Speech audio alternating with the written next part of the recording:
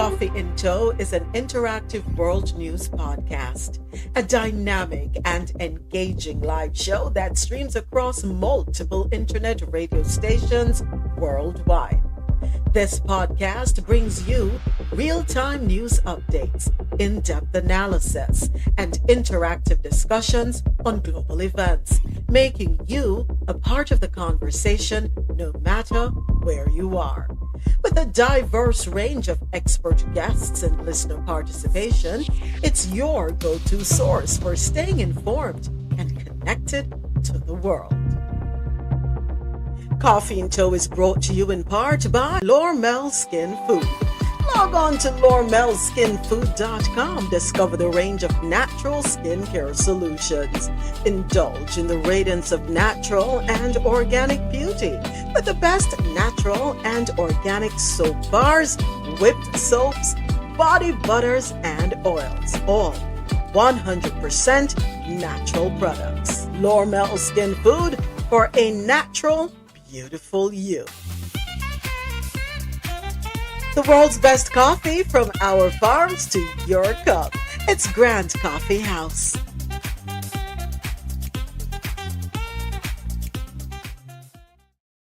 I was wondering.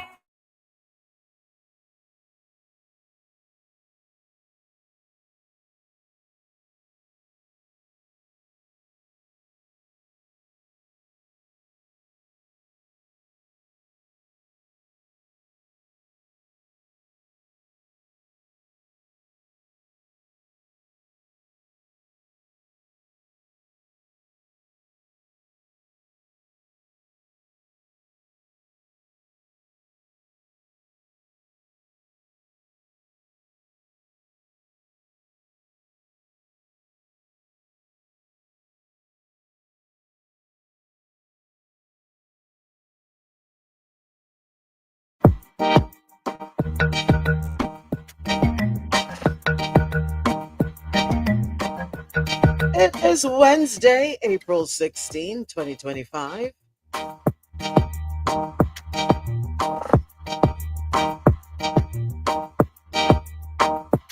Thank you so much for joining me for Coffee in Tow, World News on the Go. 4 hours filled with news from around the world. Always great conversation and music.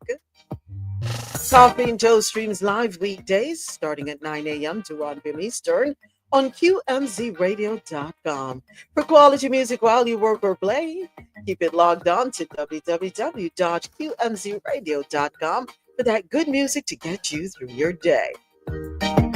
Coffee in Tow also streams live on JanoRadio.com, your non-stop party vibe station. Download the Jano Radio app, JAHKNO. It's available in your Apple and Google Play stores. Jano Radio, take us on the go.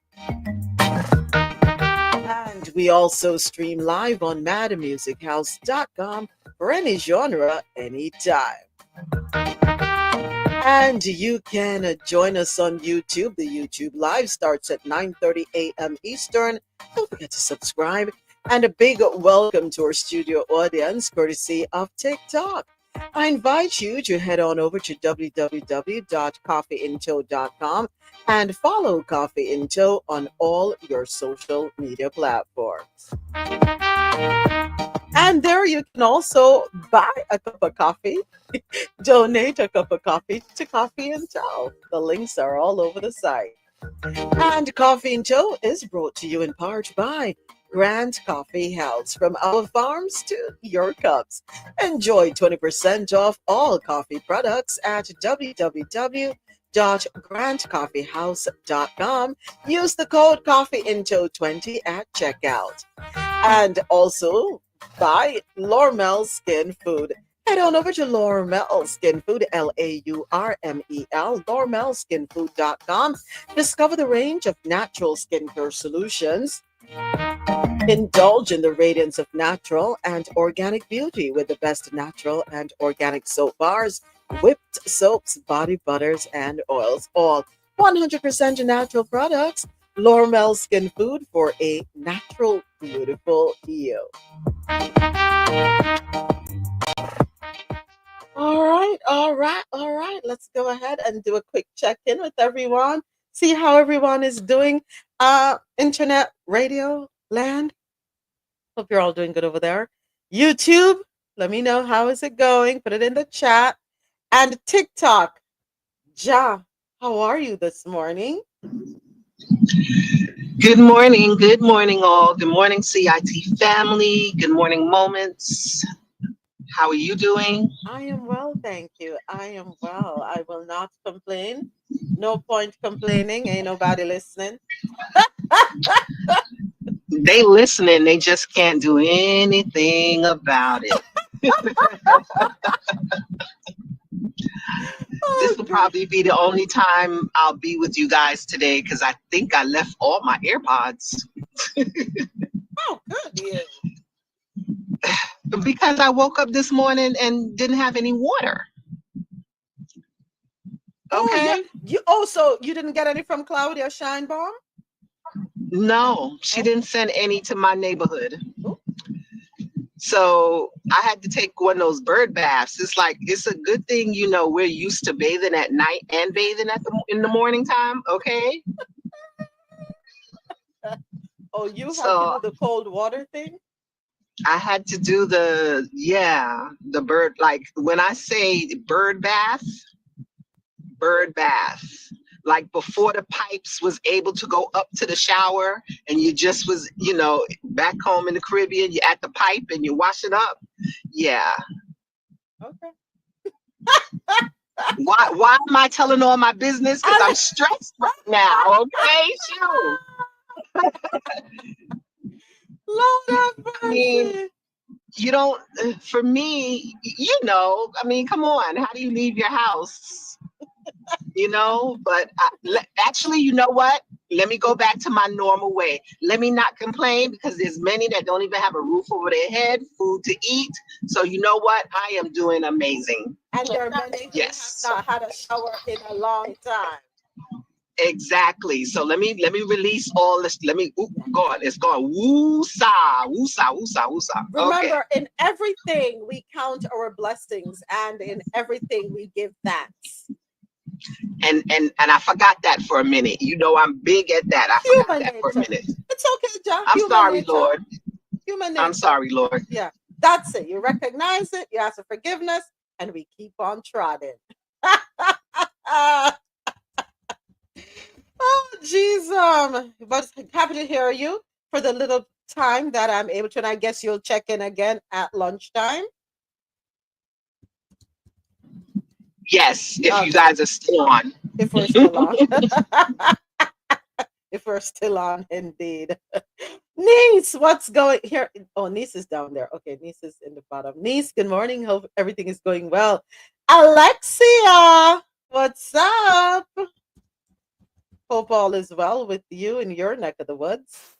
Yeah, man, just putting myself together to get out and get to work. How things Yeah. on the North Coast? Everything good? The ocean still there?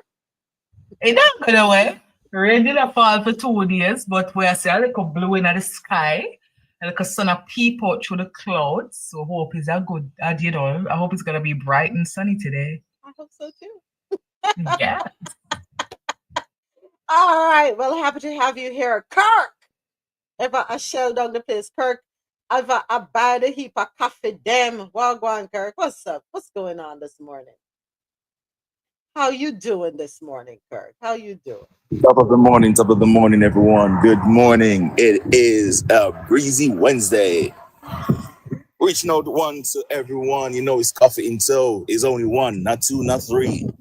As your day goes by, give thanks and praise for the life. Checking on your family, checking on your friends. Even give a shout out to your enemies, because without them,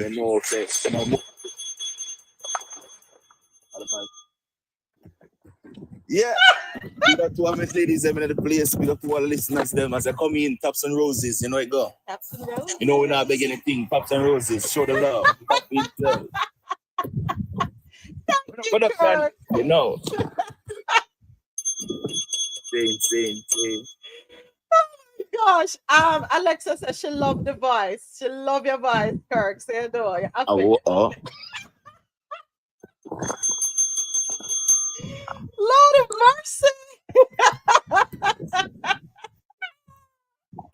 big up yourself, Kirk. As always, really appreciate you coming through, blessing the space, blessing everybody. Yeah, man.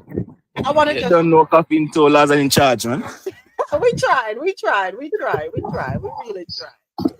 All right. Well, on YouTube, good morning, Mad Libra, and good morning, my brother Depa. YouTube, I watch me. No, I'm not watching. This time I listen. He listening. Greetings to everybody up there in Maryland. Greetings to everybody up there in Canada.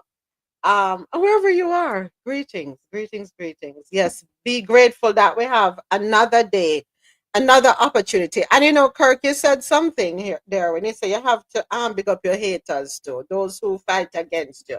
Because without them, you won't know you won't be able to really shape your character.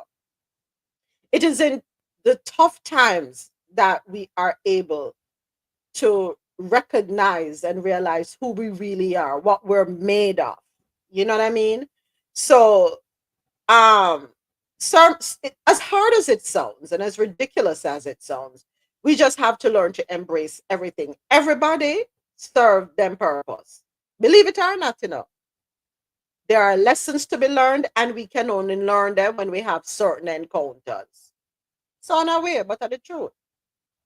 You know, you won't know your strength until you're put in a situation where you have to show strength. Not so. We all say, Lord, give me strength. How do you know when you have got that strength that you've asked for? You won't know until it's tested.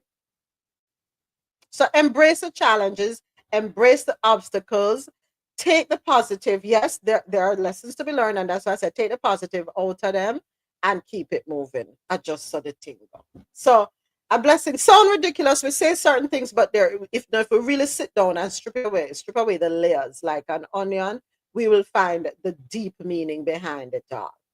All right, folks. Well, happy to have you all here with me. Um, I almost said 42 minutes before after the top of the hour. But is that wrong though? It is 42 minutes after the top of the hour. But you see, once you hit the 30 and you start go up on the next side, you have to switch it up. 2020. Where were they? Lord have mercy. 18 minutes before the top of the hour. My math's off this morning, like everybody else's maths. I be seeing some things on TikTok. And talking about maths is off, kicking it off in the Caribbean corner. This CXC to launch region-wide literacy and numeracy tests in bid to tackle falling grades. So I like this. According to Barbados Today.BB, the Caribbean Examinations Council, CXC, is to introduce region wide diagnostic tests for secondary school students from 2026, aiming to reverse a sharp decline in literacy and numeracy rates across the Caribbean. Registrar and Chief Executive Dr. Wayne Wesley made the announcement on Monday. Following a stakeholder conference, Dr. Wesley told journalists the intervention was a vital step towards equipping Caribbean youth to thrive in a digital era increasingly shaped by artificial intelligence. In a statement, he said, our concern at CXC is that students must be literate and numerate to fully benefit from the power of AI. To interact with AI, you must give it prompts. If you're not giving the right prompt, you're not going to get the right response. I don't know. It's known as GIGA, garbage in, garbage out. So your ability to master English and mathematics is crucial. CXC's intervention comes amid mounting concern over poor student performance in core subjects. In August 2024, the regional exams body revealed that only 36% of students who sat the Caribbean Secondary Education Certificate, which is the CSEC, math and English exams obtained acceptable grades. 36%. This figure does not include the many students who were not recommended to sit the exams at all. All right, so let's talk about this for a second. Hey, Rosolo. Let us talk about this for a second because this seems to have been an or not have been this has been an ongoing issue, and not today, this combo. This is nothing new. So teachers, those within the educational sector, are fully aware of this.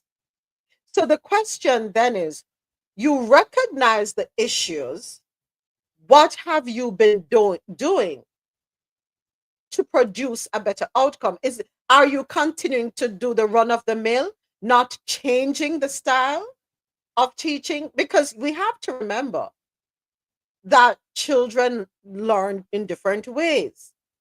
Are we being rigid with the way it's taught? Or are we trying to be creative? And especially when we talk about math, especially math. Hey Bianca, are we creative with how we are imparting the knowledge? Because sometimes that's all it takes, a little creativity. Let me break this down a little more. So nobody taught, well, let me not say this. Was anybody in the Caribbean familiar with the acronym PEN? Please excuse my dear Aunt Sally. PEMDAS. PEMDAS. Anybody was familiar with that? No. But here in the US, you learn the term PEMDAS, the order of operations to solve an algebraic equation. What PEMDAS stands for, easy to remember. Please excuse my dear Aunt Sally. You're going to want to test one exam, you just write that down, PEMDAS. So you know, to solve an equation, you start with parentheses, whatever is inside those brackets, you solve that first. Then you move on to exponents, if there are any exponents. So for example, you might have 2 to the 4th degree. You know, you have to solve that, right? Multiplication is next. Then you do division. Then you do addition. And then subtraction is last. It was not taught that way in the Caribbean. And this is what I'm talking, and this is where I will give it to the US, the creativity, and makes it easier. And I don't know how people fail in this country, but it makes it easier. We have to do that in the Caribbean. Move away from this all the time way of teaching. As some are gonna put it. Now let us talk about English. Go ahead, Alexia. Go ahead, and then I'm going to talk about the English. All right. So real quick, I think student-teacher relationship has a lot with how a child learns, right? I'm not saying that teachers are magicians or they're therapists or whatever, but time immemorial, let's just say, teachers they wear many hats. And one of the age-old problems I see is that there are teachers for the last, 10, 20 years who are refusing to be relatable to the child in terms of, if you notice, younger and younger teachers are going into the teaching system. Teachers who are not even that much older than the students that they're teaching.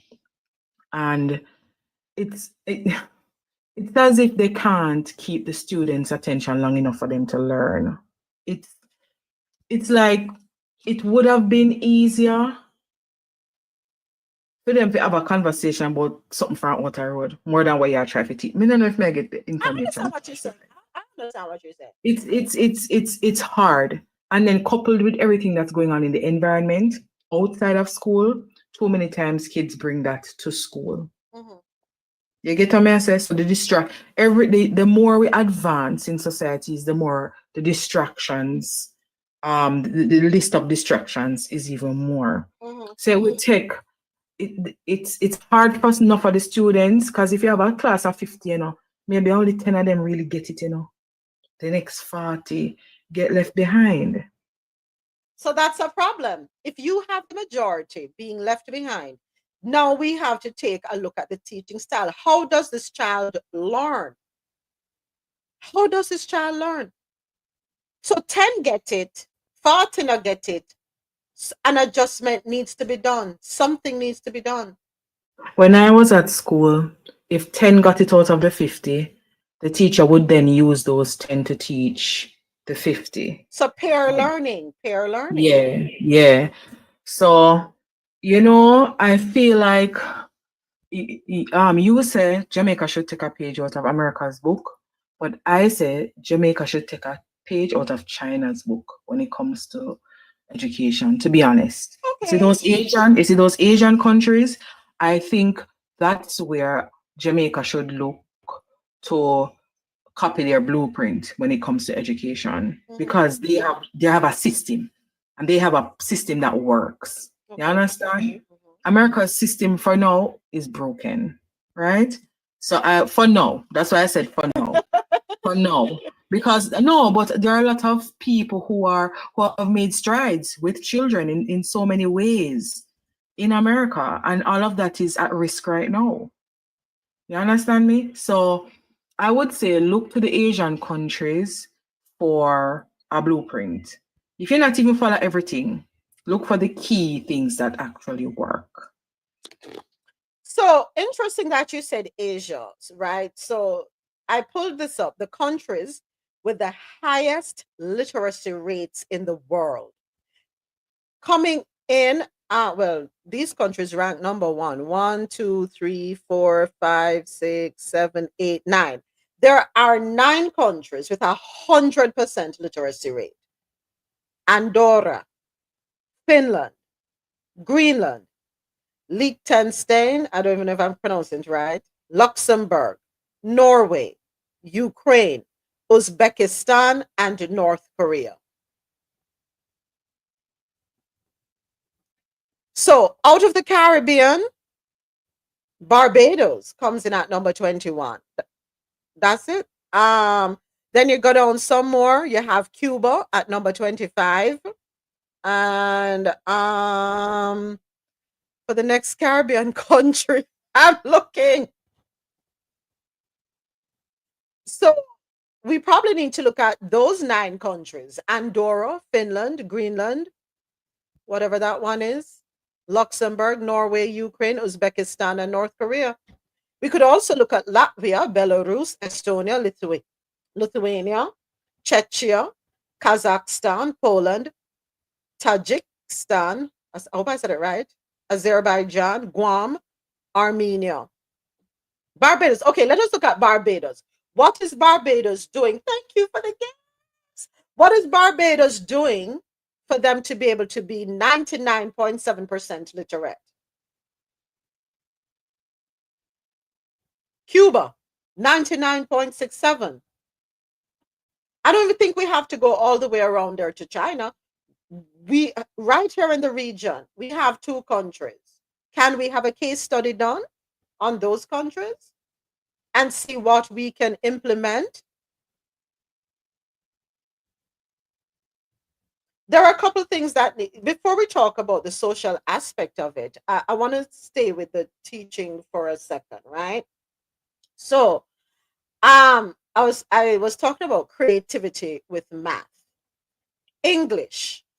I remember, yes, we're saying we need to embrace our patois, and I'm going to focus on Jamaica. Yes, we embrace our patois, but is patois a subject that we're taking at the CXC level? And I know mega sound away right now, but stay with me for a second. Is patois a part of the CXC curriculum? The answer is no. No child is going to sit patois in the CXC exams. None. So while we are embracing the patois because it's a part of our culture and we're not doing away with it, we need to focus on our English language in particular. I'm not even going to worry about the English literature. English language, how to construct sentences, how to have your subject and verb agree. How is it that English is our language, but we're failing in English? because we're not grasping the technical side of it. I gotta tell you no. I remember growing up, as a little pitney. I remember one day my father come home and hear me I hit the patois. And he said to me, when you get the English right, when you have mastered it, then you can chip the patois. And I appreciate that. I appreciate it. Now, I like it at the time, but I appreciate it. Because at the end of the day, when there's a test administered at school, the test is not in patois. When you have to take your back then it was common entrance before it went on to C.I.T, and I don't know what it is now to be able to go on to high school. It wasn't patois. In high school, no test is given in patois. The CXC is not in patois. What the subject, what the one we come out to England where you do your O levels, that's not in patois. When you're in community college, your tests are not in patois. When you're going to university, it's not in patois. So, as harsh as this may sound, we are going to have to encourage our children in certain spaces to speak English only. Not all the time. Listen to what I'm saying. In certain spaces, the communication is in English only. Now, beyond being able to master the technical side of it, we have to teach them to think. We have to teach them critical thinking. We have to foster that mindset, encourage them not to just be gullible and then regurgitate. No, you have to encourage the creativity within a child.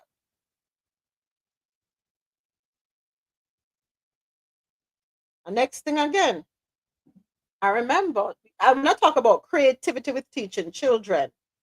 Me can ring the bell for my mother. Once a teacher, always a teacher. And she started very young, Alexia. She was very young when she started out in teaching. And my mother are one of the best. No, watch me. No worry about me. Yeah, I'm a miserable. My mother, one of the best. She taught Spanish, she taught English language, and she taught English literature. Her passing rate for Spanish, don't play with her. Don't play with her. But you know what she did? She took it out of the classroom. My brother, there on YouTube, him can attest to what I'm about to say. He had the privilege to go. I didn't get to go. She would take students over the summer to Mexico. Spanish trips to Mexico. She would also have Spanish weekends where from your land at the villa Friday, right back to Sunday, nothing but Spanish.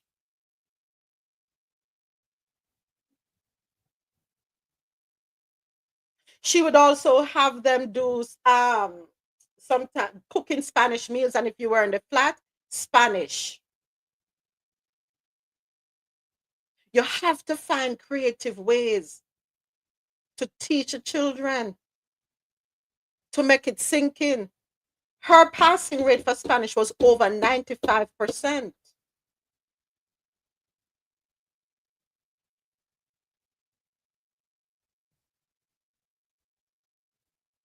Nobody never tell her said that she fit do, but she had to get creative with them. And of course, you had the Spanish club, and you get involved with island-wide Spanish competitions and so on and so forth. We have to find ways to keep them engaged, because learning, I think it's easy sitting in one classroom. We never like it. We all been through it. And sometimes we fight to stay awake. And teachers have to recognize there's a term that we use. Read the room. Teachers have to know how to read the room. Recognize when your children are not connecting with the lesson. Think outside the box. If you're limited in your scope with what you can do with your creativity, have a conversation with your department heads, because each well, I don't even know if it's the same anymore. Their department heads. Have conversations with them. Talk to your principal. Pitch your ideas. Have them come on board. Talk to the parents. You know, it's a lot of brainstorming, but you have to find something that will work. When you when I don't know how it is now, but when teachers assign homework and the children get their errors, and so them end up with a rank bang, that red pen, Lord of mercy, those days. Are the teachers explaining to the children why they're getting these things wrong so they have a better understanding going forward? Are these things being done? Or are we just marking them wrong and keep it moving?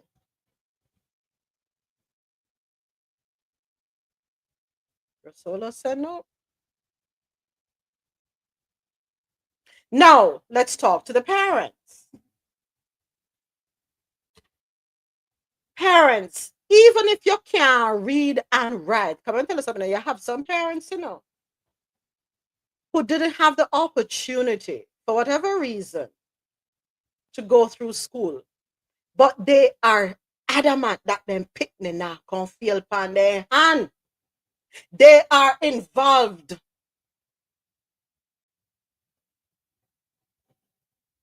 They are heavily involved in their children's education. They communicate with the teacher.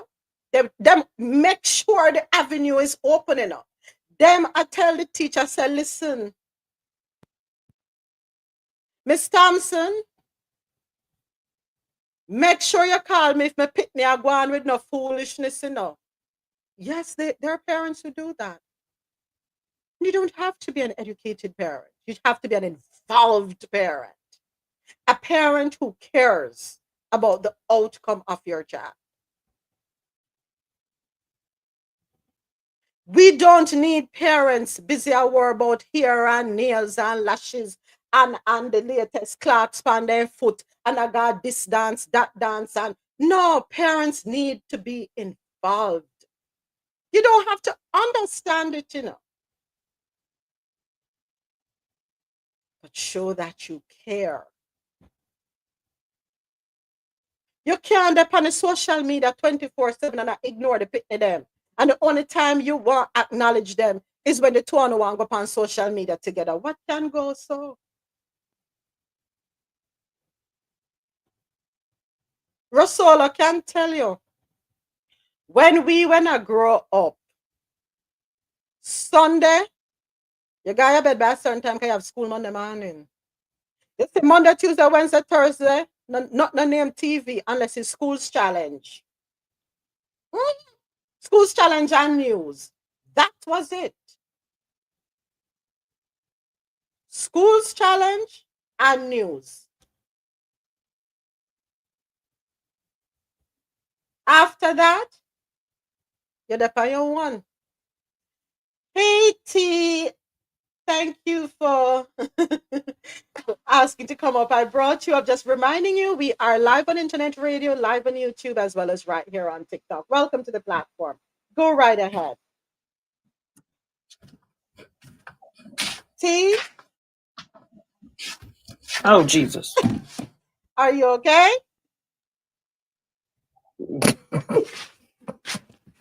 All right, I'm going to mute the mic. Yeah, that's all I will tell you. You can't watch no TV unless it's news and school's challenge during the week. You say Saturday morning,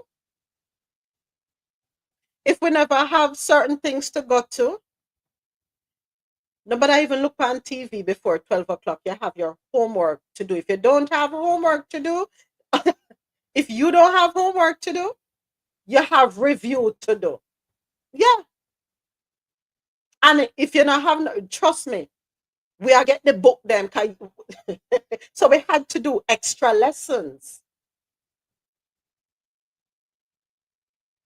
So parents, what are you doing to set your children up for success?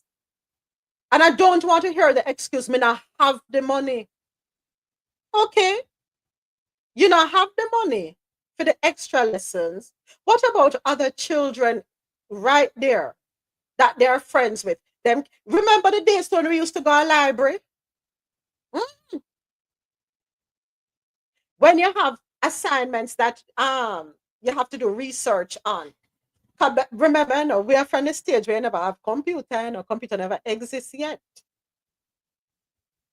So the library, the good old library. And that was, you gather there and you do projects together, you do the research together, and you sit down and you read. What are do these children nowadays even know what a library look like? Do they?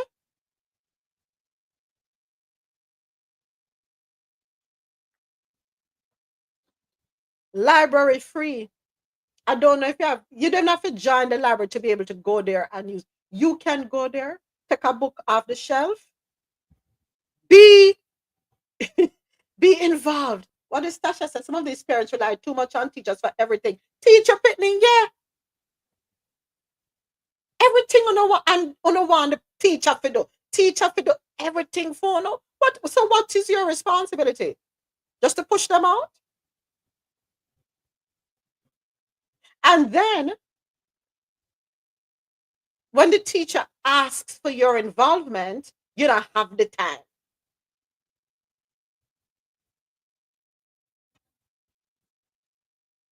Parents, please be more involved with your children's education. The children, especially in elementary school or primary school or prep school, what are they going to do? Take away these devices from them during the week. They don't need to be on social media all through the week. Give it to them as a privilege on weekends. Why am I afraid of the pitting them? I don't know I pay the bill or the pitting I pay the bill. Children need to go to bed by a certain time depending on their age. Yeah, you can't sit down there and say, me can go and talk, me if I tell you how to raise your pitney. You'll thank me later if you take a page out the book now. You'll thank me later. Just try one or two other things. Restrict the amount of time they're spending on their phones, their devices. You bought that phone. You are paying the bill. And you are put the credit on the phone. You set the parameters. It is your responsibility as the parent. Your child is not supposed to be at school on their phones while the teacher is teaching. That is disrespectful. As a matter of fact, if the child has a phone, the only time that phone should come out is it to get in touch with if there's an emergency. Them that if learn, not for socialize on social media. Time and place for everything. We say we are losing touch with our children. We are the ones who are encouraging that because of the freedoms that we're giving them. Too much. We have to reel it in. There has to be a balance, folks. How on God's earth, per the article, 36% literacy rate for the Caribbean?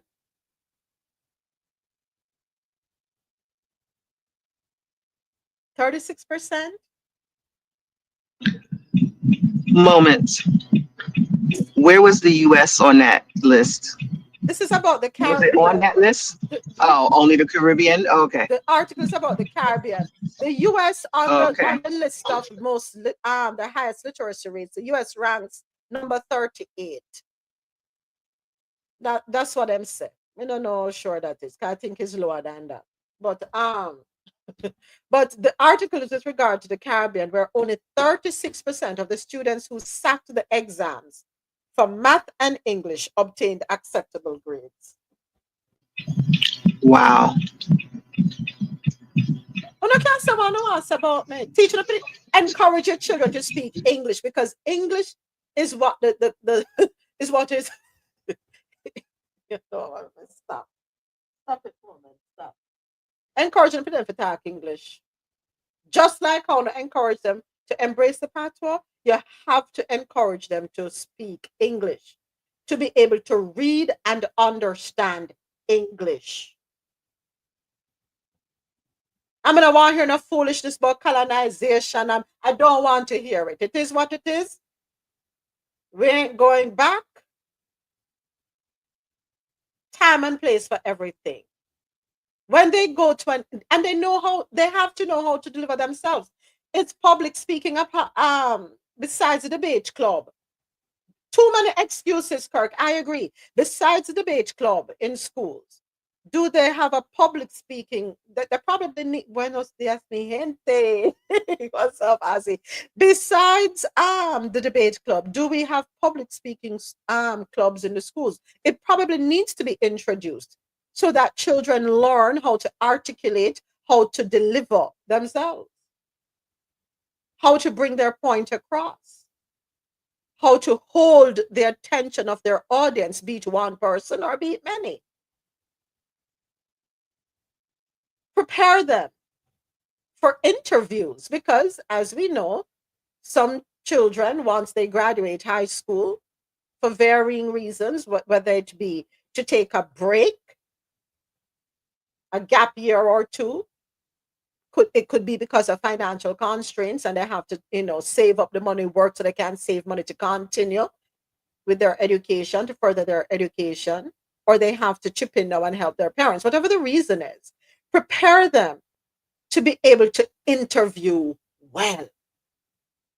Because when they go on an interview, they are selling themselves. Yeah, I know it's on away, but that's what you're doing pretty much. You're highlighting your skills. And for them, it is more challenging, right? Why? Because they have zero work experience. So they have to put their best foot forward. And the best way to have that done is for them to be able to deliver themselves. Their delivery is important. How to maintain eye contact when interacting with the interviewer.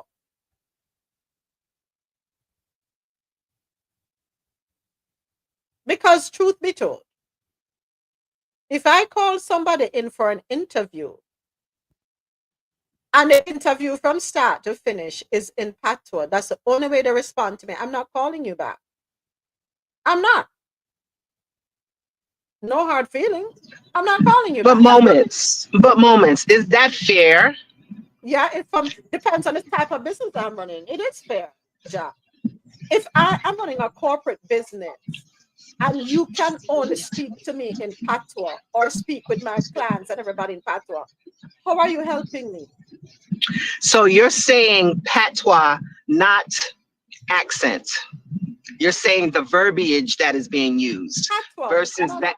nothing to do with the accent. Jamaican accent must never go Okay. anywhere. It's the language. And I want to make sure that that's being expressed. Yeah, That's English all. versus patois, not the accent. Nothing to do with the accent. It's the language. It's English or patois. But depending on the business, if you speak on a patois and it's not a fit, you're not gonna get hired. It's no matter what you could have the skill for you so to this or turn up. It's the reality of the situation. It's so no way, but me have to tell you the truth. It is what it is. So when you go to that interview and you only a chip the patois, they ask you a question in English and your response is in patois, and you don't hear from them again, that's the reason why. I'm telling you as it is from the corporate side of things.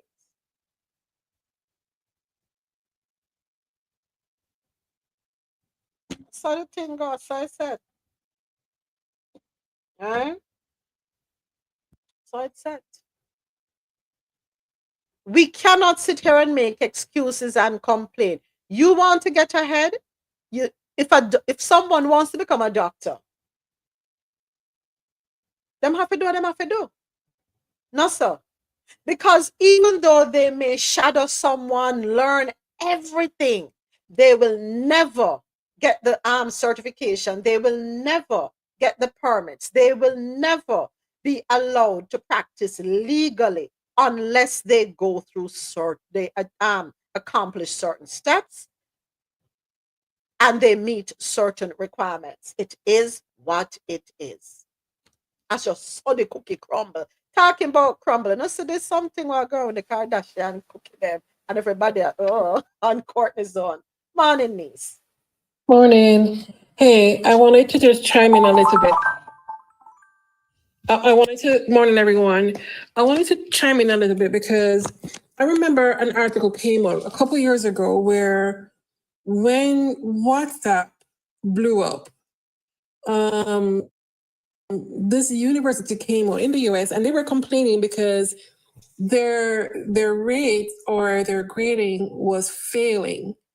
And what they found was that there was definitely a correlation between, you know how we talk on WhatsApp, we code, we drop words, we drop letters, we do things in a very short-handed manner. And these kids, because they're doing it for so many hours per day, when they went over to their studies, they were not able to bounce back to the English way of doing things. And I mean, I don't think it gained traction, but as you're speaking, I think they probably need to analyze what's happening in Jamaica. As you rightly said, they need to compare it against Barbados. I can tell you Barbados kids have a lot less distractions. They also have a strategic bus system that picks them up. Chances are there's no music on board, and the discipline is more there than it is in Jamaica. Again, I call that distractions. Jamaican kids have a whole lot more things because as we spoke earlier, a lot of them are barrel kids or them have aunties or uncles overseas who compensate by sending them devices, So they are on that, and that replaces the parent for the most part. So they need to analyze, okay, fine, what is the cause of it? Where are they going wrong? And what can they do to compensate? Because since coming here, there was a company that I was working with. There was a company in Jamaica as well. There's a company that I was working with over here. And it was mandatory for us grown-ass Black people. You had to do a certain amount of hours per week in training. Yeah? But it was all digitized. It was all digital. It was all online. So then you were able to do 15 minutes or 30 minutes today. If you miss out on today, you try catch it up before the end of the week. Because if you did not do those training hours, by the end of the week, you're going to get a citation. And if it is that our kids are failing so bad and the devices are there, let's overwhelm the devices with education and training opportunities for them so that they can't say, oh, they don't have this and they don't have that. Yeah. And I think especially for math is it's an ongoing thing. You have to keep practicing math. Math is not 2 days a week or 3 days a week. No, math is every single day. You have to, especially if your head thick like my one, you have to practice that crap every single day. And the schools, sometimes they would recommend workbooks in their syllabus. Not everybody would buy them. It was optional.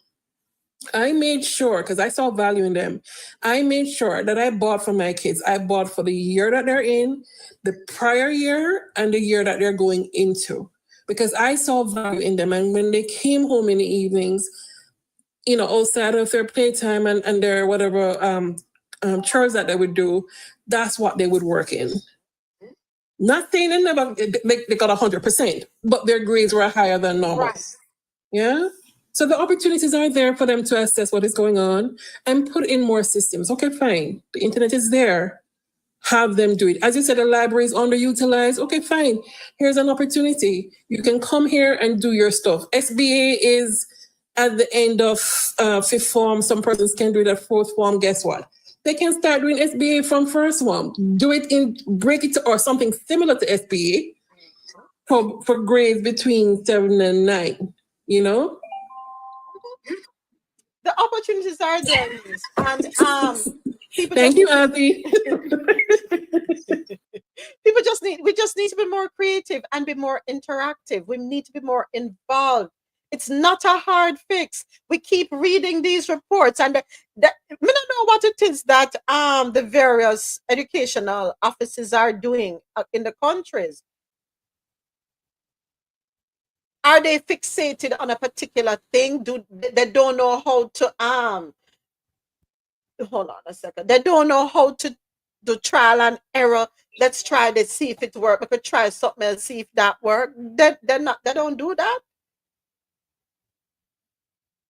Because why am I paying you for to keep the broken system going?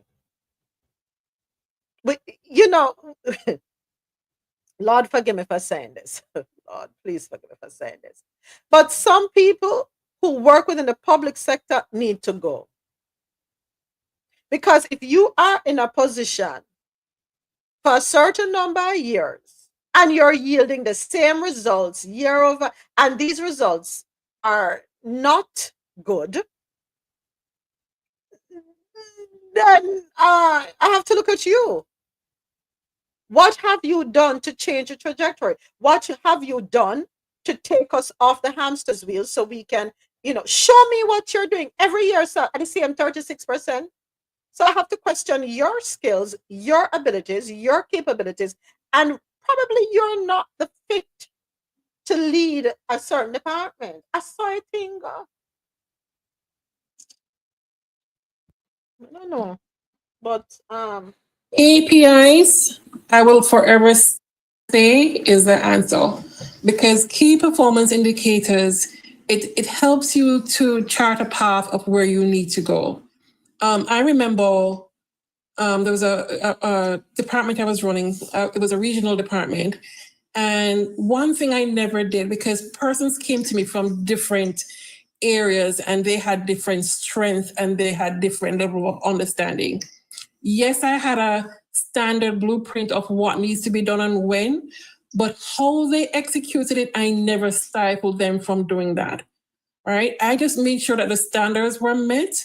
How they chose to do it was up to them. If I see them struggling, I call them one side and say, hey, guess what? You're not keeping up. What you're doing, you can probably do it later on when you're comfortable in your role. But for right now, you're going to have to stick with the recipe. Stick with the recipe for right now so that you can keep up with your work. So it comes back to leadership, as you say. They need to, fine, somebody's not performing. Okay, nothing is wrong with that. We can't all be A students. Okay, fine. Let me work with your strengths. And then from there, we can develop your weakness. Exactly. And I don't like to tell them weakness. I tell them areas of opportunity. And, we have to change vocabulary upon them because words do have meaning. And some people will hold on to certain words, right? And what we don't want to do is have them feel diminished in any way. KPIs, definitely. Key performing indicators. They're measurable. And with KPIs, you have frequent reviews so that you can provide feedback. And when you're providing feedback to your employees, your teachers, whatever, it is important that you make them involved in that feedback session. Allow them to let them celebrate their wins and let them find, see if they have any areas of opportunity. When you involve them, it makes a big difference too. Big difference. But anyway, let's keep it moving. All the folks across the Caribbean involved in the education of children, especially when we talk about English and math, please do some brainstorming. I don't think it's that hard. I really don't think it's that difficult. I don't think you need to go up enough 3-day, 5-day, 10-day workshop. If you find that your style isn't working, tap in with another teacher, because there may be another teacher who has success. Don't feel no way. Go to them and say, listen, man, me I struggle with my pit them. What you do? Let me try it. And then there is Ever Faithful YouTube. People are even putting up things on TikTok. So you can score TikTok and find different things that you can try. We have to reach our children. Parents, take the devices during the week, please. Monitor Thursday. They don't need to be on these devices unless them doing research. Monitor what it is that your children are looking at. Put in the what them call it, the blockers on the where they have limited access to certain things on the internet. No social media during the week. None. That's my recommendation. Until that child can prove to you that they're able to create some to balance. How can you have a child getting these but them depend their phone 24/7?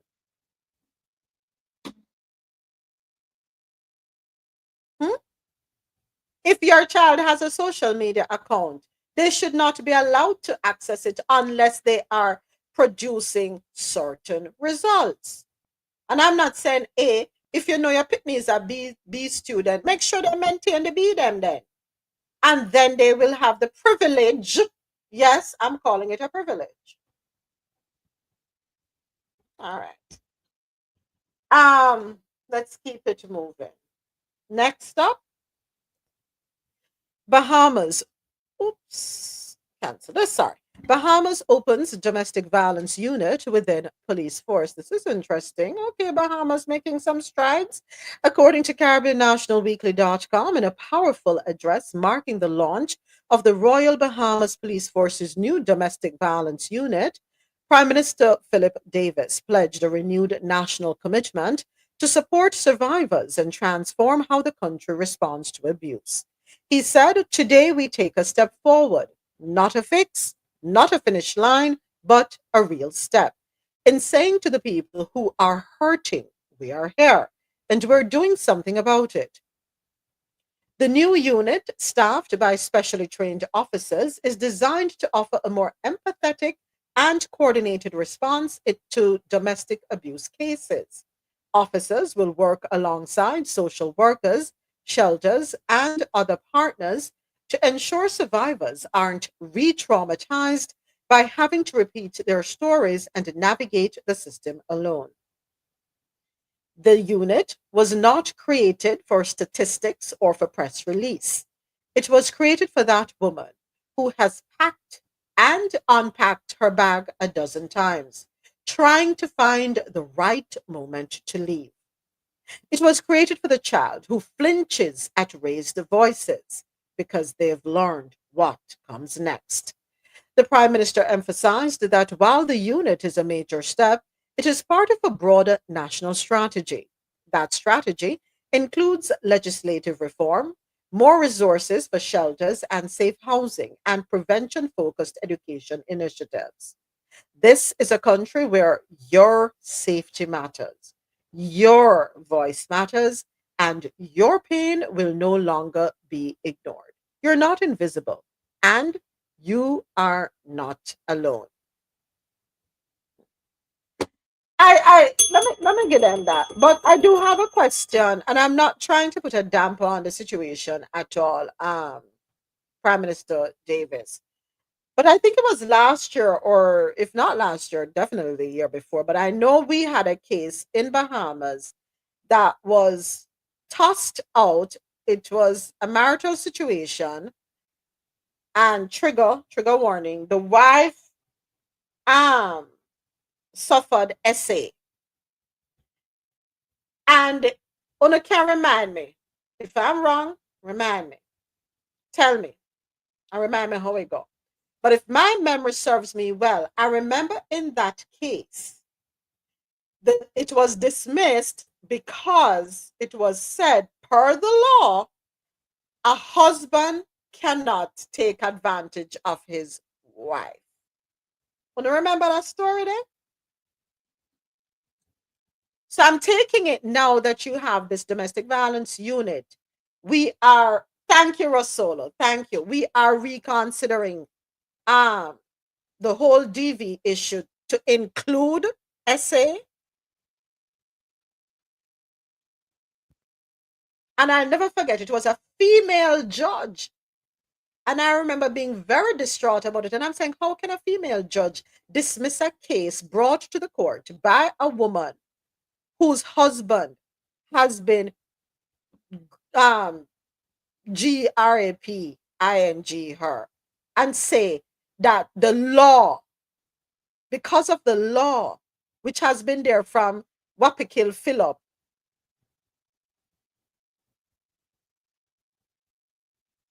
she must go on back home and deal with it. That is in essence what was being said.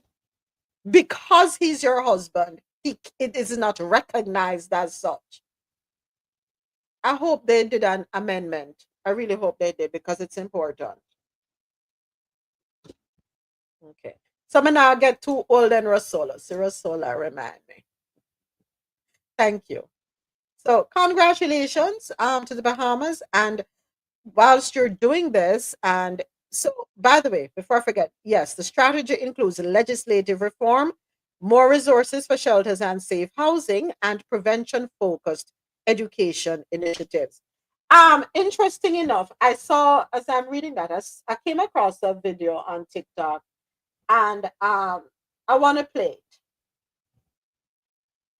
I want to play this video because it is important. Let me turn this up. Families, I need you to play your part. I need you to speak up and help your daughters. Not because the man that she dealt with, helping to fund your lifestyle, mean that you will encourage and accept him putting his hand on her. I know there's a lot of you out there. Oh, you buy car for Shane. Oh, let's get right into the car and he's buying groceries and he's help pay the bills. You are part of the problem. You sitting and being quiet, you are part of the problem, not the solution. And I need you to become a part of the solution. Open up your arms and accept this girl in. Let her come back home. Let her get a job, help her with the kids, whatever needs to get done. Be a part of the solution, not the problem. Just cause this man bringing money and throwing it. You have a friend who used to tell me, oh, she mother used to stop talking. She get mad at your stepfather. Because he used to bring money and everybody used to have a nice time. What are we doing? This is why they don't want to come back home, because you at home are not trying to help them. They feel like they can't come back to you. We have to do better.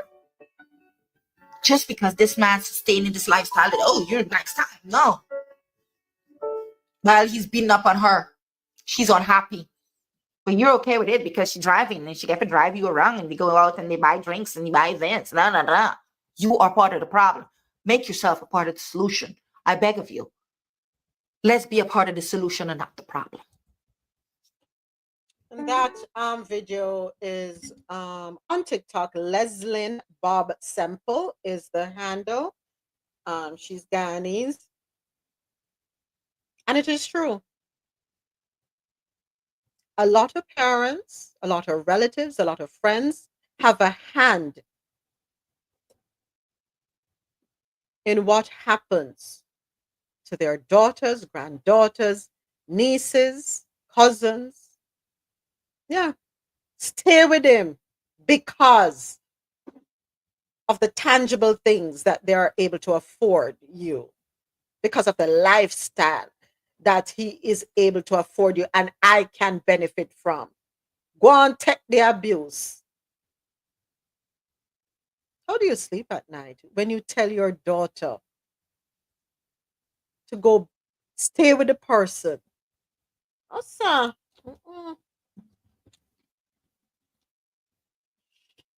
Check on yourselves, please.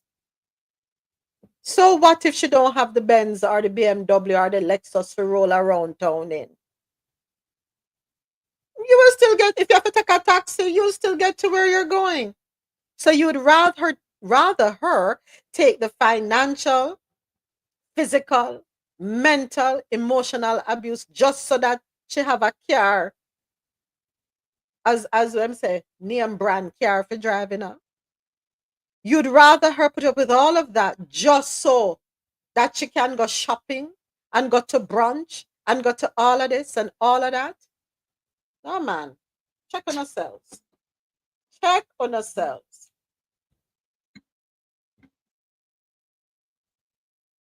Be supportive in a positive way. Next. Sugar workers voice alarm over equipment failures, broken promises. This article, courtesy of BarbadosToday.bb. Union leaders have accused the cooperative now running the island's lone sugar mill of strong arm tactics after the company ordered factory staff to return revised employment contracts by Monday, despite ongoing disputes over pay, hours, and representation. The Sugar Industry Staff Association has charged that the Barbados Energy and Sugar Company Limited, BESCO, is further escalating tensions within the already embattled sugar industry. The development is the latest amid growing labor unease as the sugar industry undergoes a troubled transition from the state owned Barbados Agricultural Management Company to the new BESCO entity, part of a broader divestment plan involving parent co op Energy. Also out of Barbados, a radio series to spotlight women of African descent and their role in slavery resistance. Article courtesy of BarbadosToday.com. A new radio series aiming to correct the historical record and potentially shape national policy by highlighting the overlooked contributions of Barbadian women of African descent in the fight against slavery is set to air from Tuesday as part of the 2025 season of Emancipation. Dubbed Unsung Heroines, Black Women in Resistance in Barbados. The seven-part series will be broadcast every 2 weeks at 3 p.m. on Voice of Barbados 92.9 FM. The initiative, a collaboration between the Division of Culture in the Prime Minister's Office and the Institute for Gender and Development Studies at the University of the West Indies Cave Hill campus, was launched at UWI on Monday. The radio series is more than a broadcast. It's a mission to restore the voices and actions of enslaved Black women whose contribution to the island's resistance has been largely absent from the historical records. That's according to the researcher whose work underpins the production. Moving right along, we head on over to Jamaica. Golding, CARICOM has no intention of withdrawing support from Haiti. This article, courtesy of Nationwide Radio, JM. And we do have a soundbite for this as well. Former Prime Minister of Jamaica, Bruce Golding, says CARICOM has no intention of withdrawing support from Haiti. As proof of the commitment, Mr. Golding pointed to the contract extension of CARICOM's Eminent Persons Group, of which he is a member. Certainly, as far as CARICOM is concerned, that fatigue has not set in. As a matter of fact, our tenure, speaking about the Eminent Persons Group, had been extended to the end of February this year. It has now been further extended for another year. So CARICOM certainly is not becoming fatigued. I think parts of the international community may be contemplating whether they should just wash their hands off the Haitian situation altogether. That was Bruce Golding. He was speaking on the latest episode of the Caribbean Tea podcast on Sunday. In his comments, Mr. Golding also criticized the international community for failing to do enough to help Haiti stave off gangs threatening to overthrow the government. This amid the escalating gang violence since the assassination of President Jovenel Moïse in 2021. The three-member Eminent Persons Group was established in 2023 to broker discussions with Haitian interests with a view to re-establishing political stability. The other members of the group are former Prime Minister of the Bahamas, Perry Christie, and former Prime Minister of St. Lucia, Dr. Kenny Anthony. Haiti government approves $275,000 war budget. This article, courtesy of CaribbeanNationalWeekly.com. Haiti's Transitional Presidential Council, TPC, has approved a U.S. $275,000 allocation to tackle the worsening security crisis as the country continues to battle armed criminal gangs threatening national stability. Described by the Council as a war budget, the funding will support both police and military efforts to fight the armed groups that threaten national stability. Nearly 20% of the approved funds will be directed towards strengthening security at the border with the Dominican Republic. Additional allocations will go towards social programs and improvements in education, healthcare, and humanitarian assistance. The announcement comes as thousands of Haitians have been forced to flee escalating violence. Last week, the International Organization for Migration, the IOM, reported that recent armed attacks in some communes displaced more than 30,000 people.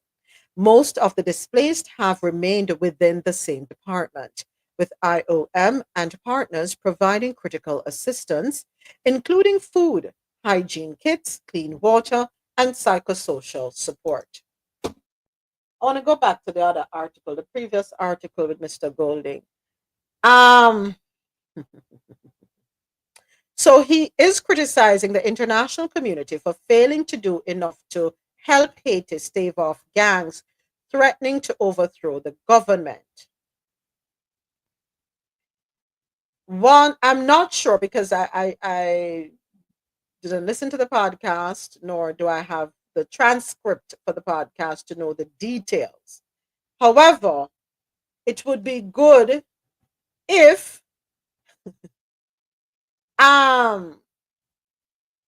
the truth is highlighted as it relates to Haiti, or was highlighted as it relates to Haiti.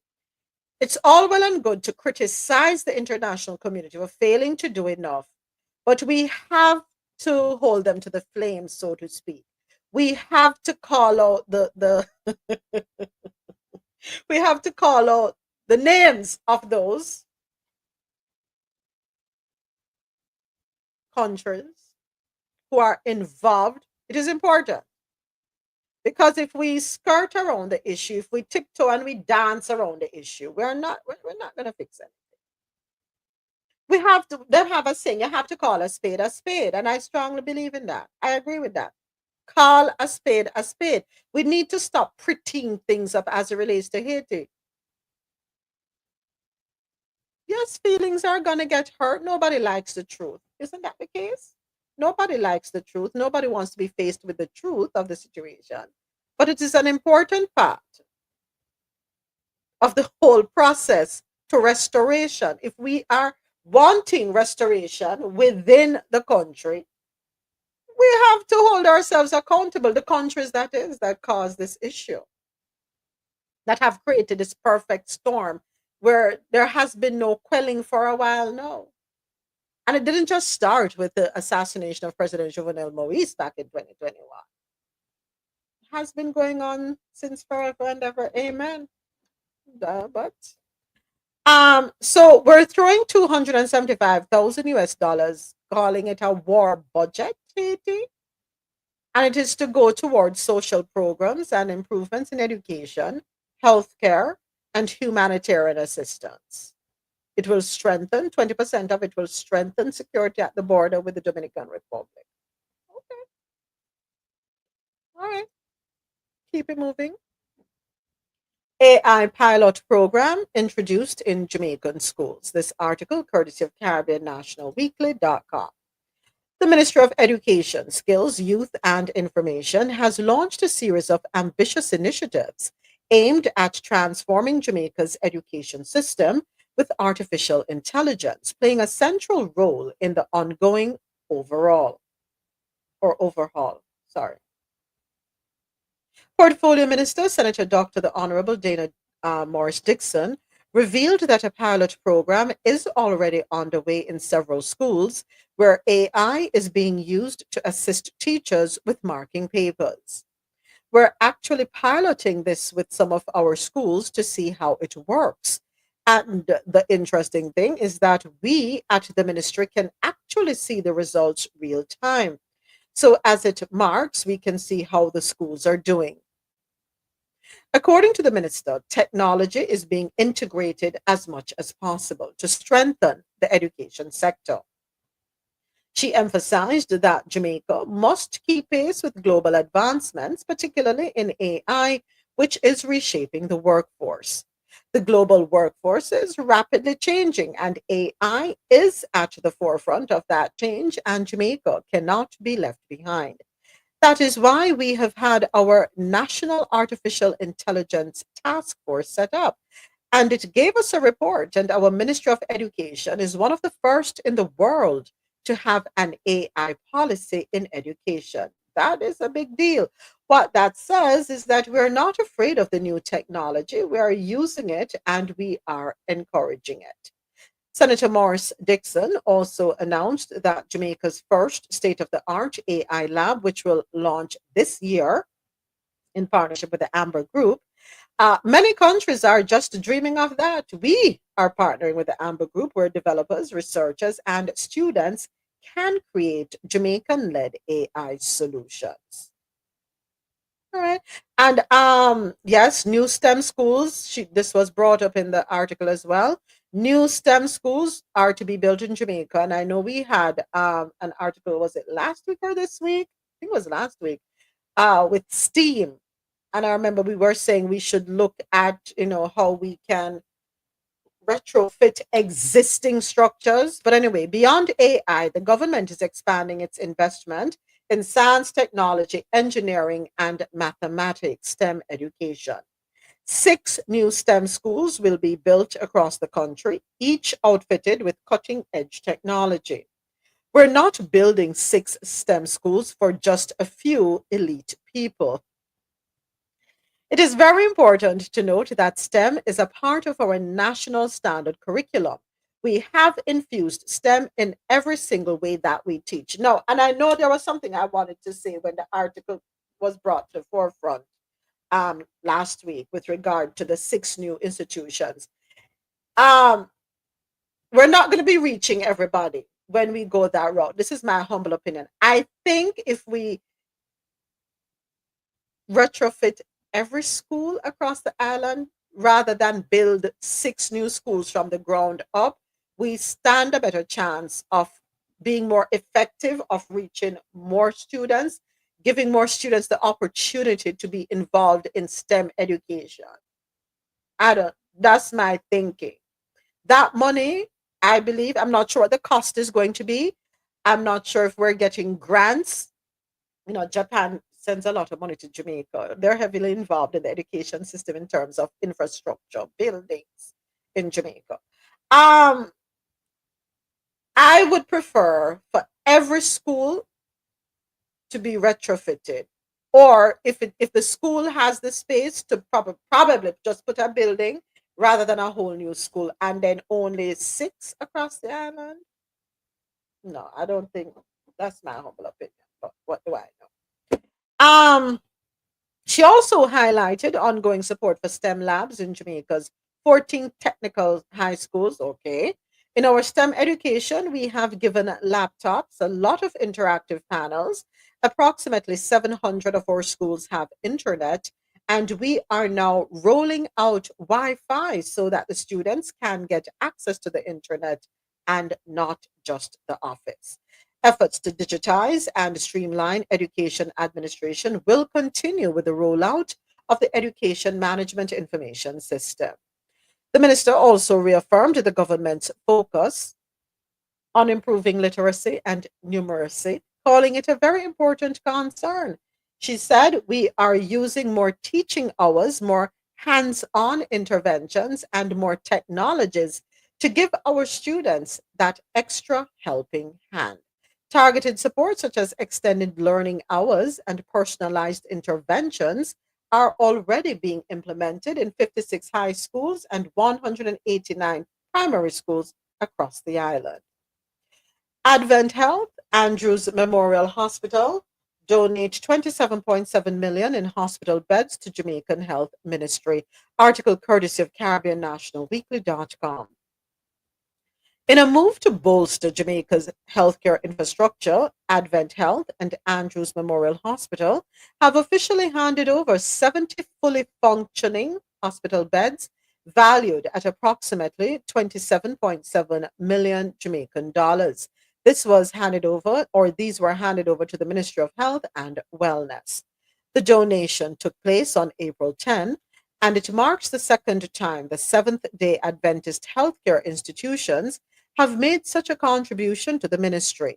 The initiative was carried out in collaboration with the GSI Foundation, which is the charitable arm of the Adventist Church in Jamaica, which coordinated the importation of the beds. Don Main Gals, president and CEO of Andrews Memorial Hospital, emphasized the importance of the donation, stating, "Together as an Adventist church community, we are committed to supporting the Ministry of Health and Wellness in any way we can to strengthen Jamaica's healthcare infrastructure."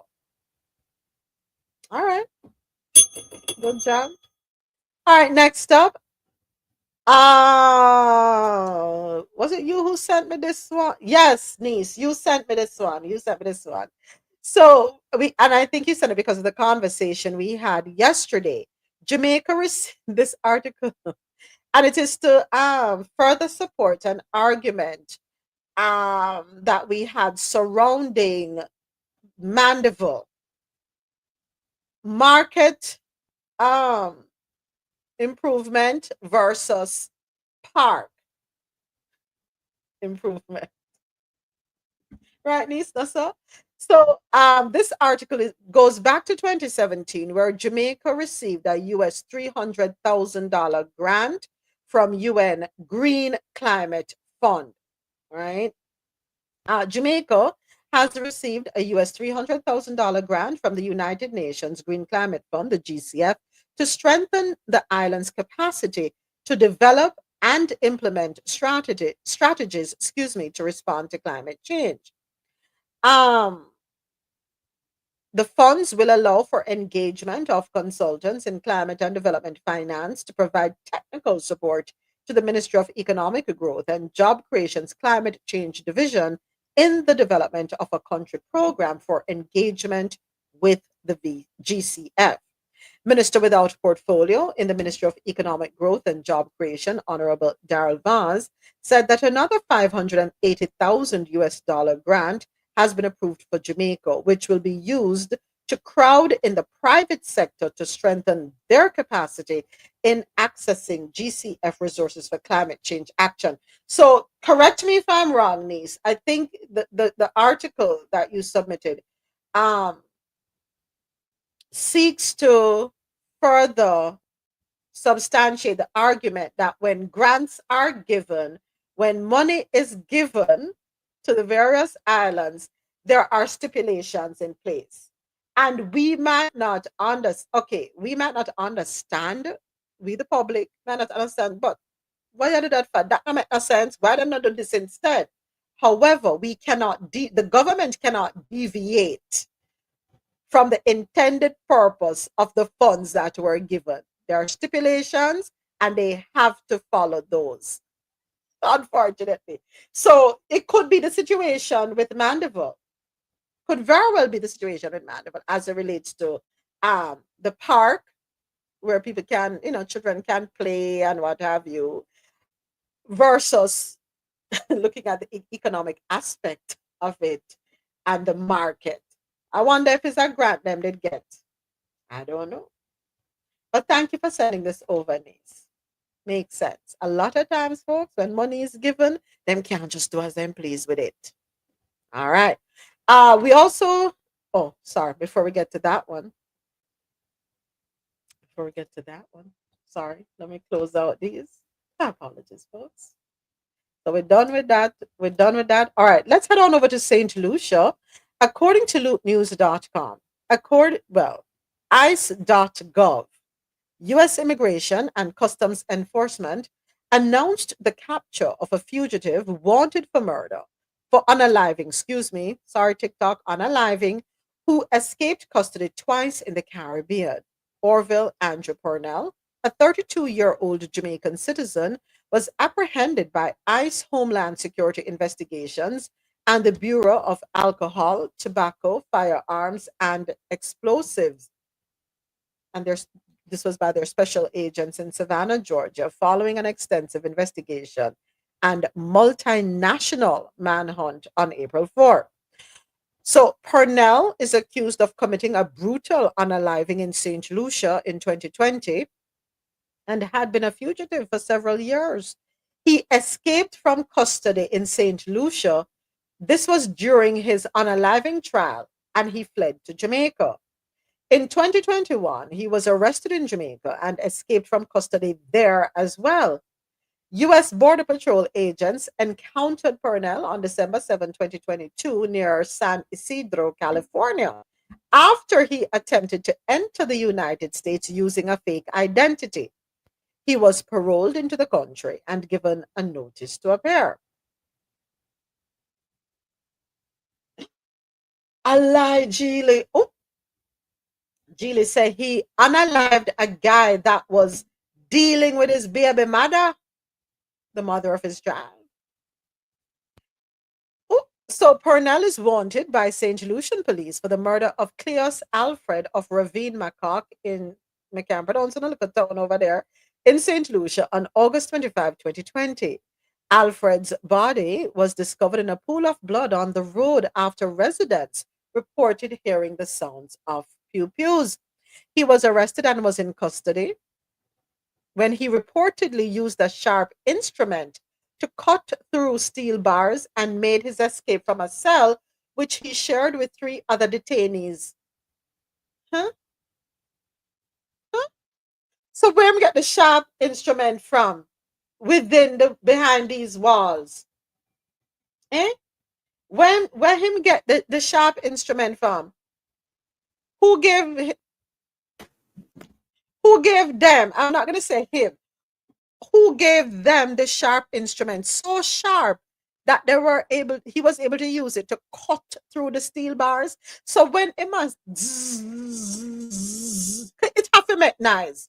No prison guard never hear it. No prison guard heard it. Nobody? Huh? Okay. Then he ended up. So who provided the plane ticket for him to make it to Jamaica? And then who provided the ticket from Jamaica to the next location?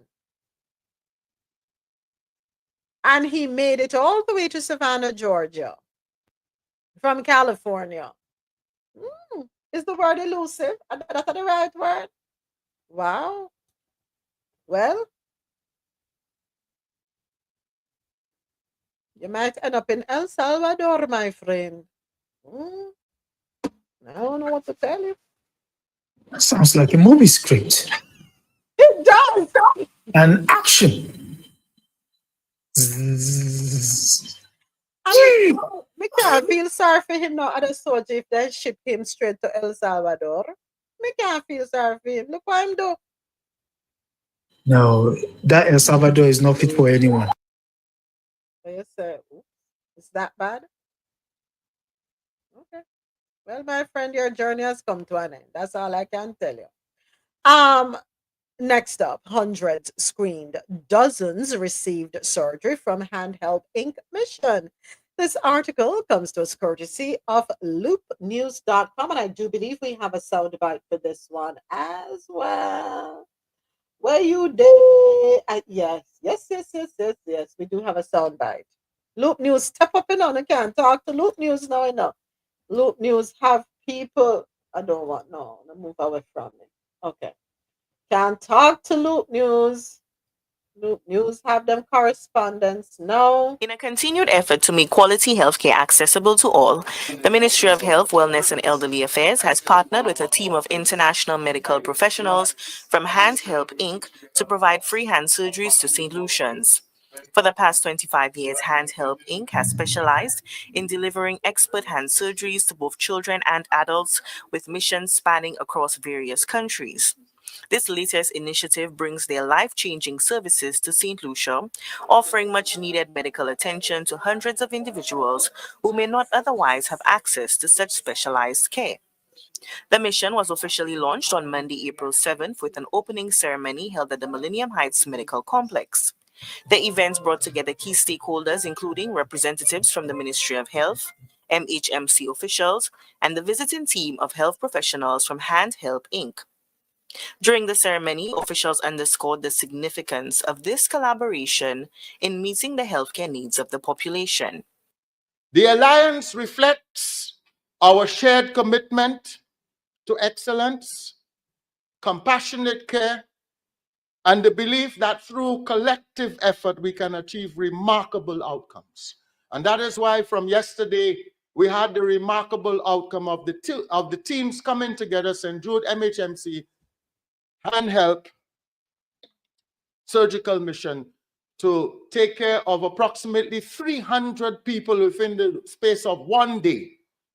The Permanent Secretary in the Ministry of Health, Wellness and Elderly Affairs, Jenny Daniel, highlighted the critical role our hands play in our daily life. Hands are vital for nearly everything that we do in our lives. And one of the reasons why it is significant that we treat the conditions that persons may have with their hands is that you would want to restore function. Persons have hands which cannot really function as it should because of various factors, whether it be injury, whether it be disease related. And we want to ensure that persons feel confident in everything that they do by restoring that functionality in their hands. Founder of Hand Help Inc., Dr. Grant Thompson, shared more details of the medical mission, which screened over 250 patients and identified more than 100 in need of surgical care. Our therapists, meanwhile, have been hard at work already treating patients from yesterday, and they will continue to do that throughout the week. And in the coming week, I hope that we will work together. All of our various factions in our team will learn from you, and you will learn from us. We are going to collaborate in the operating room. We're going to have a lecture series, and we're going to have hands-on work together in the therapy suite and in the operating room. Minister for Health, Wellness and Elderly Affairs, Honorable Moses Baptist, acknowledged the broader impacts of international partnerships in strengthening healthcare systems. I am sure at some point, Dr. Greaves and yourself will put together a cost, a value to all of this. It's very important so that in the budget in the next 2 weeks, I can explain to the people of St. Lucia, not only the humanitarian value, but the economic cost of this service to the people of St. Lucia. It is very important to us because partnerships are important. We thank the government of the United States for the partnership. Although you are not government agents, but you come from the United States, and over the years, over the decades, we have had very strong partnerships with the people of the United States. The team from Hand Help Inc. will be on island for several days, conducting assessments, consultations, and performing surgeries with a focus on restoring mobility, function, and improving overall quality of life for patients. From the Communications Unit of the Ministry of Health, Wellness and Elderly Affairs, I am Onika McCoy. Thank you, Onika. All right. Good job, Lucia. I remember we highlighted the intent some weeks ago, and I had put the link on because there was a registration period, and I had put the link on the Coffee and Toe website. So, yeah. Okay, moving right along, it is time for us now to go down into the islands. Our features, lifestyle, and travel segment. And we have two articles here. Jamaican chef Ramesh D'Souza brings island flavor to Norway's Saltfish Showcase. This one courtesy of CaribbeanNationalWeekly.com.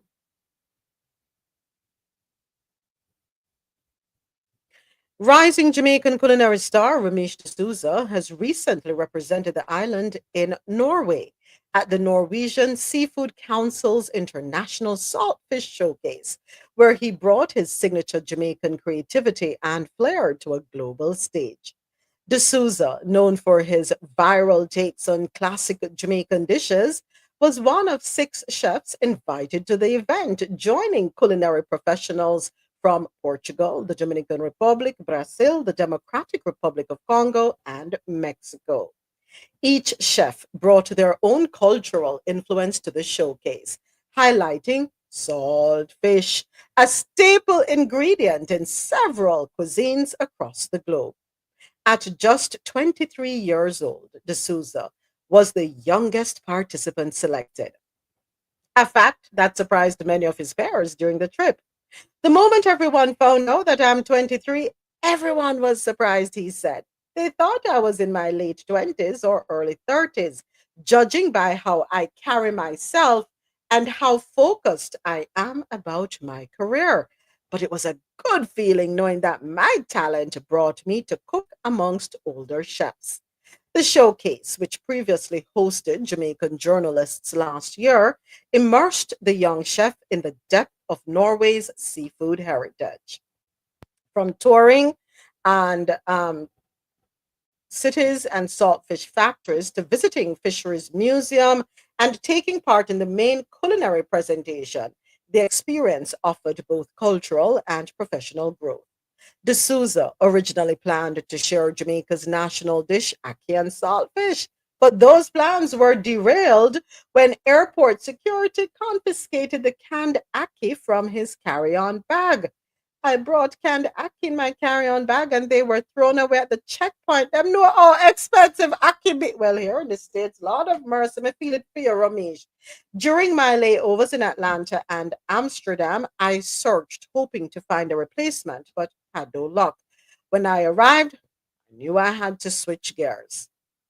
That pivot led to an improvised but distinctly Jamaican menu: coconut fried festival with cabbage and saltfish, and a saltfish fritters with a twist, cream cheese. The dishes turned heads. Everything turned out perfect in the end. My food got some of the most positive feedback out of all the countries that were represented. One woman told me my dish reminded her of her grandmother's cooking, and that meant everything to me. The trip deepened his appreciation for how culture influences food preparation and presentation. Congratulations, D'Souza. I came across with his videos a year or two ago. He would make some very creative dishes, very creative, and I you see his creativity um took him to great heights. Definitely check him out. His name is spelled Ramesh, Rameish D'Souza. I too thought he was older than that. I'm not gonna lie. I thought he was older than that. Yeah. And he made me learn that you could use the banana bark to create a meal. Me never know he could have eat. Not telling no lie. Me never know he could have eat. So very creative young man, and I believe his future is very bright. I remember at one point, I think he had opened a restaurant downtown Kingston, but shortly after it closed, and I think it's because he had to travel or whatever. Yeah. But good job, young man. Next up in the Caribbean Corner segment, UTech. Jamaica's youngest ever student, 15-year-old Jada Wright, scores all A's in her first year. Article courtesy of loopnews.com. Jada Wright made history in January 2024 as the youngest student ever admitted to the University of Technology, Jamaica. At just 14 years old, she began pursuing a Bachelor of Science in Computer Science within the School of Computing and Information Technology, Faculty of Engineering and Computing. having successfully met the matriculation requirements. I'm glad that things have changed in Jamaica. Before transitioning to UTech Jamaica, Jada excelled in the Caribbean Secondary Education Certificate (CSEC) examinations, earning 9 grade 1s. Those are all distinctions, folks. She also initiated and managed a homeschool program through the Caribbean Online Academy, her family's educational venture. The Academy is a virtual school designed to provide Caribbean students with a convenient, affordable way to study and take exams for CSEC and CAPE courses. Now 15 years old, Jada has successfully completed her first year of studies at UTech Jamaica, showcasing her exceptional academic prowess and a deep passion for technology. Her dedication to excellence, combined with her impressive achievements at such a young age, positions her as a future leader in the field of computer science. With dreams of working as a software engineer at Microsoft, Jada's drive and ambition are poised to make a lasting impact on the tech industry. Jada reflected on her university experience, describing her first year as amazing. She shared that what surprised her the most was how accepting everyone has been. No one treats me like I'm a younger child, she explained. All right, congratulations, Jada. Yay. What I like with this is that she established, along with her parents, of course, the online program, the virtual school. Yeah, I like this. Creating an affordable way for folks to study and prepare for the exams for the CSCC and CAPE courses. Awesome, awesome, awesome. All right, next up, time for stories out of Latin America. It is 11 minutes after the top of the hour. Thank you to everyone listening on QMZRadio.com, JohnDoeRadio.com, MadMusicHouse.com, everyone watching on YouTube Live, and right here with me on TikTok. All right, Judge blocks the termination. I don't even know if I should celebrate this. I don't know if it's a win. To be honest, I really don't know if it's a win. But anyway, Judge blocks termination of legal status for over 500,000 Cuban, Haitian, and other immigrants, according to Caribbean National Weekly.com. A federal judge in Massachusetts has temporarily blocked the Trump administration's attempt to terminate humanitarian parole for more than 500,000 immigrants from Cuba, Haiti, Nicaragua, and Venezuela, halting what she called an unlawful action that could have stripped them of legal status and work authorization in the United States. In a 41-page ruling issued Monday, U.S. District Judge Indira Talwani granted a temporary restraining order in favor of the plaintiffs, immigrants from the 4 countries who filed suit in February with support from the Justice Action Center and Human Rights First. The lawsuit challenges the administration's move to end previously granted parole and work authorizations without conducting individual case reviews. Plaintiffs were paroled into the United States by complying with the immigration processes made available to them. As lawful parolees, they did not have to fear an arrest for being in the United States. They were permitted to legally work if they received work authorization and could apply for adjustment of status or other benefits while paroled into the country. Talwani emphasized that abruptly ending the plaintiff's parole would have caused their lawful status to lapse in less than 2 weeks, forcing them to either leave the U.S. voluntarily or face removal proceedings. So here's the breakdown.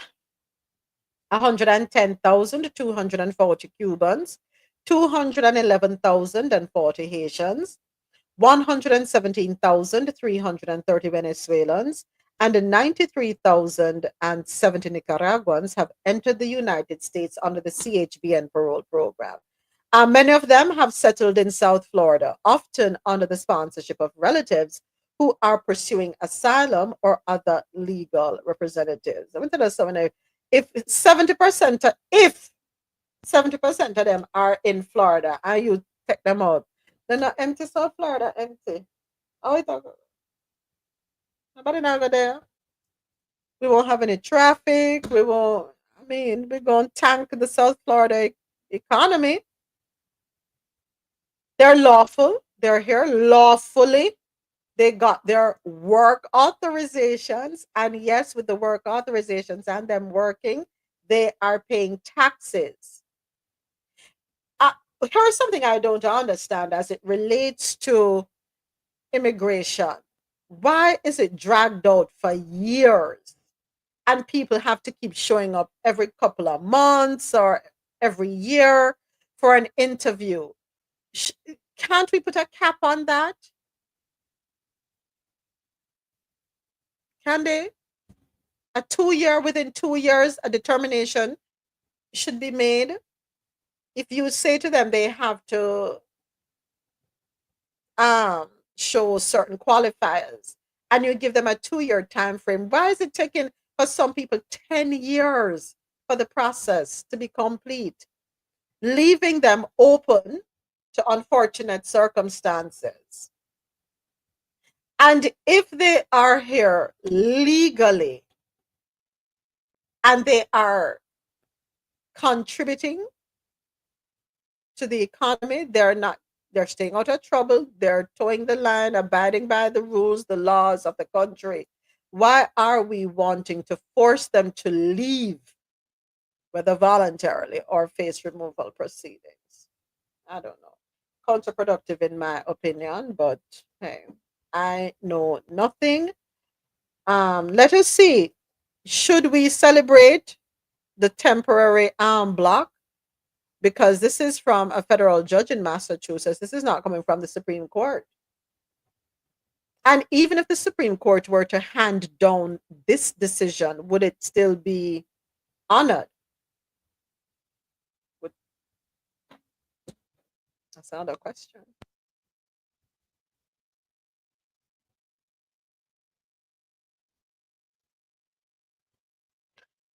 Yeah. All right. Moving right along. Stories on the international scene.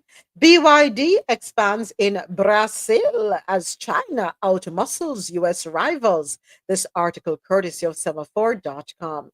Chinese electric vehicle giant BYD bought a Brazilian manufacturing plant formerly owned by Ford, the latest example of Chinese firms outmuscling US rivals across Latin America. The Shenzhen based car maker has vowed to make its Brazilian factory the biggest outside of China, as sales have soared in the South American nation. EV sales jumped 84% in Brazil last year, with 7 out of every 10 cars sold made by BYD.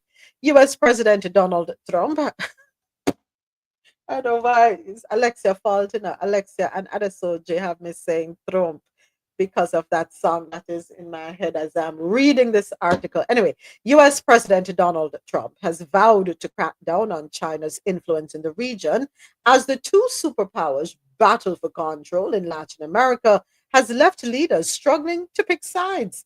It's likely going to be a bumpier road going forward, an expert told Bloomberg. Well, I think one of the number one things, of course, we know Brazil and China, they're both a part of BRICS, right? Brazil, Russia, India, China, South Africa. Those are the countries. So should we be surprised? No. And let us talk about affordability. Have you seen the videos on social media with regard to the cost of these vehicles compared to the cost of a vehicle, an EV vehicle manufactured here in the US, allegedly manufactured here in the US? You know, everybody looking out for them people. Should this be cause for concern? yes, it should be cause for concern for the US. Absolutely. You know? Um, hmm. If we're going to be battling for control of Latin America, we have to make the terms favorable for Latin America to side with the US, right? And the number one thing at the top of the list should be the economy. And when we talk about the economy, more specifically, affordability, right? Because at the end of the day, we have to think about the masses. They're the ones who keep the wheels turning, not the 1% or the top 5% of a country. No, it's those who get up and go to work every day, the middle income earners, as well as I want to say the lower income workers, even more than middle income workers, keep the wheels of an economy turning. And a leader who is smart recognizes this, and they are going to make a decision based on that. So, if we want to gain control in Latin America, a suggestion to the Republican administration is that we look to make things affordable. We have to entice them. Take on the Chinese mindset. Small profit, big sale. It works. It is a fact. It works. You are able to move volume, inventory, right? If it's more affordable, you're able to shell it out.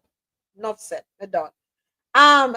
Keep it moving right along. Time for stories out of North America. All right, first up, 4 students were. This is so sad. What's going on, Texas? We don't have enough over there to deal with.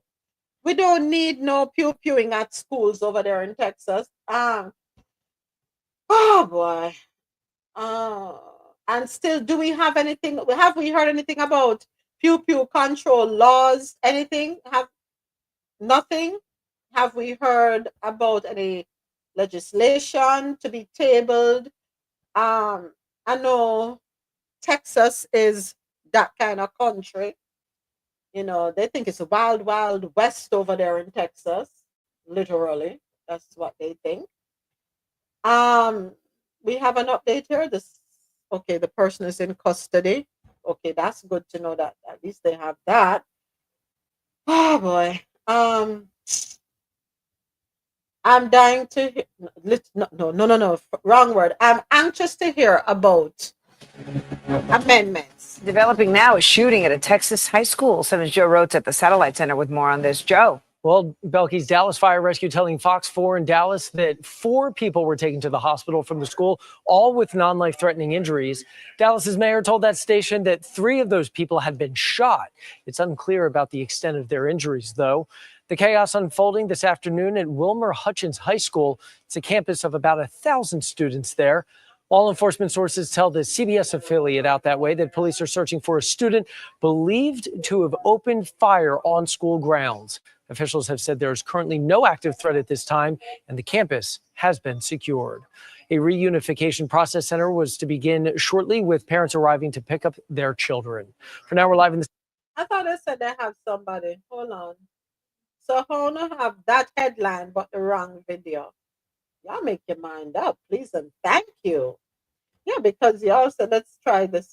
No, it's the same video. So I have somebody in custody, which is good. So unfortunate. Thankfully, no unalivings in that case. But again, we will continue to ask for some kind of reform as it relates to arms and ammunition. There is too much freedom. There's too much ease of access. Yeah. And I'll just leave it right there. But we know over there in the state of Texas, they love their pew-pews. They carry around their pew-pews as if they're carrying their handbags or their briefcases, a cup of coffee. I don't know. Okay, next up. After ICE agents realized that they arrested the wrong teen, This happened in New York City. They were told to take him anyway. This article, courtesy of people.com. Despite allegedly admitting that 19-year-old Merwil Gutierrez was not their intended target, ICE agents in New York City decided to take him anyway. On February 24, Merwil and two friends were outside his apartment building in the Bronx when they were detained by the immigration officials. The officers grabbed him and two other boys right at the entrance to the building, Merwil's father, Wilma Gutierrez, told Documented. Before claiming, one said, "No, he's not the one." He's not the one, like they were looking for someone else. But the other person said, "Take him anyway." Weeks later, Wilma was able to speak to his son on the phone, who told him that he was being held in Pennsylvania and expected to be sent back to his native Venezuela. However, he was ultimately transported to C.I.T, the super prison in El Salvador that the U.S. contracted to house deported immigrants. Merwil's family insists he has no criminal record or gang affiliations. He came to the U.S. with his father, grandfather, and cousin in 2023, fleeing political and economic instability in Venezuela. He had a court date for his asylum case scheduled for 2027. You see, this is a problem I have. An asylum case is open. He came here in 2023, and the court date is 2027. Why dragged out so long? Why? I thought asylum cases were those of priority.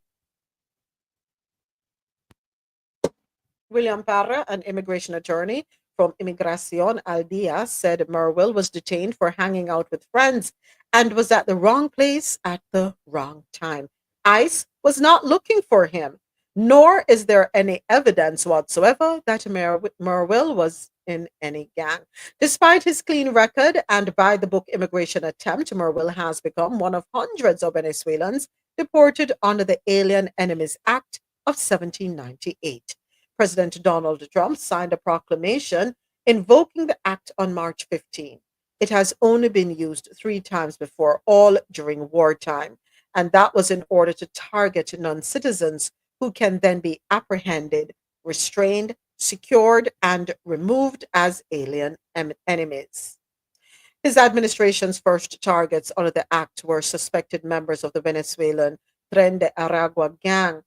Trump authorized the removal of all Venezuelan citizens ages 14 and older who are not U.S. citizens or lawful permanent residents and are believed to be affiliated to Tren de Aragua.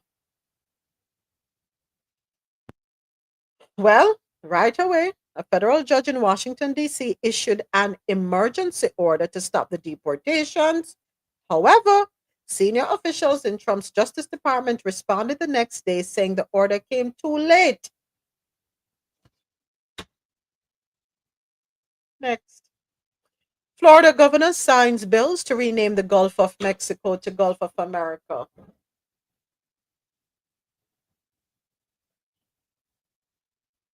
DeSantis. What's up? What's up, DeSantis? According to CaribbeanNationalWeekly.com, Florida Governor Ron DeSantis signed 2 significant bills on Monday, officially changing the name of Gulf of Mexico to Gulf of America. This is in line with President Donald Trump's directive. The executive order signed by President Trump on his first day of his second term called for the renaming of the Gulf, stating that the Gulf has been a crucial asset to America, both historically and in the present day. Trump highlighted the Gulf's importance as a major artery for early trade, its rich natural resources, including oil and gas, its role in fisheries, and its significance in American tourism and the maritime industry. In response to the executive order, the Florida legislature moved quickly. The two bills signed by Governor Ron DeSantis include HB 575, which will amend numerous state laws to reflect the name change, and HB 549, which mandates that state agencies update geographic materials to reflect the Gulf of America name. The Republican controlled Senate passed the bills last week after they were approved by the House. With these actions, Florida becomes the first state to officially recognize the Gulf of America. Go Florida! Yeah, we love it here in Florida. Talk to it nice. We run things in Florida. Yeah, when we say change, change have to happen down here. So yeah. There's a reason why your state is shaped the way it is. Yeah. Hey. Keep your comments. Keep your comments. You're not being nice. You're just mad that you're not us. You're just mad that you're not Florida. I get it. You get it. Of course. Why would anyone not be mad that you are not the appendage to a country? So with these actions, Florida becomes the first state to officially recognize the Gulf of America. Additionally, the bills include provisions that will require school instructional materials adopted or purchased as of July 1 to incorporate the Gulf of America name. Florida. Yeah, because yourself. Wait, don't interrupt us. Oh, so sorry. Oh, you're having a Florida moment. Sorry. Yeah, you're trying to be like us. Back up. Peasants. Florida is proud to follow the leadership of President Trump as the first state to officially recognize the Gulf of America. American exceptionalism isn't an abstract idea. It is an absolute fact that we must recognize and celebrate.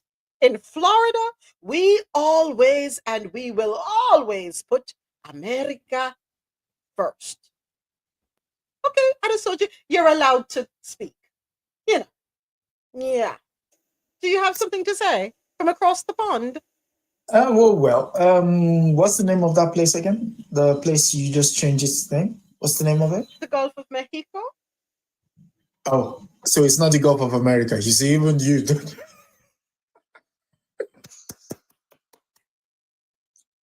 That's all I wanted to say. At least you told me what we're talking about. So that's it.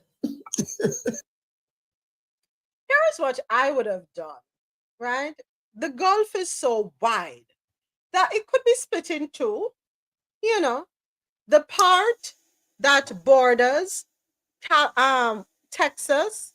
So you have Texas, Louisiana, Mississippi, Georgia, not Georgia, Florida.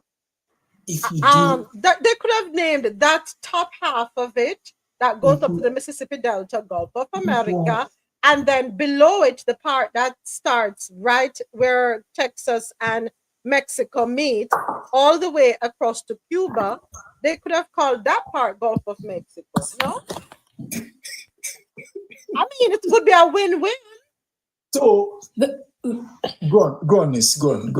I was going to say the whole thing with the Gulf of Mexico has to do with laws and climate change and oil drilling. At the end of the day, it's about those two things. Hence the name change, because the laws were done about the Gulf of Mexico. So I guess their thinking is that, okay, fine, we're going to change it to the Gulf of Jamaica, and no, they can't. The laws don't apply to it. That's what it is, I think. Yeah, but them not have to take the whole Gulf. Them can't share. It's big enough for them to split it in two, and that's all I'm saying. Split it this way, horizontally. The top half from where Mexico and something they meet. Give that Mexico and Texas meet. From right there, so come all the way to Key West. Come across the Key West, that top half. Take that for Gulf of America. The lower half that goes into Cancun and Cuba. The rest of it, Cancun across to the west end of Cuba. Let that be Gulf of Mexico. That's it. Simple. The laws were put in place by our forefathers for a reason. That is why flat bridge is one vehicle at a time. Wait your turn. Yeah? And when you're crossing, eyes front and be awake. Yeah? There are things in the Gulf that they're protecting that we may not have all the information. And that's why all these companies that he defunded and deregulated and shut down that would have this information, that is their role to come in and say, okay, fine, we advise against this because of what happened 200 years ago or 100 years ago, or cause and effect. This happened in Thailand, and if we do it, that's the path that we're heading to as well. They're in place for a reason. Leave it be. Trust the path and leave it be. So, Niece, let me ask a question. So, let us say somebody living in Cancun, all them life, it's the Gulf of Mexico, because the Gulf of Mexico goes all the way down into that cave part, right? That little part.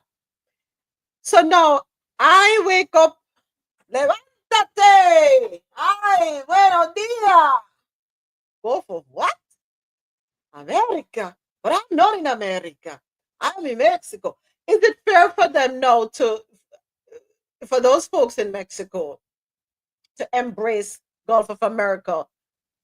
What I see possibly happening down very soon, we soon hear some want Mexico too. You mean they want it back? No, they want no, it. no. They want it back. America never owned Mexico. Mexico owned America, a part of America. That was previous administrations. This one is gonna say he wants it back. He's gonna add back to it in some way or the other. Because whatever drilling happens, whatever oil drilling happens, it happens off the coast of Texas, off the south coast of America. It doesn't happen down in Mexico, in the part that's Mexico. I think him and Scheinbaum, if it can come to an amicable resolution, I think there's more than enough of the Gulf. That is me. There is no argument here. It's basically your clown in chief is having an Can you argument. please be respectful? Please be respectful of our president. You know, we respect him. Okay.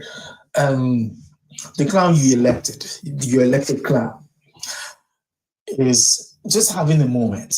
And the best way to describe it is, when you want to make yourself feel, it's not even something to make yourself feel good over. Naming something just puts an imperialist mindset on that thing. Majority of the sea lanes, the oceans, the lakes, majority of them were named by the British, right? And even they would cringe at this very idea that you're trying to reframe. It's been the Gulf of Mexico for years. You've been drilling oil there. So you don't need to name it something to be able to drill oil. You drill oil regardless of whatever it is named there, right? Mexico is not challenging you access rights. So why? So the point is, why? Why are you renaming something?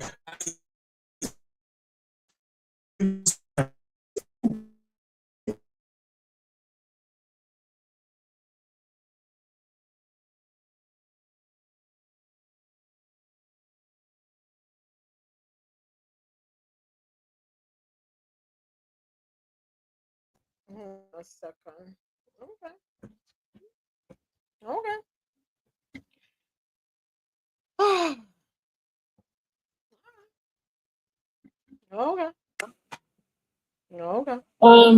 The deep water spill that happened when Obama just came in power.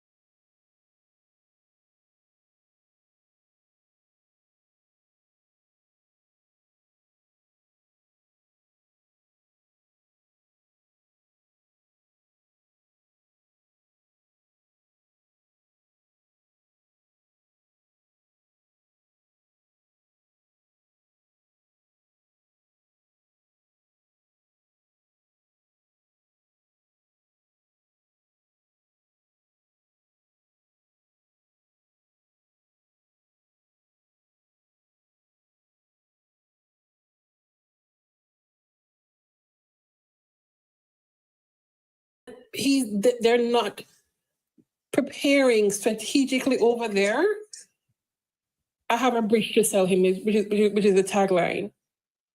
I have a bridge to sell him. Because if he thinks that he's not going to back down, he's not going to back down. What is he going to do?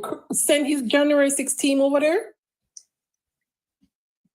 All right, I'm back, folks. Thank you so much, Niece and Adesoch, for carrying the conversation. And YouTube, I must apologize. I'm not sure what happened, but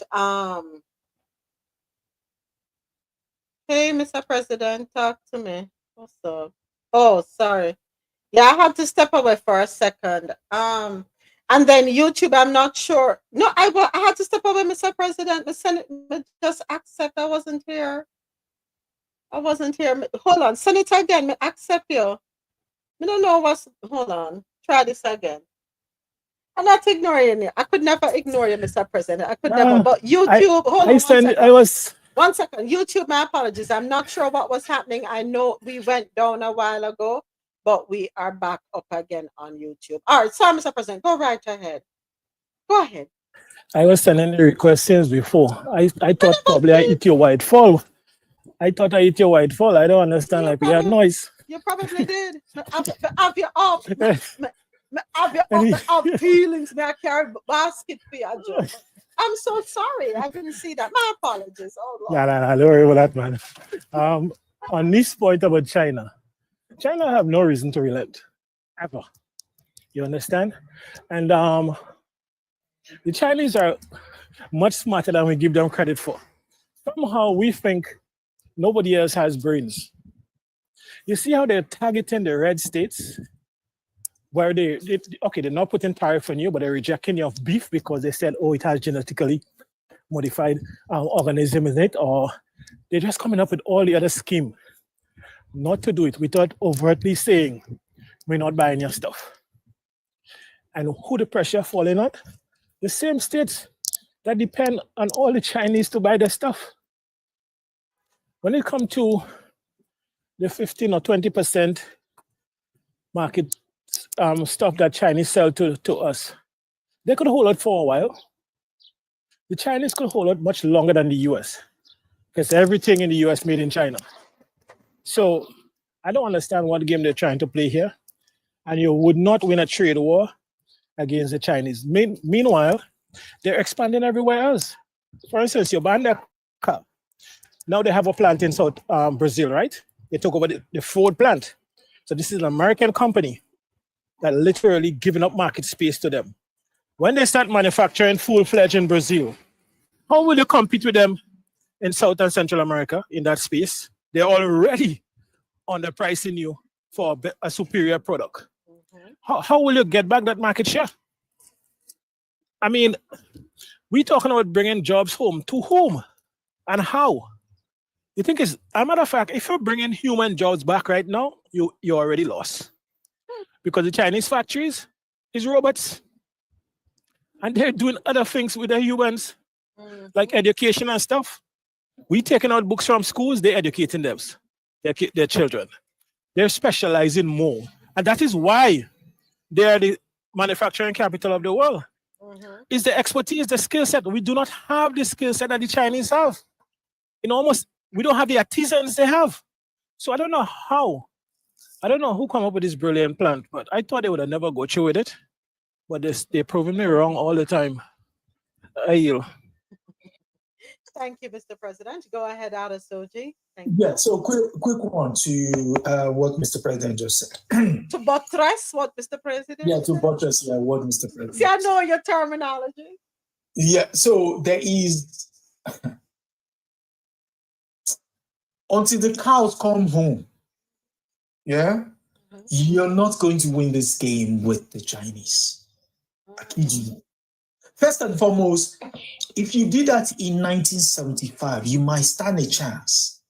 In 1980, yes, you might stretch it. In 2025, 50 years since the first factories moved from the United States into China, are you okay? What are you talking about? That dream is long gone. I mean, I'm not saying you can't do it, but you will only do it for patriotic reasons. You're not going to do it to make economic sense because you can't compete. You can't. You have to pay people. So the entire framework of your country is based on demand and supply and the idea that the market will determine. There is no way you will then put in a a publicly owned enterprise within that market structure. It's going to literally collapse. So, final point. When Trump said, when he turned the front of Pennsylvania Avenue into a showroom, what he was showing to you there is can't even compete with what is on the international market. And then the final point is, I still go back to that railway track analogy. All right, you know what? That is what Americans are doing right now. They're turning their neck from left to right. Yeah? But so when that car stops in front of them, they've seen how the car grew going back and forth, right? But when it stopped in front of them, they're paying 3 times, in sometimes 4 times what they ordinarily would have had to pay. Why? Because the clown who sits in Washington doesn't understand that that's how that rail track works. It goes from one point in Mexico, it gets treated, it goes to Canada, it gets fitted. It comes to the United States, you put a logo on it. That's all the United States does. You just add your logo. So kind of like what happens with Louis Vuitton and Hermes and all the designers where they're made in, you can get an Hermes bag for $1,500, and the only reason it gets bumped up to $30,000 or $40,000 is because they send it over to Paris, and there in Paris they put on the lock, the padlock on it. That's it. And they now told you, if you're quite prepared to carry the bag without the logo, here are some websites where you can go and get it. Exactly. Simple. So, do you want to do to quote the book? What's this woman's book? Naomi Klein's book. No logo. No logo. 2016. Yeah, no logo. But you have a problem with logo in chief? Because that's what it is, in a logo in chief. Like it's like a marketing firm full of stickers. You just buy stuff, you put your stickers on it, and then you resell it. But you don't make anything. You don't have the infrastructure. You do not have the supply chain. You do not have the skill sets. These people are crazy. At best, they are crazy. They just remind one of Antebellum South. Pre-Bellum South, when you had the plantations, when you had the plantation lord sit on his porch, and Africans were in the field picking cotton. The cotton finds its way to Manchester. It's spun in the mill. That cotton then goes around the world. They make their money. That's what basically the United States have been doing for the past 50 years. Now, unfortunately, the clown in chief decided, you know what? I don't want to play clown anymore. I want to be serious. Okay, here we go. So, by the way, not on topic, but I just got 2 messages on TikTok. Let me tell you what the message said. So Rosie, who sent me this message 11 minutes ago, and Eloise, who sent me the same message 2 hours ago. So you want to hear what the message said? The message said, are you looking for a partner? We are the largest S club in the United States. Yeah. Telegram, just send a response. It's YU6467. No, come on for me. Wrong space, wrong place. Wrong space, wrong place. How do you block these people? Delete, confirm. Hold on. Delete, but okay. One other one. Por favor, responde si lo ves. Okay, delete you. You could have come in a Spanish, you could have come in a French, you come in a English. Me not care. Bye. No. What did I just experience? The people that I look me, them wonder if me want indulge, if me need a partner. And Hello? I tell me, so them have one big S club here in the States. And I send me them telegram thing to me to join them. Bright and out of order. And I have several seats. Don't do something else than a life.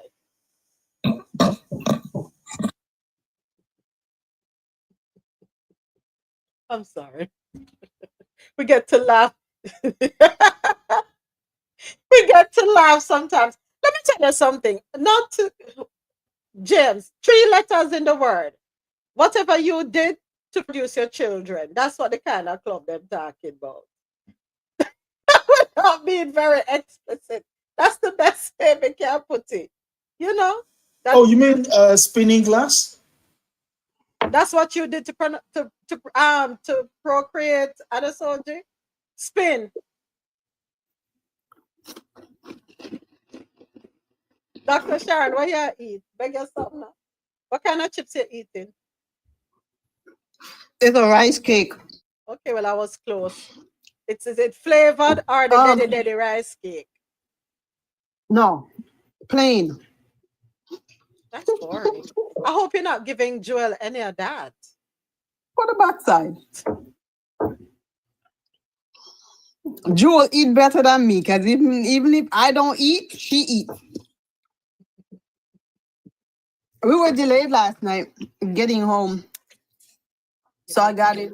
I missed my flight, then missed my connection.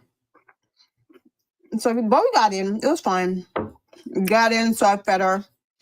And then she's still there eating like I never fed her all day. Well, I didn't, but you didn't really have to eat like that.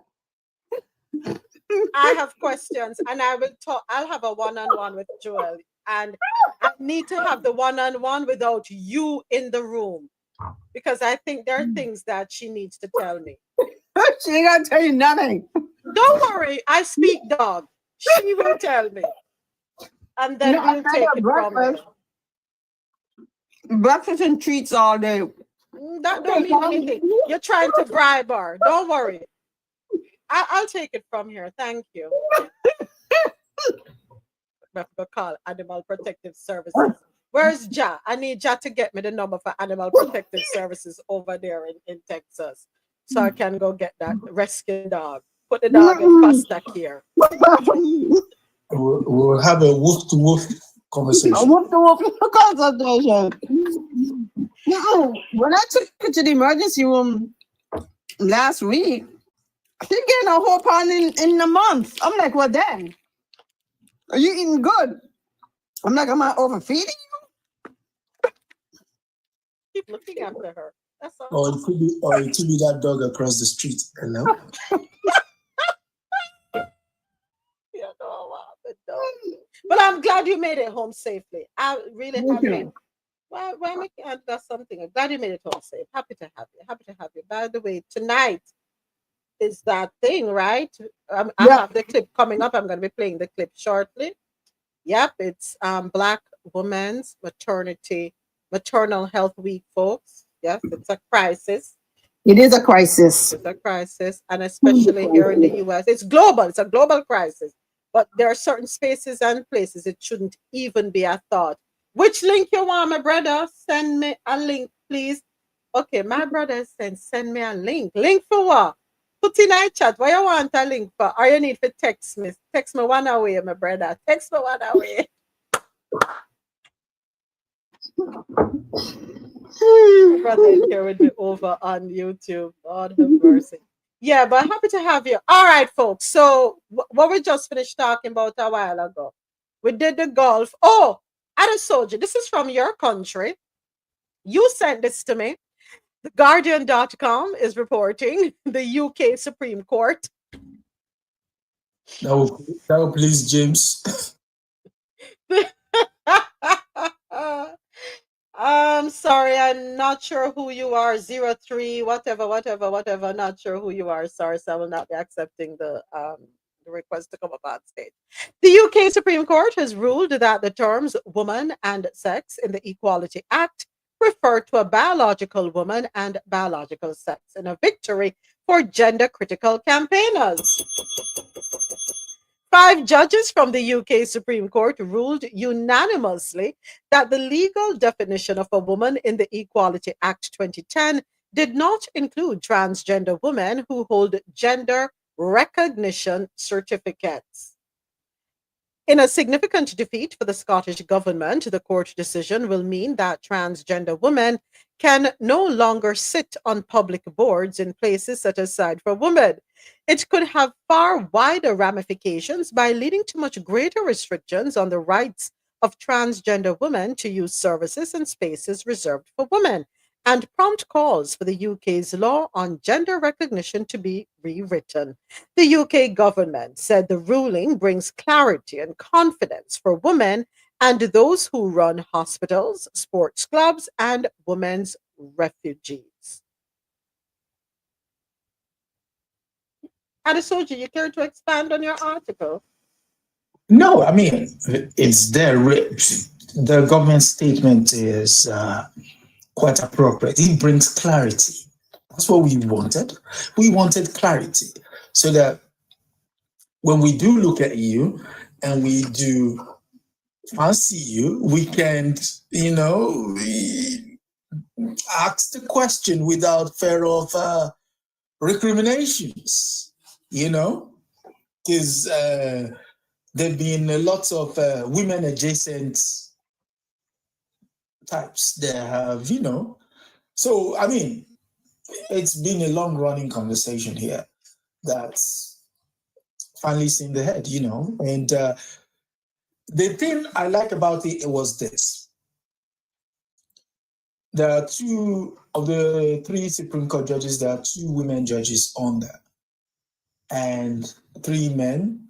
And if they did it unanimously, that means they read the books, they looked at the law, and decided, as legal luminaries, this is where they stand, and the country is better for it. And the women were, whooping up and, popping champagne outside the court, So it's, you seem to have a lot of interesting people all of a sudden. What's going on? So, yeah. So, yeah, that was it. So when I saw it, I just said, oh, okay. Something probably cheered James up for a while. I was tempted to say that that was a victory, but I think it is ludicrous to go that far. I don't understand why we came up with this thing where we think trans women should be participating in women's sports. They should be doing things that are aside for women. I just think it's ludicrous. If you want to be trans, fine. Create spaces for yourself, create sports for yourselves, create category for yourself, compete against each other. But stop disenfranchising women of their right because you get up one day and you feel a certain way or you identify a certain way.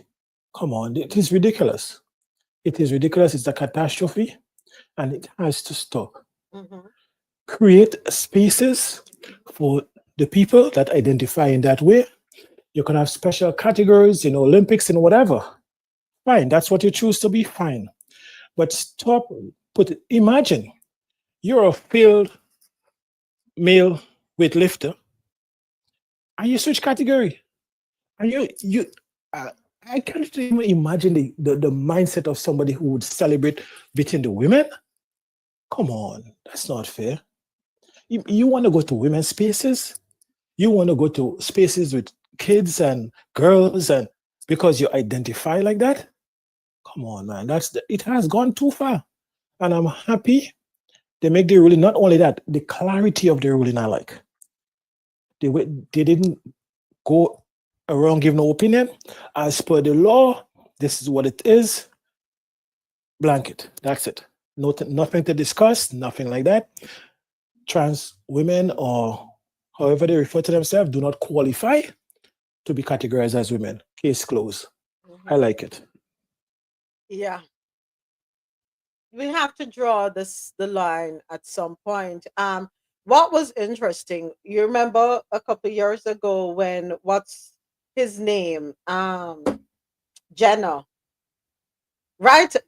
Not even a year after transitioning, wins the award for Woman of the Year.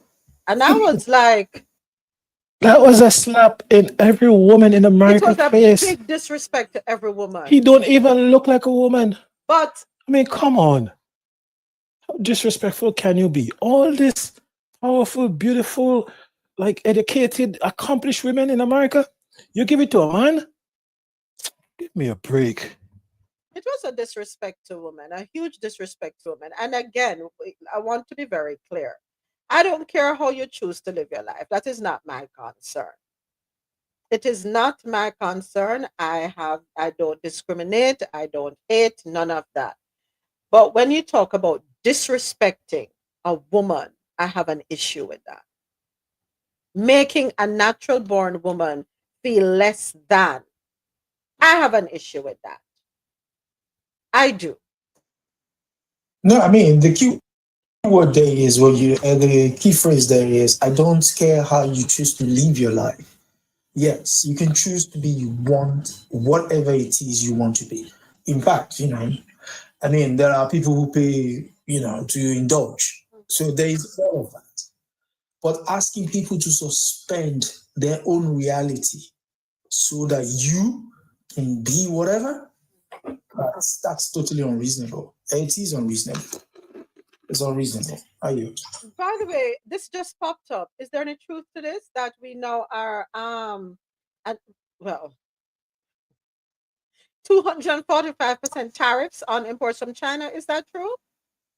Well, is the United States anything? Yeah, that's the effective rate. I know somebody in the fashion industry, and when we were talking, 245. the last one they said was 140 something, I think. But when they check up all the tariffs altogether, that is what it was coming up. I'm not sure about the 200. It is true. But it was 100 and something when you look at all collectively. So, okay, I just pull it up from the whitehouse.gov. Let me see here. Where is it? Let me scroll down. Okay, strengthening American industry. This executive order builds on previous actions taken by the Trump administration to ensure U.S. trade policy serves the nation's long-term interests.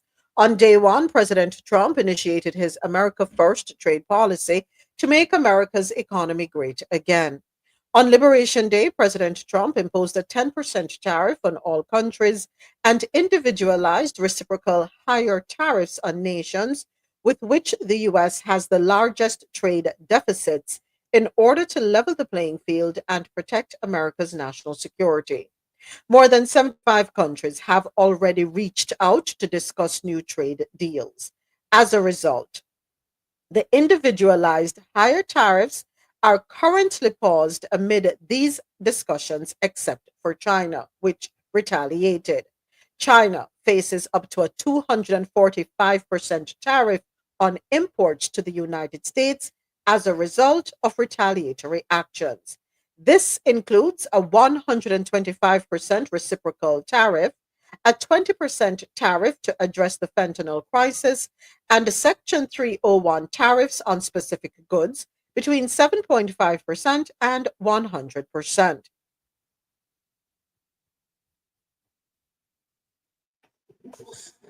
What? Yes, Go on, doctor. Go on. this is my thing, right? So the US just expect to bully people into paying tariffs, well, which the American consumer pass on to who they're selling the products to. And they just expected the countries to just roll over and said, yes, we accept these tariffs and not retaliate. Like, who the hell? Who are we? Are we that great that we just think no one will stand up to us?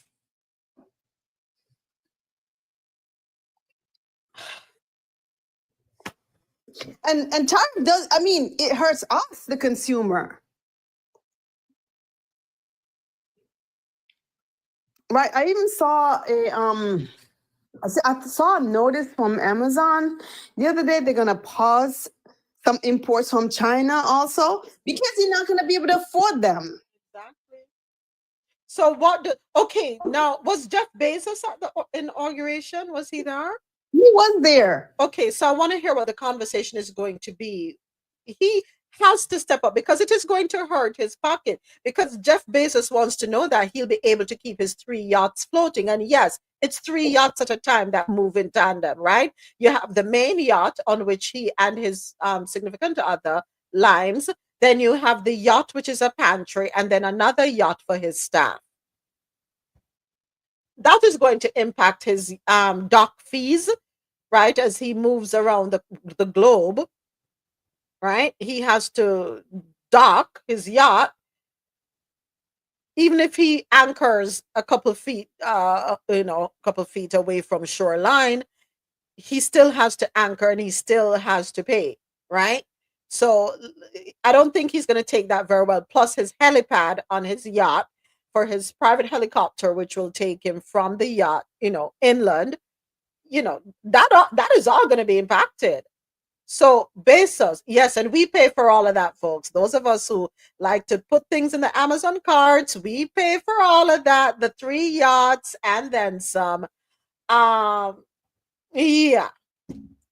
he's gonna have to have a conversation with his friend, because something is gonna happen. We're gonna go about. How did it pan out in the 80s when Reagan did this with imports from Japan? How did this pan out? Do you remember? Yeah, I mean, Japan at the time was a behemoth. But then the thing about the Reagan's move was it's sort of, okay, so basically you're pointing a pew on somebody. But when the pew misfires and it goes in another direction, its attack on Japan backfired on the likes of Singapore and South Korea. Why? Most of the stuff was being produced in those countries. So what then happened was you put a tariff on Japan. Effectively, Japan then said, okay, you know what? We can't afford to keep those factories open. We'll pull those factories, we'll put them back into Japan. So which means the people of Japan's jobs are secure, but the people in South Korea suffer. And Singapore suffer. Malaysia suffer. You remember there were some high-end electronic products that were coming out there, like Aiwa, like Hitachi. Those were test products by Japan's Sony, Panasonic, and what's the other one? Toshiba. Those were their advanced test products. And those products were supposed to help expand the market. But then the United States decided, you know what, these guys are producing too many stuff and we need to keep them in check because it appears they're flooding our markets. They have favorable trade surplus in their... Okay. And then they suffered. Now you're doing the same thing on China. But here's the difference. Then Japan's market was the United States. Not majority of his market was United States, not anywhere else. China, on the other hand, is the world's factory. They produce everything for everyone. So if you don't buy, somebody else will buy. So while you're foaming at the mouth, screaming, we're gonna put some tariffs on China, and China's like, you know what, England, what did you say you wanted again? Oh, okay, don't worry, we got you covered. We even throw in a discount, just to keep just to keep everything flowing. Understood you. And China is only America is only about 15 to 20% of the Chinese market right now. 20%. Right. So you're 20% of the market, and you putting pressure on everybody else. So you're finding collaborations with the EU. you have countries like the Thailand, the Indonesians, and all these people getting closer to China. You already have Russia there. China and India is trying to normalize relations so that they don't be fighting each other so much. And you expanding into Brazil, Peru, Mexico. I'm not even checking the Caribbean because they're a small market. So even if you lose that 20%, you would suffer less than America. You could hold out longer and you have alternatives. If we could not tank the Russian economy with all the sanctions, you think you could tank China? Thank you very much. There you go. There you go. Listen, oh, did y'all see the video that China put up mocking Carolyn Leavitt's dress, her $30 dress? Y'all saw that one? That's made in China. Did you see it? Other soldier? No. Yeah, there's the Please send video. it to me. China has that video. There was another one they put out where they showed. You could tell who they were talking about. Majority of the Midwestern people on factory floors, sewing on their women's undies and bras and stuff. I'm like, whoa. So my question is, all right, companies like Shein and Temu, and the other companies, Fashion Nova. What's going to happen? Because do we have the factories here that are able to automatically start the production of those same clothing? No, you don't. I keep repeating that word. China is the factory of the world. The world, literally. Not the United States, the world. Everything you do, everything you consume within the shores of the United States has gone through China in some shape or form, either in its testing phase, finish phase, components. There is an input from the Chinese in the stuff you do. Down to your most expensive mobile phones. They're there. I don't know. Again, it comes to this thing where the emperor has a court of jesters, and his jesters cannot tell the emperor, look, your drawers are torn, and we can see all your crown jewels. Because everybody is, oh, what fine apparel you wear, my majesty. And they, oh, yeah, thank you very much, even though he's feeling the breeze. Thank you. Yes. Sorry. Another aspect we're missing. You see that campaign the Chinese did to state that most of the luxury items sold for the exorbitant amount of money does not even cost a quarter of it. Do you know what that does to the valuation of the stock market for those companies that had high valuation? Do you know what that do for the credibility? Do you know what that do for the mindset of a lot of the people who think they was just fleeced? These are qualitative factors that have a quantitative side to it. And it cannot be repaired overnight. Even if you normalize relation again, nobody will look at a Birkin bag the same way they look at it before. So what kind of valuation is lost from your stock market and so on? People not considering these things, But hold on, talking that all them girls went to Dubai and to make the money so they could buy these expensive luxury bags. Now I wonder how they're feeling. Y'all know what I'm talking about. And the shady stuff they have to put themselves through. Yeah. Yep, all of that. Them pick up themselves and go to Dubai and come back and say them bag of deal because they want to be able to afford a certain lifestyle. Turn themselves into porta potties. How do they feel now? They became a porta potty for a $10 bag. For a $10 bag, yeah. Hey Dre, Dre, you're Joshua. Welcome to the stage, Dre, for the first time over here on TikTok. What's good? What's up? Maybe the first time. I'm here all And the the time. first you come on the stage with me since we're over here, so. And Oh. that me I talk about. When we did the other places and spaces, you did that on the stage. But at the first time, so come on, through. What's up?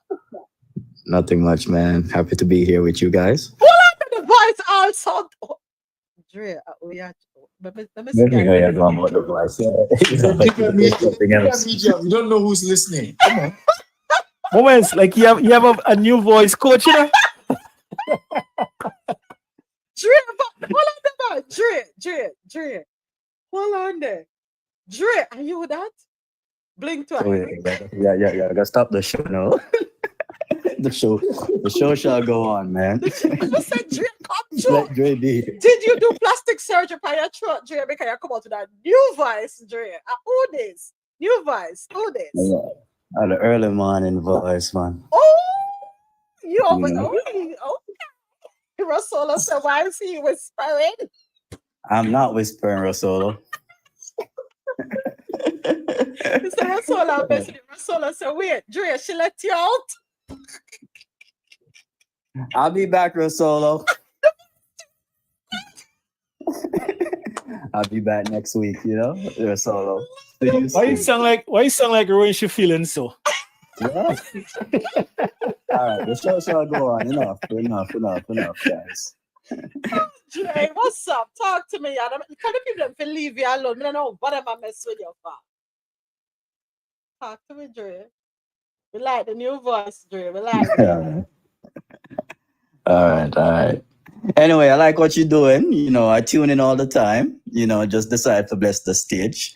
Our free time today. So, you know, just a bless the stage. So, thank you guys. Thank you, Dre. Russell saying get rich and dash for everybody, my dear. I saw when the money up. That's what I'm trying to. May I try? And as I'm saying, I'm trying. Question: all of you here right now, 11 of us over here, have all of you subscribed to the YouTube channel? I know. Dre is subscribed to the YouTube channel for Caffeine Tour. Adesoji, Mr. President, Dr. Sharon, Niece. May I call out everybody who was there with me? Yes, I subscribe. Me know say Geely subscribe. Me know say Tasha subscribe. Me know say Marlon subscribe. GMs, you subscribe because you're there. You know, the policies, but you're there. You subscribe yet? Make sure all on subscribe to the YouTube channel already, you know. Okay. All right. And the next thing, long time. Okay, good. Another thing again, we need to move the subscriptions on what you call that place here? TikTok. That's who kick me off and disrespect them space. TikTok. Yeah, we need to do you know it's more bang for your buck when you do subscription versus the gifts, you know that? Yeah, you do a subscription one time for the month. You don't have to worry about the gift, which will add up. Yeah, will add up. So subscription is good. So thank you. Just get 2 more.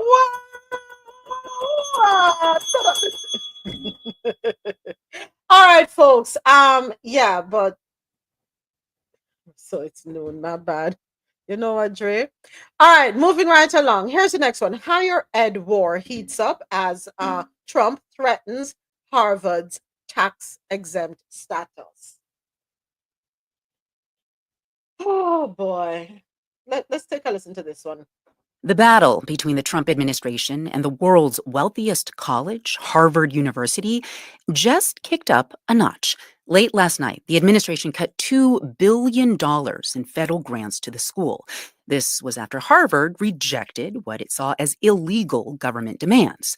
Some of those demands were for Harvard to report international students who violated university conduct rules to federal authorities, to give students and faculty less power, and to have an outsider oversee academic departments. Today, President Trump threatened to remove Harvard's tax-exempt status. Here to discuss what all of this may mean for higher education in this country is NPR's Alyssa Nadworny. Hi, Alyssa. Hello. Okay, so Harvard, to my understanding, is the first college to refuse the administration's demands with billions of dollars at stake. What's been the reaction outside Harvard today?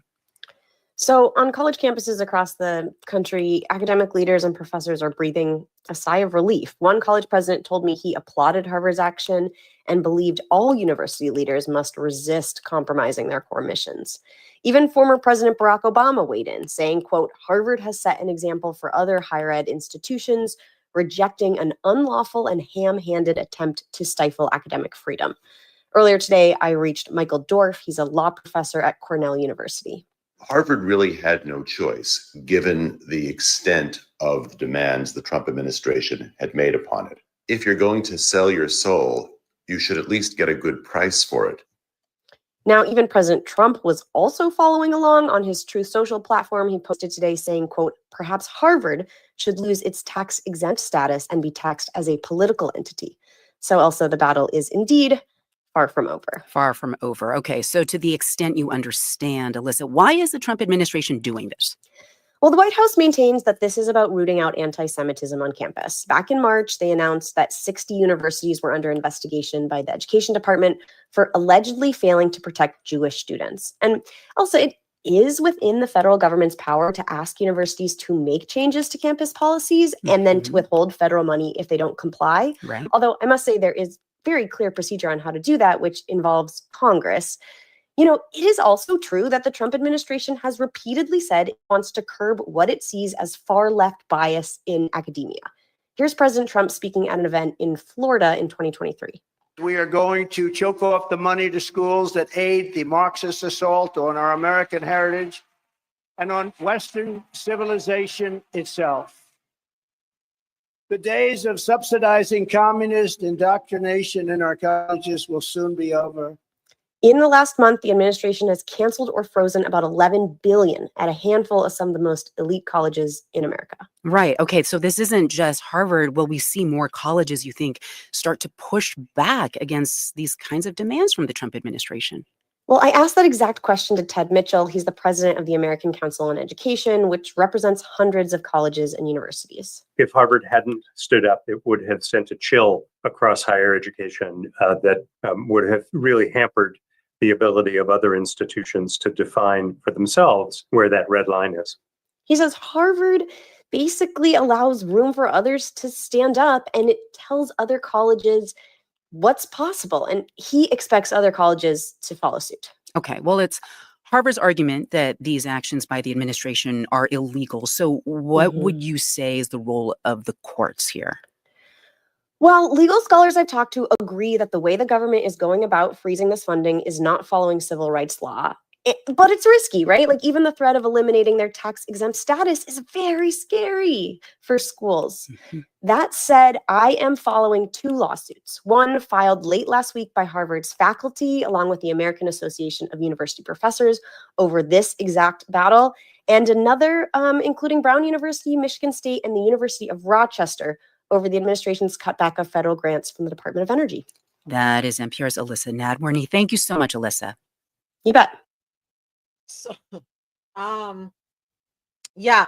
So Google is free. Google is free. And I just want to read something from Google. MARXISM. MARXISM.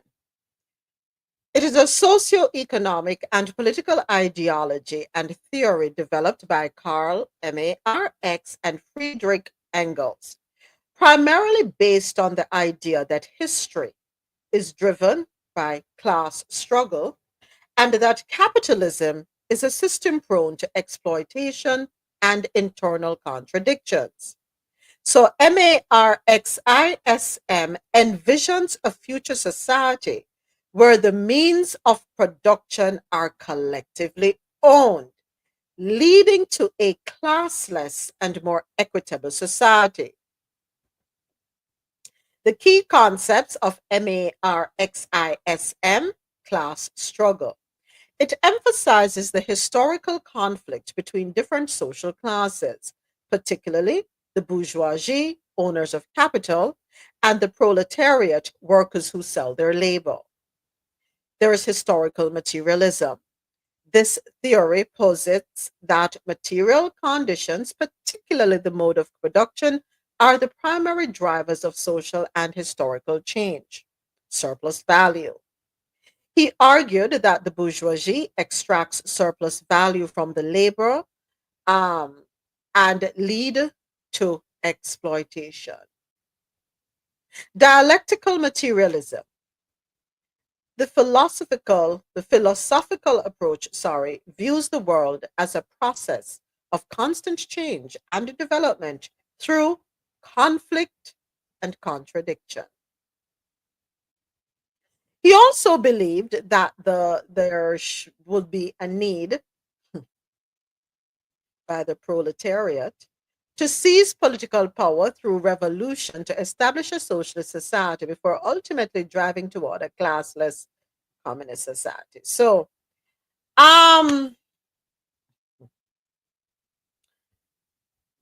we, and not just us, but truth of the matter is that if you listen to a lot of people across the country, if you listen to them and the things that they complain about, the majority would opt for MARXISM to a degree. It's a smaller group that usually oppose it because, of course, there is this vast gap and it allows one to be able to feel higher than, better than, not equal to. What if there were a system? Let us say 11 of us here right now formed a company. And we hired 11 more people. And we said, you know what? We are going to divvy up the revenue, the net revenue, what do you call it? Not revenue, the net profits amongst ourselves equally. How many of us would be in favor of that? That 22 of us each gets $1,000. Would we be okay with that?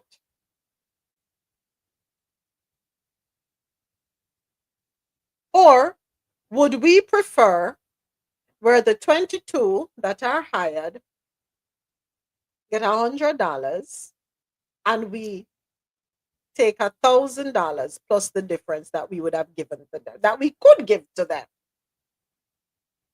Think about that. Well, that's a society we operate in, you know that, right? Where give them little to none and we keep as much of it for ourselves. Capitalism, isn't it? You suck as much as you can out of someone, compensating them for as little as possible. Go ahead, Addison. Yes, you asked a very pertinent question, and that question has been asked in the last 400 to 500 years, which is what happens when everyone within society gets their needs taken care of. What kind of society would we be living in? So when you pose the question there that if such a system with small m were to be put in place in a place like the United States, would people balk against the idea? Yes, they would. And I'll tell you the reason they would. We've used a couple of words since this program started. One was American exceptionalism, and two was another phrase is the American dream. Those two are one of the most debilitating phrases that you can use on the American psyche, because you've been sold a lie that just look at Jeff Bezos. You too can be Jeff Bezos, but you can't. Jeff Bezos inherited money. Mark Zuckerberg inherited money. You did not inherit any money. Majority of the guys who own all those blue chip companies, your basketball teams, inherited money. So that's a lie. Now, another thing that the Orange Clan was talking about at that thing where everybody was clapping for it was the fact that schools that run counter-narrative to Western civilization. First and foremost, the bedrock of the Western civilization was gained from the Middle East. Mathematics, algebra, cosmology, astronomy, all of that stuff was gained from the Middle East. Yeah? A majority of the foods we now eat were tested in the Far East. Yeah? And so the idea of Western civilization, the only thing it put on paper was to display its barbarism. Even the ideology you were talking about, the M, right, was an idea that was stolen from an African, Ibn Khaldun, from Tunisia. He lived between the year 1352 to 1378. And his idea, what they now call the Black M, was he studied economics, the history of the people, the economies, how they carry on, how they interacted, sociology, and then said, won't it be ideal if everyone, hear me clearly, everyone within the society got their needs. It didn't say everyone will get the same thing. Get their needs. So if Moments wants an 8-seater with AC, and that's her needs, she should get it. If Adesoji wants a micro car that can just carry his shopping, and that's his needs, that's what he should get. Not that I should get what Moments gets, because I don't need that size of a car. I might not even have the place to park it. So that's, you understand. But again, the kind of lie they tell to people is that this idea is crazy to begin with, because it doesn't, what's the terminology they tend to use? That it doesn't incentivize people to be innovative. Forgetting the fact that once man's needs, once man's physiological needs are taken care of, that is food, shelter, your health, then you can start thinking of how to grow. If those three are not taken care of, and safety, if those things are not taken care of, how can you even think about doing anything? Which is the state everybody is in. Homelessness is a thing in the United States. The medical sector is another thing. The food is nothing to write home about. Homes are doubly expensive. So how is it within that economy you expect anybody to thrive? So those are the questions that were put forward. That's the question. As long as there continues to be this assault on people learning, on people thinking, saying things, we will never be able to solve. Because this distraction right now, led by the clown in chief, creating victims where there are none, and victimizing the people who were already victims. In the case of minorities and the downtrodden in society. You understand? But come on, why would you, it's, sometimes I just watch the United States, I'm like, how did they allow this guy to get away with blatant lying? It then goes back to, what's it called? Animal Farm.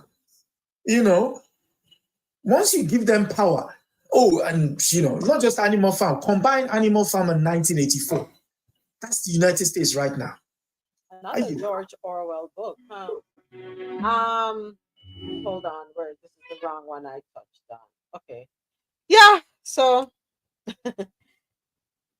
life is simple. We complicate things because of greed, power, control. Oh, one other thing. They managed to convince people who don't have anything that the people next to them are the reasons why they don't have anything. That's why that soundtrack comes into play. It's like, in whose world would you think that a guy that looks like you is a threat to your existence, not the guy with the power. I mean, that is why I said you've been lied to. Everything has been framed in such a way that you can't even study in peace. I yield. All right. Thank you. TikTok talk. Let's get into it. We had some news this evening. Stephen Miller, the White House Deputy Chief of Staff, is now floating the possibility of sending Kilmar Abrego Garcia to Syria, to Yemen, or to Haiti. He appeared on Fox News this evening when asked about Kilmar Abrego's request to be returned to the United States. He said, let's say we want to honor it. Okay, fine. We're going to honor your request not to live in El Salvador. You can be sent to Haiti. You can be sent to Yemen. You can be sent to Syria. Those are all the options on the table under his plea. Now, this comes as the Trump administration in a new court filing today said that if Kilmar Abrego Garcia were to be returned back to the United States, he would once again be detained and sent either back to El Salvador or to a third country. Now, they didn't name the third country in the filing, but now Miller is making clear that that third country could mean Yemen, could mean Syria, could mean Haiti. None of those countries are known for their democratic stability by any means. Folks, it's going to be a long 2 weeks with a lot of discovery, a lot of evidence presented in front of a federal judge, and we're going to have more information. Okay. One thing, first things first. That TikToker, he doesn't need to add that bit. That is just like justifying stupidity. None of those countries are known for their democratic ideals. You don't live in a democratic society either. Stop throwing stones. So that's one. Two is the fact that he's suddenly singing a new tune. I wonder why. Even if they were to, no, it's not even if. You are going to honor it. Just simply because you're a white supremacist and you've been put in front of the cameras to talk your head off doesn't mean the world is not listening. And I can guarantee and the stuff he was talking about on Fox News yesterday, he can't say that in front of a judge. He said, the Supreme Court said the federal government should facilitate the return of the guy. 9-0. Guess what this guy said? He went on Fox News and said the Supreme Court said it's okay that he stays there. Yeah, that's what he went in front. He was lying his face off. And the guy who sat on the screen with him, it's just like, even the guy on the screen knew he was lying. But for some reason, he couldn't push back on it. It's like, what's going on? The judgment is there. You can read it in black and white. 9-0. 9. It's not like, oh, maybe it was 5-4. And then you can say, oh, it wasn't unanimous. 9-0. We're going to have a self-deportation program, which we haven't even announced yet. I guess I'm announcing it to you. Why not, Rachel? Here it is. The only thing I haven't determined is what are we going to do? We're going to give them a stipend. We're going to give them some money and a plane ticket. And then we're going to work with them. If they're good, if we want them back in, we're going to work with them to get them back in as quickly as we can. We're going to have a self-deportation program, which we haven't even announced yet. I guess I'm announcing it to you. Why not, Rachel? Here it is. The only thing I haven't determined is what are we going to do? We're going to give them a stipend. We're going to give them some money and a plane ticket. And then we're going to work with them. If they're good, if we want them back in, we're going to work with them to get them back in as quick. Okay, so we could save a lot of money because I know that we want to be as efficient as possible as it relates to our spending. So just a suggestion, Mr. President, I would suggest instead of having them leave, that means you said you're giving them a stipend, giving them some money, right? Instead of doing that, that's costing the taxpayers, that's draining the coffers. I would say let us look at them case by case and see who you want to keep versus giving them a plane ticket, which is going to cost money for them to leave. It's going to cost the government, the taxpayers, for that plane ticket, for them to leave. When they're already here, save that plane ticket money. And if they're working and if they're paying their taxes, and if they're staying out of trouble and so on, can we go back to case by case? Is that a reasonable ask? I don't know. I think it's a suggestion, something worth exploring. It is reasonable and borderline magnanimous. You're very, very magnanimous. You're too kind to them. You're open to the ideal that you're dealing with people who are very rational. I'm sorry, but they are not. There was something in that report that if you just play the first 2 seconds, the first 3 seconds of it. As we can. We're going to have a self-deportation program, which we haven't even announced yet. I guess I'm announcing it to you. No, play the bit. Yeah. Rachel, here it is. Okay, The only thing I that's it. haven't determined is what are we going to do? We're going to That's give them a stipend. We're going to give them some money and a plane ticket. And then we're going to work with them. If they're good, if we want them back in, we're going to work with them to get them back in as quickly as we can. Okay, so the point there is to whoever was that person interviewing him, what was funny? What are you kicking about? What's funny? These are lives that are about to be ruined. What is it about? Okay, I probably won't be able to say it. What is it about you? You know what I'm saying? Women folk on the other side. What is it about them with when they sit in front of this incompetent oafs that they can't call them up on their BS? What is it about it? What's that? The guy is saying, I mean, it doesn't even make sense. Why are you even putting these guys through this thing? If that statement he's making there calls into question your justice system, your policing system, your county laws and what have you. If these guys are against the interest of your society would have dealt with them. Would have dealt with them. It doesn't need the guy who doesn't know what to do with his time in the Oval Office talking about it. That's why you have immigration. That's why you have the police. That's why you have the legalist system. Yeah. You're asking these people to move out. Okay. So they all get on a plane, right? They all go. So the airline will make money one way, will make money them coming back the other way, right? They're going to pay at the point of entry to come back in because visas cost money. They're going to get lawyers who are going to see that their T's and their I's are crossed and dotted. Oh, come on, man. Come on. What's this? Hey. Oh, I suppose we've named the Gulf of Mexico, so we're good. Next. He had heard about pizzas being delivered to judges' houses. And that says what? I know where you live. Mm-hmm. Then there was an escalation of these acts of intimidation and threats. And that came in pizzas being delivered to their kids' homes. Mm. That says, I know where you live, mm-hmm. and I know where your kids mm-hmm. live. Mm-hmm. Well, just this past week, just this past Monday, I learned that pizzas were being delivered to judges, and the sender on the order form, they were ordering online, sure. was Daniel Anderl.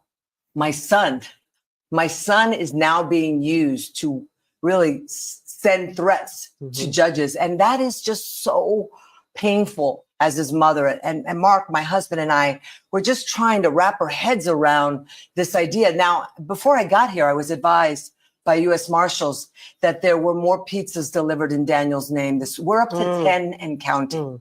This is not getting any better. And so when people are trying to weaponize my son and his legacy to send out threats and acts of intimidation against judges, that's totally against what Daniel was. Mm-hmm. He was love and light. And so I'm here. I'm here to encourage our leaders, Republican, Democrats, Independents, to be champions for justice, to speak up. We need champions for peace. We need champions for unity. We need champions for humanity. There's too much hate in this country. And it's not even just seeping through the cracks now. It's like a volcano that has erupted and we can't, it just will not stop. It just keeps spewing out ashes and lava all over. That's what we have. That is exactly what we have. Another one. Where are you? Where are you? Here you go. China is firing in all directions, like selling US bonds. They're also called US treasuries. A bond, as you would know, is US government debt.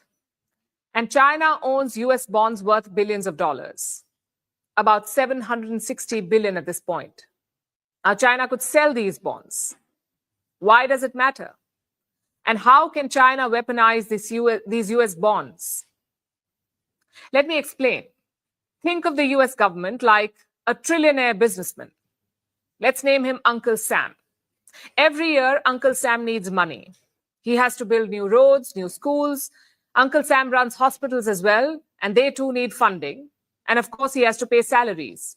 Now, Uncle Sam does not always have enough cash to do all of this, so he borrows.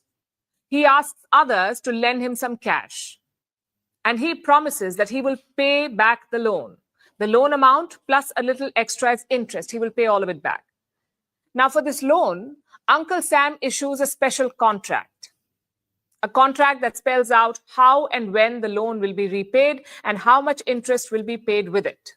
This contract is called a bond. So Uncle Sam has his bonds ready, but who will give him the money? He reaches out to an investor called Dragon. For years, Investor Dragon has been a good friend to Uncle Sam. He has loaned Uncle Sam large sums of money, and it has worked out well for both sides. Uncle Sam repays the money on time, no missed payments, no defaults. He has been a safe investment for Investor Dragon. But now their deal is in trouble because Investor Dragon and Uncle Sam have had a fight. They no longer trust each other. So Investor Dragon has refused new loans. In fact, he's asking for his money back. So suddenly there's pressure on Uncle Sam because he has to repay the dragon. So he must get more money, more loans. And because he has upset so many other people too, he has to promise them more interest. In other words, the loans have become more expensive. The debt is piling up. Uncle Sam cannot keep up with his payments. His entire business starts feeling this burden of debt. He cannot pay salaries. He cannot bid for new contracts. His existing projects slow down, and his entire business comes to a grinding halt. Now, let's say Uncle Sam is the US economy and Investor Dragon, I'm sure you've guessed it, is China. What happens if China walks away? If it starts dumping US bonds or loans or treasuries, whatever you call it, it could crash the US economy. At the same time, it would hurt China too. Like we just explained, this is a double-edged sword, and China would wield it carefully. Xi Jinping's statement today shows that he is not in a hurry. He is willing to drag this out for as long as it takes. And Donald Trump should know this. Unlike him, Xi Jinping does not have to face an election. He has elected himself as president for life. There is no one to challenge his authority in China at this point. But Trump does not have that kind of time or luxury. He wants a deal with China, and he wants China to ask for it. We say, good luck with that. China is firing in all directions. That last bit is key. He wants a deal with China, and China is in no hurry. Good luck with that. This is what happens when you think you're bigger than you truly are. When the emperor that has no clothes and his crown of his group of jesters keep telling him, "Oh, how fine apparels you have on, Your Majesty." But meanwhile, he can feel the breeze. That's what China is doing now. Feel the breeze. They're dumping. They're dumping. And I said this. We said it here. Exactly. We said it. They're dumping. Okay. Good luck. We said it. We have to be careful who holds the handle and who has the blade. It's a double-edged sword indeed. But who stands to lose more? We do. Number one, if they pull that rug from under us and walk away, we don't have the manufacturing plants in place. We don't have the raw material. We don't have the expertise. We don't have it to keep the wheels turning. We are not going to be in an acute position. The Gucci belt will fall off, and guess what's going to fall off with the Gucci belt? That Salvatore Ferragamo purse. We're going to have to put it down. We're going to have to take off the Chanel shades. We're going to have to put away the Louis Vuitton slides. We're going to have to take off the Skims, and it's all going to hang out. We can't pretend anymore. We can't.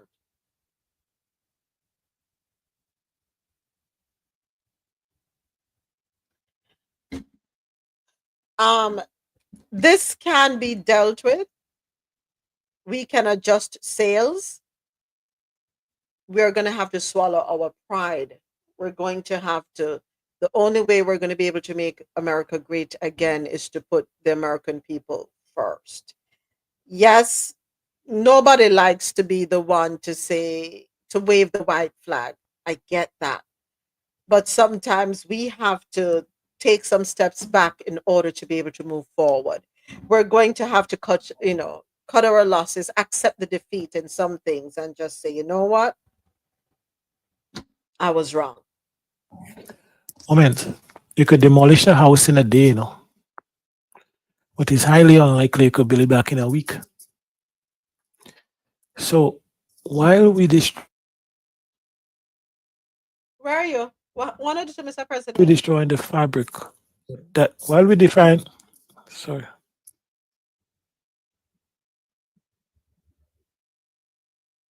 Mr. President. Yeah, I'm saying while we're destroying the fabric that America is built on,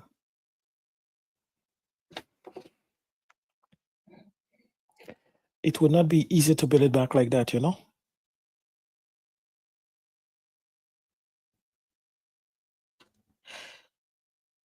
Well, let us salvage what we can. Instead of demolition, let us talk about refurbishing. Let's save what we can, however we can. I said this before. Yes, I do agree that certain things we should be able to do it here. We should be self-sufficient to a degree. But guess what? The horse was let out the gate years ago. The horse was let out years ago. Is it this one? I think it's this one. National saying, you guys are all blaming China, you're blaming us, but it's really your own fault, and America now needs a revolution. They rob you blind and you thank them for it. That's a tragedy. That's a scam.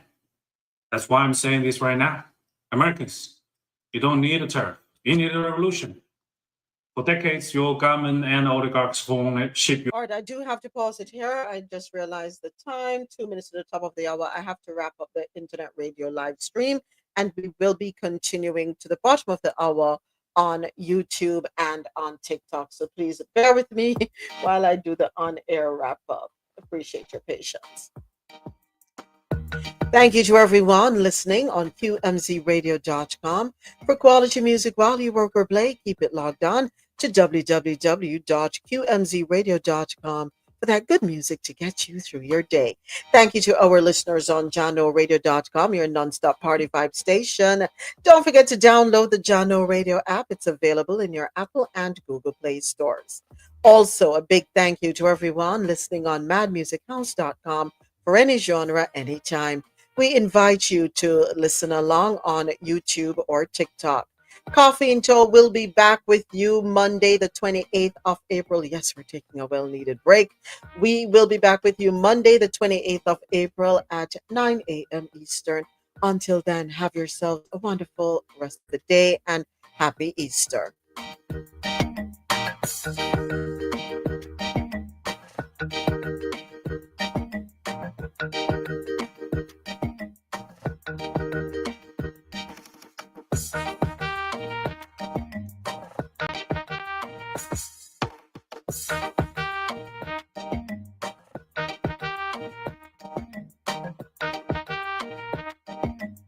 We are officially off the air. Thank you for your patience, YouTube and TikTok. Oops, hold on. All right, back to the video. Not you. TikTok, back to you. Okay. Your job to China. No. This is a post from a Chinese national saying, you guys are all blaming China, you're blaming us, but it's really your own fault, and America now needs a revolution. They rob you blind and you thank them for it.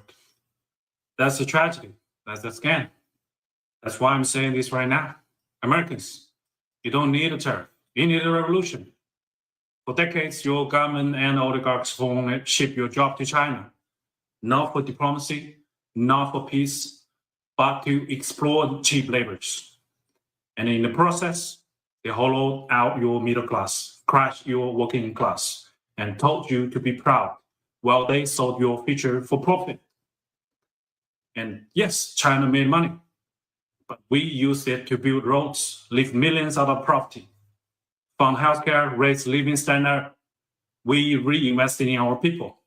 My family also benefited from it. What did your oligarchs do? They bought yachts, private jets, mansions with golf course driveways. They manipulate the market, dodge tax, and poured billions into endless wars. And you get stagnant wages, crippling healthcare costs, cheap dopamine, debt, and flagged away property made in China while they pick your pocket. For 40 years, both China and the United States benefit from the trade, the manufacturing, but only one of us use that wealth to build. This isn't China's fault. This is yours. You let this happen. You let the oligarchs feed your lies while they made you fat, poor, and addicted. Now they blame China for a mess they made. I don't think so. I don't think you need another tariff. You need to wake up. You need to take your country back. I think you need a revolution.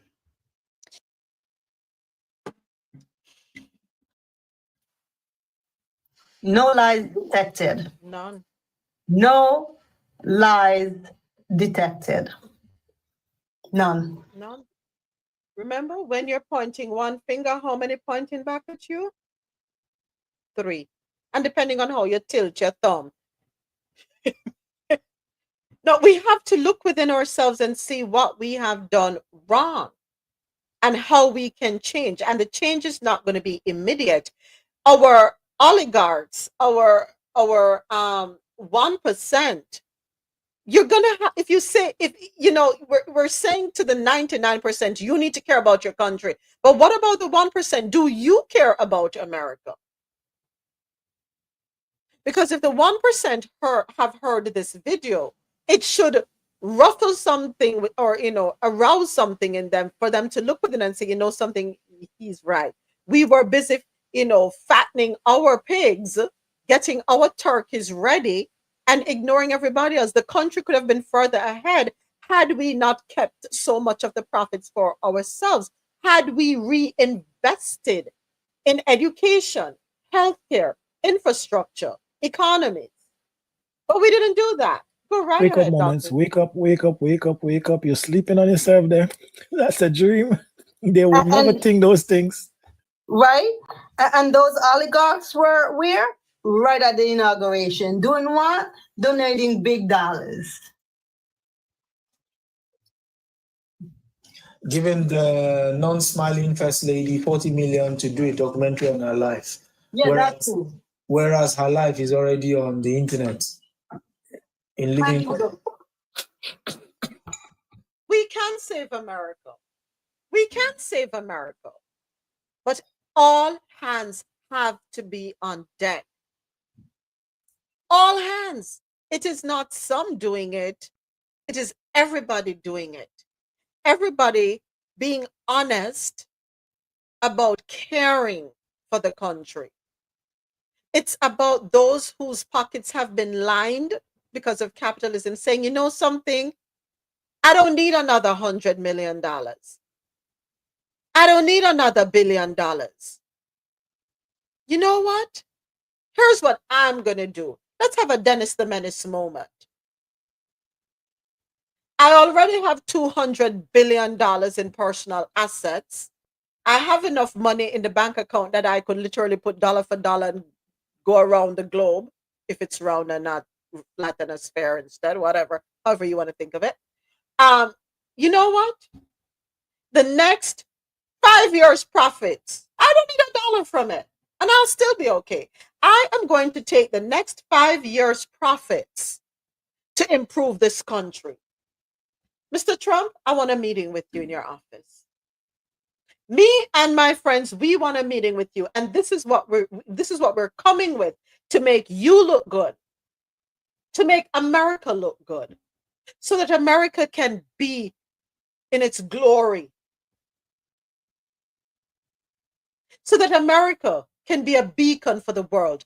We want what's best for this country, and we are on board with you. And here's what we're going to do. Next 5 years, all our profits, we're going to put it into this country. We are going to create economies. We are going to create industries. We are going to change the lives of our people. We're going to lift our people up out of poverty. We are going to see to it that everyone has access to healthcare, quality healthcare, equitable healthcare. We are going to see to it that our children are fed. They can go to school. They don't have to worry about breakfast or lunch. We are going to see to it that our communities are safe. How are our communities going to be safe? There is going to be a reduction in crime. How is there going to be a reduction in crime? Everybody is able to make a living. Everyone is able to have a livable wage. I'm not saying it's going to be perfect, but we're going to have a significant impact in a positive way. We have decided, us, the 1%, have decided that we want to pay our fair share in taxes. We want to take the tax burden off of the middle class. Yes. We want to be more responsible. We want to stop the gluttony. We are done with that. And I know it sounds very utopianistic, but if the 1%, if all of them who sat there behind him at the inauguration just go to him and say, you know something, we are here to turn this country around for everybody.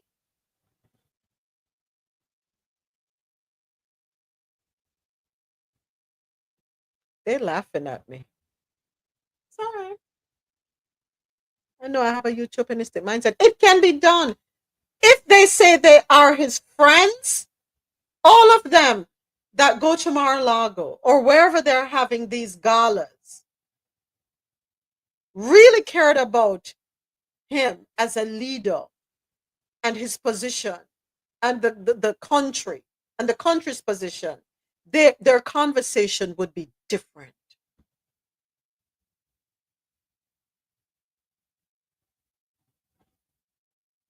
So I challenge the 1%. How do you plan to make America a better place for everybody? What's your plan? Are you willing to give up 5 years earnings? Because the truth is you don't need it. You really don't need it. And you're not going to be any worse off in 5 years if you say, you know what, or even for 4 years while he's in office. You know what, I can give up 4 years salary. Don't cut me a check. Let's invest that. Can you manage? Will you be okay? You will. Can you do that? For the love of America. If you say you're patriotic, can you do that? Put country before self. Are you able to increase take that money, increase the salaries of your workers? Because Walmart, God forbid, your people have to depend on federal and state benefits, even though they work a 40-hour shift.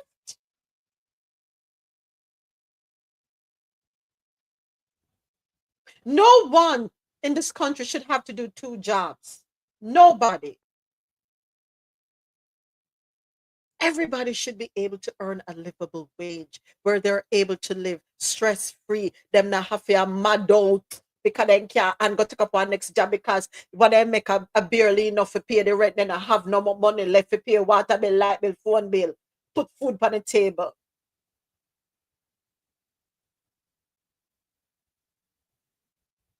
Let's reset. We can reset. And within the 4 years, can we have some industries put up? What are the things right now? What are the factors we can establish in the shortest time frame? The most practical ones, the most cost-effective ones, so that the cost that is passed on to the consumer is not going to be cumbersome. What can we look at? What can we bring back to the country? What are the industries we can bring back right now? The most reasonable ones that will have an impact. And then we can say, yes, okay, we see the change coming. What?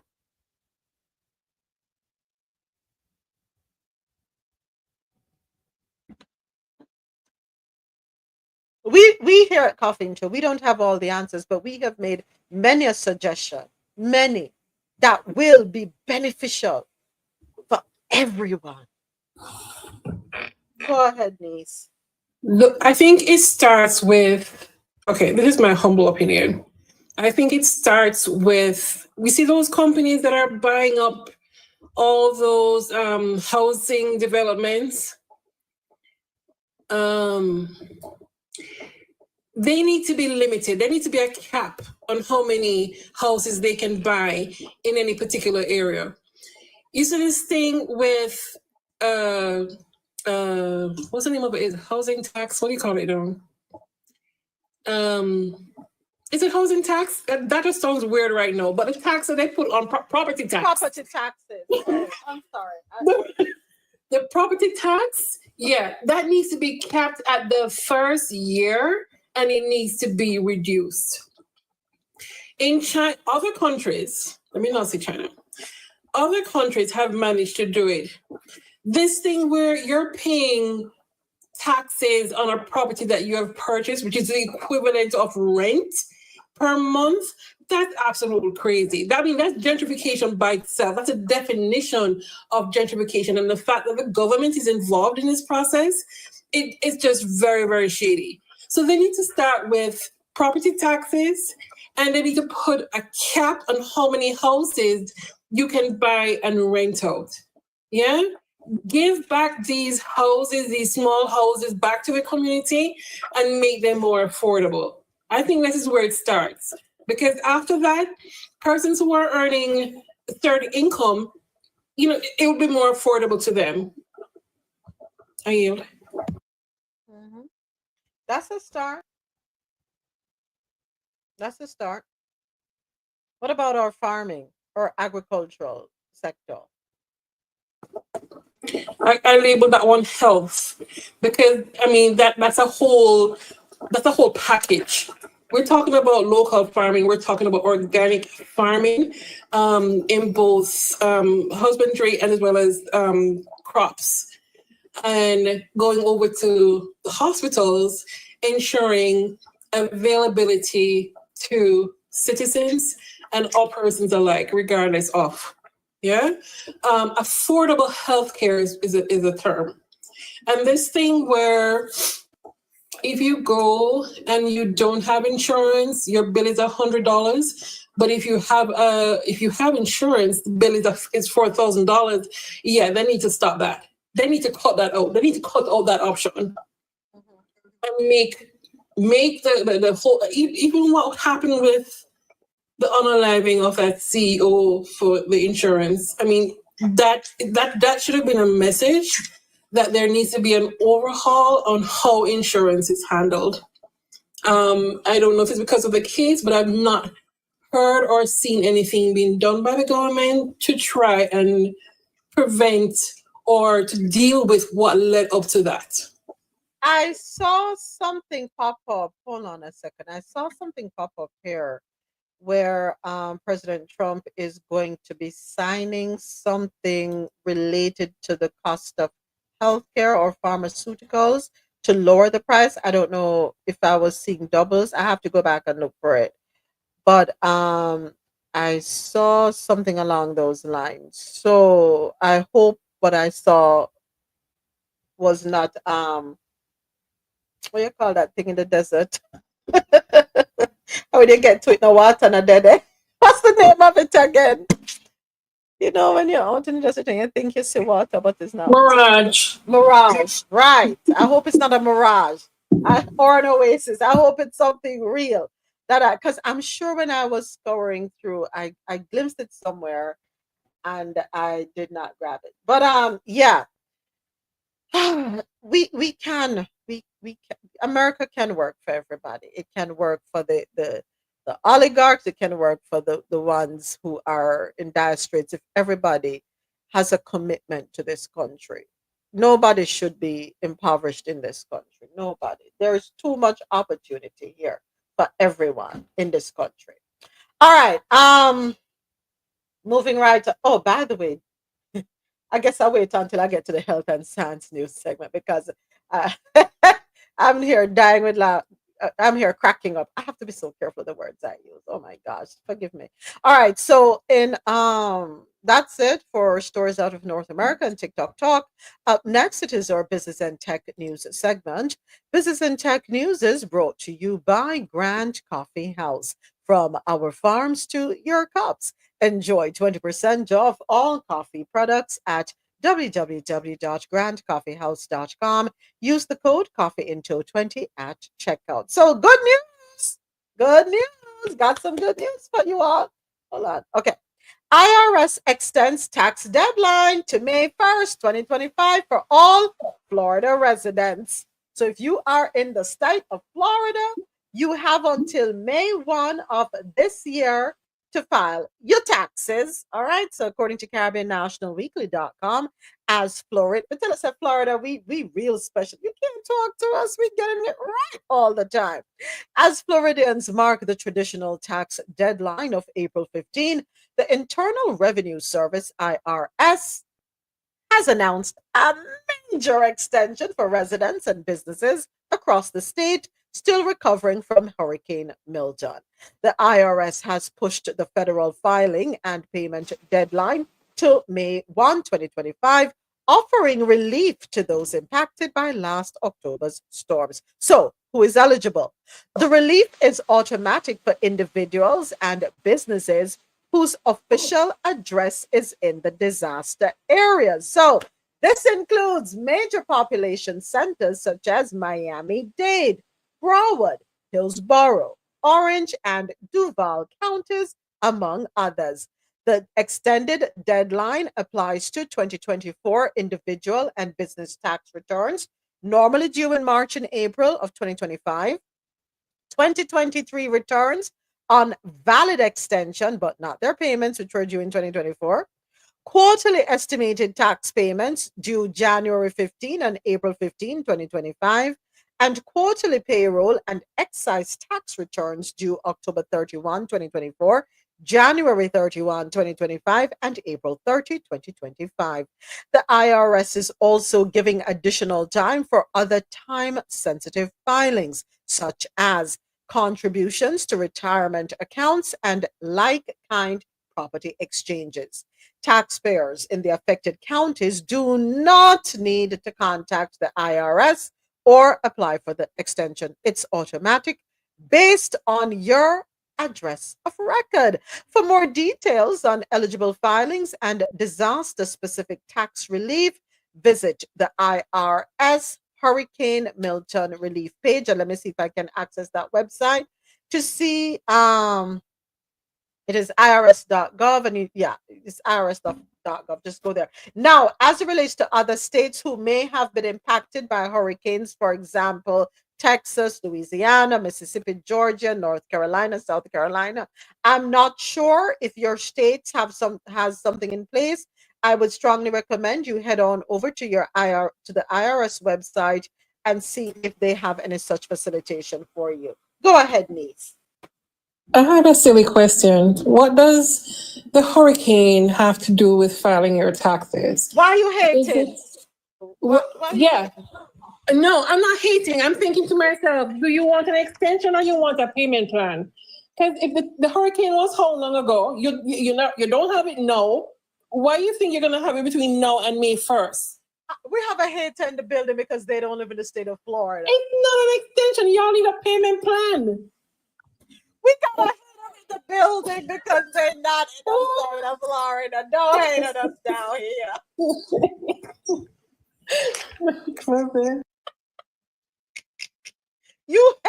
You outside the club and you bad because you can't get inside the club. How you gonna stay outside the club and hate on us down here? At this point, I mean, yeah, the hater rate is serving, but yeah, at this point, he's just doing way too much. Maybe the structure of the wording should have been a little bit different, but yeah, yes, no. He should have just said economic hardship, and then guess what? He was the first one to have evicted all of the construction workers, the affordable construction workers, let me call them that. He was the first one to have evicted all of the affordable construction workers. Yeah. So then now they have to be paying the not so cheap ones. Yeah. So of course they have an economic disadvantage, and ergo they need a filing extension. It's not an extension, a payment plan. Let me find them because they hear This them you all. will not understand. This would not understand. That is Florida logic. Oh, Florida logic. Florida logic, because that doesn't make no sense. Niece, the Jamaican are come out in your right about it. Use a hater. But you know what? May 1st is really still not that far away. You only get 2 extra weeks. So there you go. So if they're not gonna have it, no, they're not gonna have it then. Or they won't have all of it then. So then you have payment plan, which is probably gonna be 3 to 6 months as opposed to 2 weeks. Watch the hater them in the building. The hater them there, Georgia, New York, and Texas. They put on us Floridians. Florida. What we do then? All because we have the sunshine, all because we have the good up beach, all because we have the we have the things them are here. The alligators. Florida, don't worry yourself. I got you. Let us set the alligator pan there. We're not hating. We're not hating at all. I'm just calling into reality that it's really only 2 weeks, so you can bask into 2 weeks. But that's it. I'm not here. I'm sitting here, Right? I'm sitting here. Ignore them, Florida. Because for that, you may as well file the extension to October and just pay it. Because when they paid April 15th, they paid May 1st, you still got to pay. Right? So even if you file an extension, this is what people don't seem to get. Even if you file an extension, you got to pay your taxes. Right? I filed an extension and I had to, like my accountant, and he paid it. Make sure it was sent in and paid in time, because you pay 5% interest per day on what you owe. Right? Yeah. Well, so we ain't hating. I need to call DeSantis.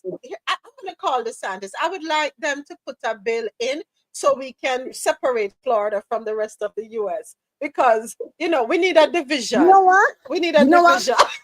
Go ahead. You guys can galang and take Donald Trump. There you go. And you know what? He lives here. I mean, he's in Mar-a-Lago. He's right over there. So, we have president, we have a governor. We have it all. Y'all just hating on us real hard. Yeah, you have the first convicted president, so you guys can really keep That's what we do. We love that. Oh my goodness. Sasha said you were called New York name. I would like to put in a decree. Florida will separate. At one point, Texas wanted to separate. What happened? Texas wanted to be its own country. Not so much again. Oh Lord.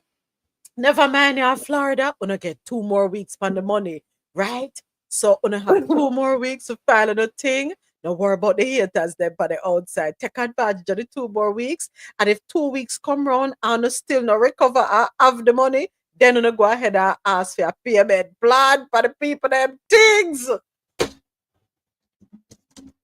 We love Ron DeSantis. You know, he working for us down here. But where's the tax lady that was supposed to come on? I was hoping to hear, oh, we don't have to pay no more taxes. She's in, trust me, she under pressure. And she does her live too around the same time. She under heavy pressure. She under pressure because she have her tax deadline. She's inundated, and plus she does her lives too. So you need to look up 81 tax prep niece and follow her. Yeah, follow her. Follow her. Follow her. I know she had no stress because I spoke to her recently. She said she had out. she'll leave her office at 1 o'clock in the morning to turn around and come right back again. Yeah, so she and that it's a really busy time for her. All right, so that was what. Do we have anything else in business and tech news? No, we do not. Moving on now to health and science news. This segment brought to you by Lormel Skin Food. Log on to lormelskinfood.com. Discover the range of natural skincare solutions. Indulge in the radiance of natural and organic beauty with the best natural and organic soap bars, whipped soaps, body butters, and oils. All 100% natural products. Lormel Skin Food for a natural, beautiful you. So before I do anything else, I have to remind you folks tonight is the live podcast. Where's my link? Hold on there. Okay, for Black Maternal Health Week. Hold on. Here we go.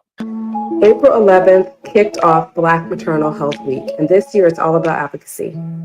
Did you know Black women in the United States are nearly 3 times more likely to die from pregnancy than white women? I truly believe that this week is a time to raise awareness of the inequities that impact Black mothers and birthing people. It's also about honoring their experiences, listening, and demanding better care. This week, let's speak out, share stories, and support policies that protect Black lives. Advocacy starts with awareness, and it starts with us. April 11th. All right, so tonight,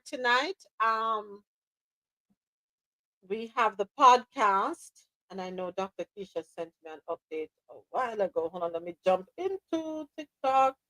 What is this? Okay, inbox.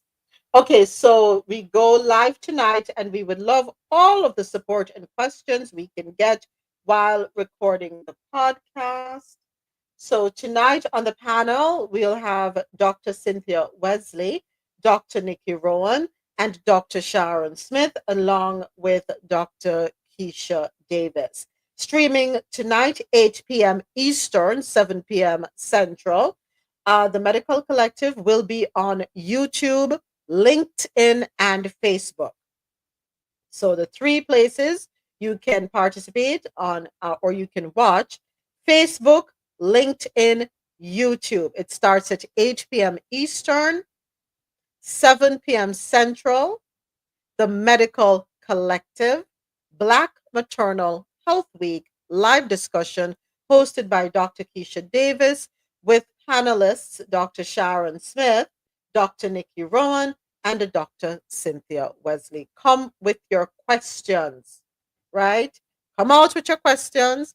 Get the answers. Get the right answers. And we're looking forward to everyone showing up. Again, the Medical Collective, YouTube, LinkedIn, and Facebook. All right. I will be watching on YouTube because I'm not on Facebook nor on LinkedIn. All right, folks. So we don't want to miss that. That's tonight. Set your alarms. All right. See, listen to this one. Hold on. Or should I save this one for last? Because, yeah. Let me save that one for the last one. After delays, First vaccine advisory meeting under RFK Jr. is underway. We have this one is courtesy of NPR. Let's take a listen to this one. Oh boy. Vaccine advisors to the Centers for Disease Control and Prevention are meeting publicly to discuss the nation's vaccine policies. It's their first such meeting since Robert F. Kennedy Jr. took charge of the Department of Health and Human Services. NPR's Ping Huang reports on the highly anticipated meeting. The CDC's Advisory Committee on Immunization Practices typically meets 3 times a year, but this meeting was taken off the calendar in February, raising concerns about interference. Claire Hannon is head of the Association of Immunization Managers. Really glad to see that it's scheduled and that, they're holding public comments, reassured and very glad to see, that it's happening. Hannon flipped through a printout of the packed agenda, pointing out topics she'll be watching closely. Meningococcal vaccine and HPV vaccine, COVID vaccine, and flu vaccine. Over the next 2 days, the committee will hear from CDC staff on a range of vaccines and vote on recommendations for some of them, such as RSV and chikungunya. The committee's advice shapes access and insurance coverage for vaccines.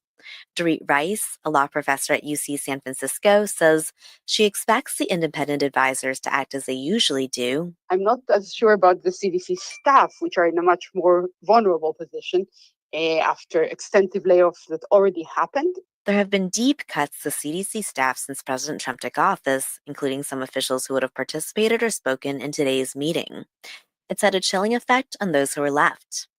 Caitlin Jetelina, a public health expert who writes the newsletter Your Local Epidemiologist, says signs of political interference at the meeting may be subtle. What it may take, she says, is for those of us that have listened to hundreds of ACIP meetings to report back whether it is just business as usual or there's some sketch things, beneath the surface. Dr. Anthony Fiore worked closely with the Vaccine Advisory Committee before retiring from CDC in 2021. What I don't want to see go away is a very strong endorsement of the use of vaccine as preventive medicine. He's concerned, he says, because Kennedy has cast doubt on vaccine safety and canceled funding for research into vaccine hesitancy. Ping Huang, NPR News. Any comments with regard to that one? First vaccine advisory meeting on the way, RFK Jr. Okay. Go ahead, Dr. Let me tell you. I mean, if people don't see that's problematic, that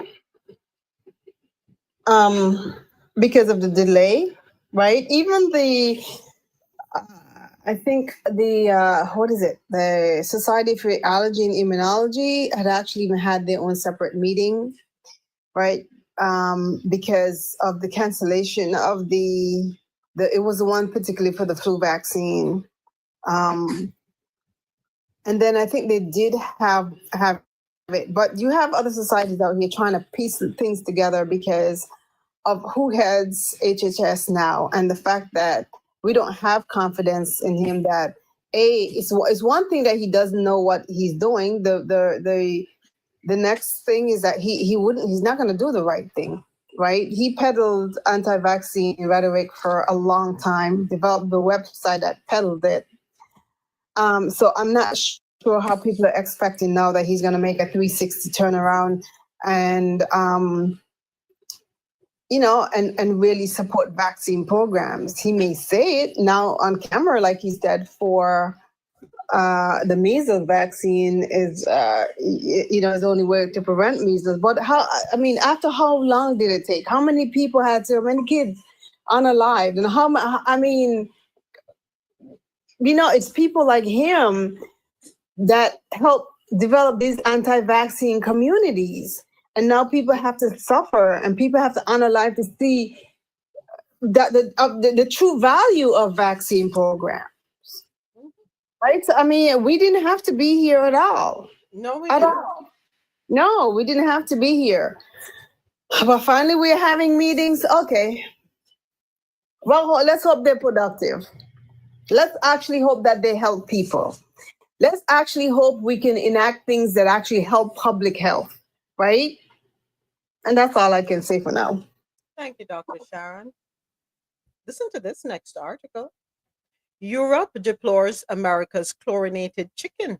How safe is our poultry? This one, courtesy of NPR.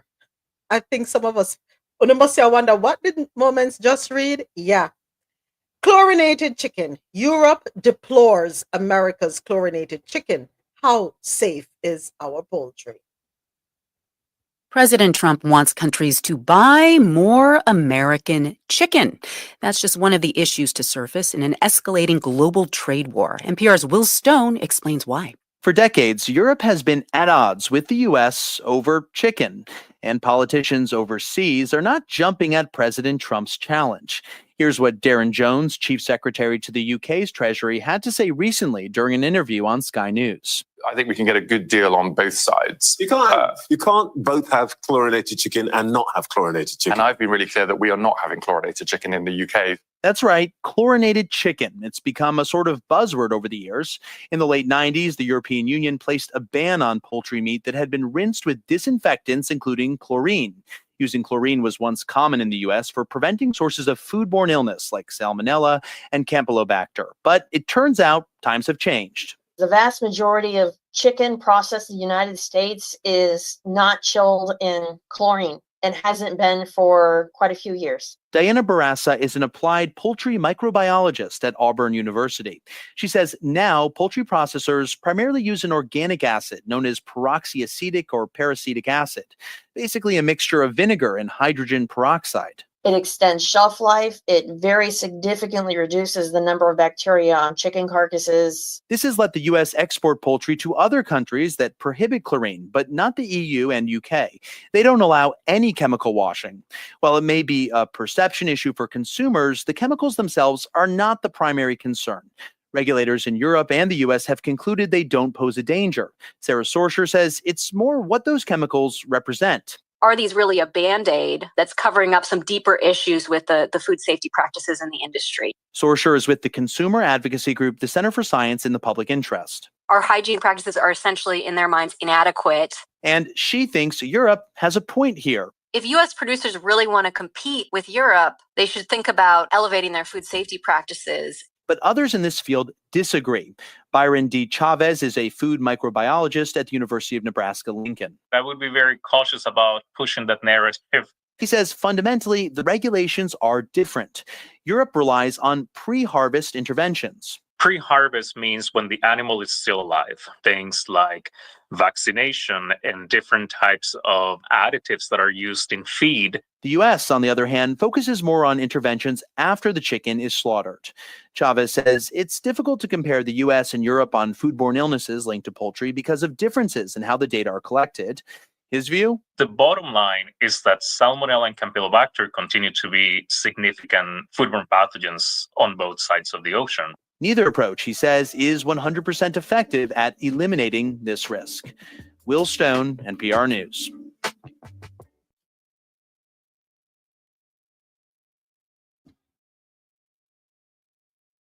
What's wrong? Why doesn't Europe want to take our chlorinated chicken?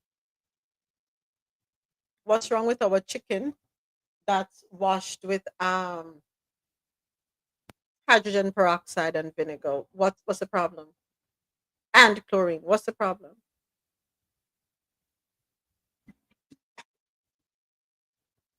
I am expecting Europe to get on board and start purchasing our chickens. There's nothing wrong with our chickens.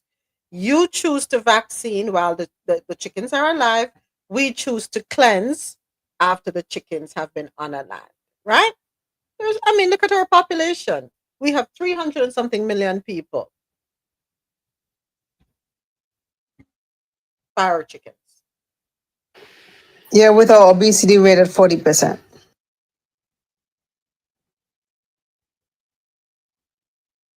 But should we be up in arms if a country says they don't care for how our chickens are handled, are raised, are processed post unaliving? I don't think to each his own, cultural differences, blah, blah, blah. I think we should respect each other. That's me. I don't know. So here are my thoughts. I mean, I get that every country have their own differences, and like, you know, they treat their chickens before, you know, they're processed for food, and we do it after. I get that, but I can tell you there's something going on with the way we process our foods that to me is related or correlates to the rate of cancer and cancer increase, especially in the younger population, the younger generation. People with no family history. I mean, you know, and I keep saying that. It's like, oh, there's something. Yes, for me, I try to eat clean. Yeah, but even with that, I mean, everything is not 100% clean. There are things that are processed. And in that processing, to me, is what's getting us. And the added like endocrine disruptors, you know, so I mean, they may have a point with yeah, you know, even though I think, yeah, we can mutually respect, but if they don't think what we're doing is aligned with what they want and how they would do things, I mean, it's their right to refuse not wanting our chicken. Me, I'm personally, I think going the route of taking care of the chickens while they're alive would, if we were to do that here, we wouldn't have the bird flu issue. Am I right or wrong? Would we have better control over the avian flu, that sort of thing? I don't necessarily think so. Like something that's you know, that no, I don't think so. You don't know. No, right now, after reading that article, if they tell me for the chicken wash in a vinegar alone and lemon juice, I'll be okay that, because when we buy our meat, that's what we do. Lemon juice and vinegar or lime juice. But no, may I hear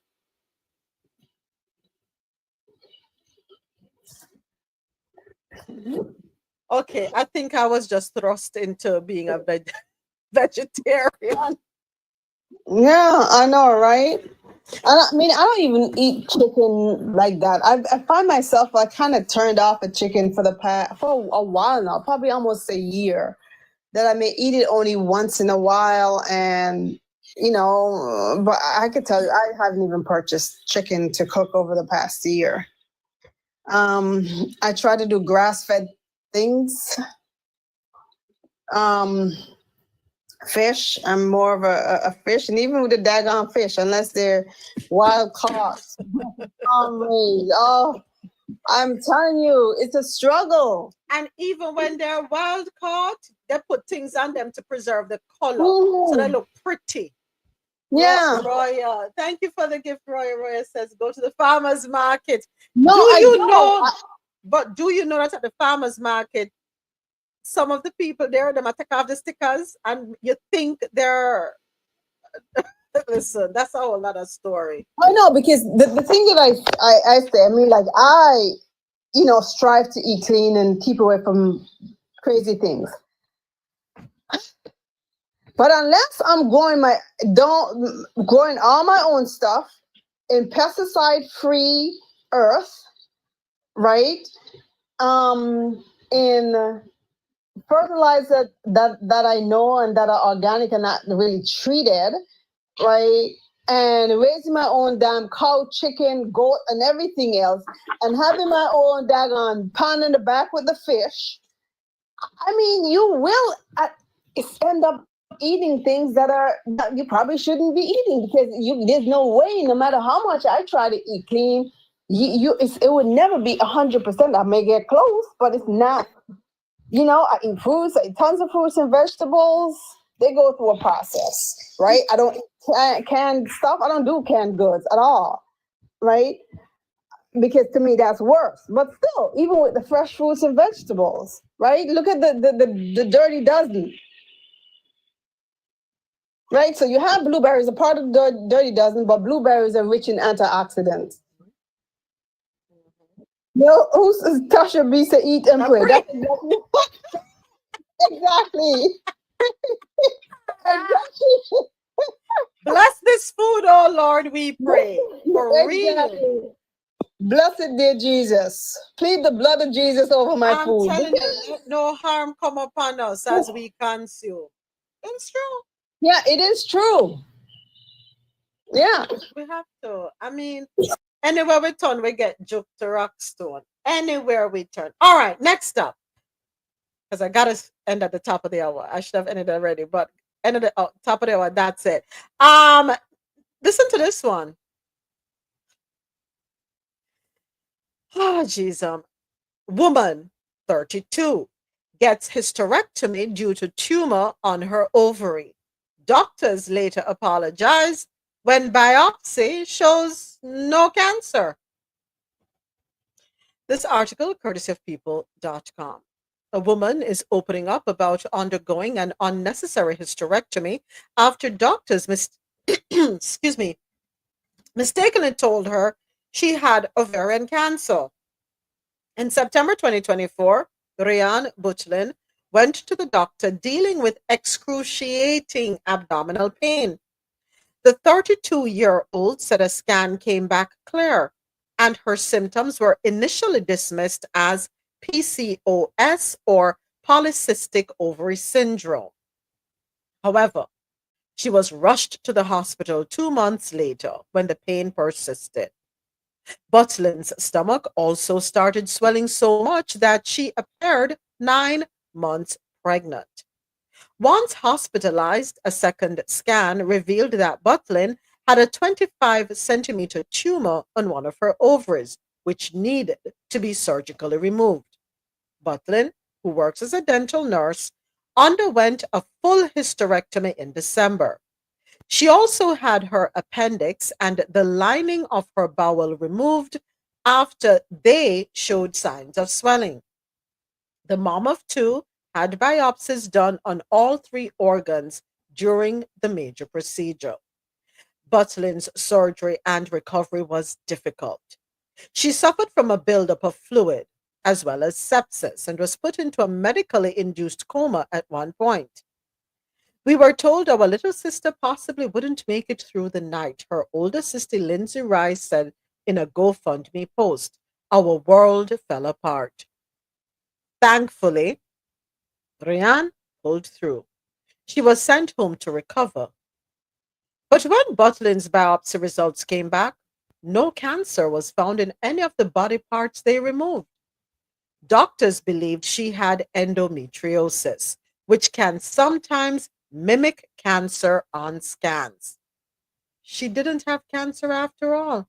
Can you believe how happy we all were? We cried, jumped for joy. The nightmare was over.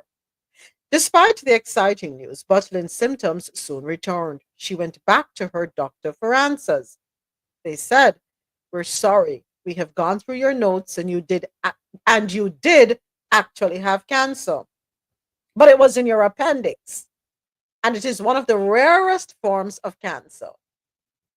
Although Butlin's appendix had been removed during surgery, the disease had already spread to her pelvis and lymph nodes. Doctors said her cancer was now stage 4 and incurable. Of course, she said, "I'm just emotionally drained. I'm constantly scared. And some nights I barely sleep. It has been a very scary journey, if I'm honest. Obviously, I've had a full hysterectomy when I did not need to. I've had my ovaries removed when I did not have ovarian cancer. And I've had the lining of my bowel removed when I did not have bowel cancer. Then they did remove my appendix in December, but it wasn't until months later that they found cancer there. Now, more than 6 months after first complaining of stomach pain, Butlin started her first 3-month course of intensive chemotherapy on April 8. Butlin's older sister expressed her disappointment with how doctors have handled her care. It's not been the best experience. If they figured it out earlier on, then we would not be in the position we are now in. It feels like we have been massively let down. Go ahead, Dr. Sharon. What could have averted all of this? So let me okay, hold on. Let me put on my glasses, because I got to put on my glasses to hear and see and talk. Because this is actually the definition of malpractice. It really is, right? So let me tell you. So you can, on a CAT scan, right? So, because I'm assuming she had ultrasound, she had CAT scan, and on the CAT scan, it would suggest ovarian cancer, right? Once you enter the abdomen, one of the first thing you do is get pelvic washings, right? You get pelvic washings and you do a visual survey. So you look at the ovaries bilaterally, look at the tubes, you look at the uterus, you look at the bowel, right? You inspect the wall, peritoneal wall, you run the bowel, you're gonna see the appendix, right? So even before they get to the appendix, let's say the ovary looks grossly normal, because if the ovary is normal, like visually, then it's probably normal. Let's say you can't tell, really. So what you do, you get what we call a frozen section to confirm the diagnosis, and Dr. Keisha is not here. We send the frozen section to Dr. Keisha, right? And I'm trying to figure out who operated on her. Was it a general gynecologist or was it a GYN oncologist? Because if they suspected ovarian cancer, then this should have been in the hands of a GYN oncologist. And the GYN oncologist I know and I've worked with, and I don't. Where did this happen? Where? This, let me see if it tells us her. It does not. Hold on, where is she? It doesn't say. It doesn't say. It doesn't say. Right. So even if you suspect ovarian cancer, you do a visual inspection, you send a frozen section, because this is a huge surgery, right? You do a whole big laparotomy incision from your xiphoid all the way down to your pubic bone, putting these big retractors so you can see the entire abdominal and pelvic cavity, right? And you're doing what we call a total abdominal hysterectomy, bilateral self-inguinal oophorectomy. You move the tubes, the ovaries, the peritoneal lining also, right? And a lot of times they do remove the appendix with it, but now, did the appendix look mostly normal? Maybe it did, right? Maybe it did, maybe it didn't. And then another thing that concerned me, because they always look at every tissue that they send to pathology, what was the date of that pathology report saying that she had cancer in the appendix? Or why is she knowing 3 months after? But she lost for 3 months.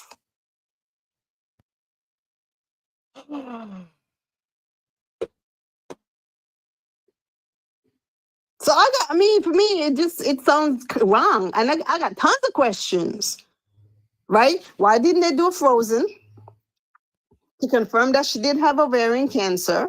What did they see when they enter the abdomen, right? And if they proceeded with the THBSO, because you also even remove you do omentectomy. The omentum is a fat pad that hangs off at the bottom of the stomach and drapes the abdomen. So you remove the omentum also. So it is a huge surgery. So you put this person through a huge surgery without actually even doing a frozen section, confirming that she has cancer or even borderline cancer, then you proceed, right?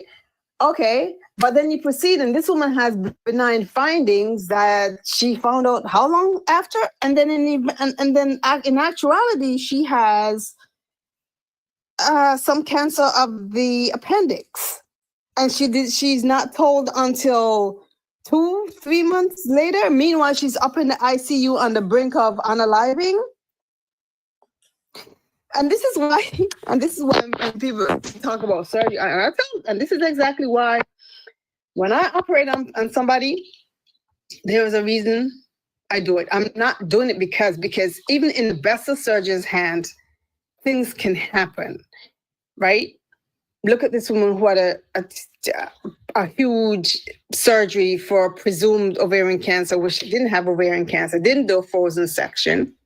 And for example, let's say you're in a rural community where you don't have the ability to call in a GYN oncologist or get a frozen section, then you refer the patient to a big tertiary center where she can get the correct care that she needs.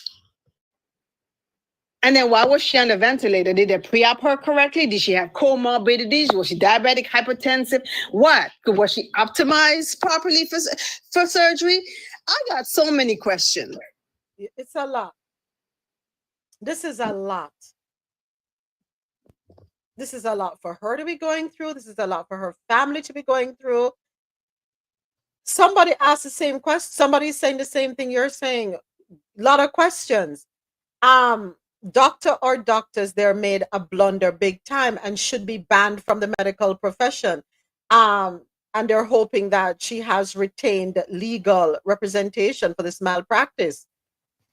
Somebody's a comment on the article says, I wonder what health insurance she had, because if it was Medicaid, it doesn't surprise me at all. I had an inoperable brain tumor, was misdiagnosed, and was left untreated for 3.5 years because doctors didn't think Medicaid would cover it. I now live with severe neurocognitive disorder due to the swelling from spinal fluid buildup being allowed to continue for so long. Another person misdiagnosed lung cancer 2015, found to be mold in the lung from a leaky roof. So Tasha put something here in the chat. And Tasha, this is just crazy. Same thing happened with my mom. Different type of cancer. Some doctors are incompetent AF. Always get a second, third opinion. No, but okay. So for me, I'm not a GYN oncologist, right? But I mean, for me, these are basic questions that I ask myself, and I know that any GYN oncologist would do, and the ones that I've opened the patients and I looked and I said, what the hell is this? Can you call me Dr. So-and-so? I don't know what the hell this is. Call me Dr. So-and-so because this didn't look right. Call me Dr. So-and-so because this. Call me Dr. I need a surgeon. I need a urology. I need this. Because part of being a physician is knowing when to ask for help. Because we don't know everything. I would never tell anyone that I know everything. So I got questions. I mean, did obviously didn't ask for frozen, just went in and did a huge surgery. I mean, Sharon, this is also a learning moment, a teachable moment for all of us, in that bringing up gynecological oncologists, right?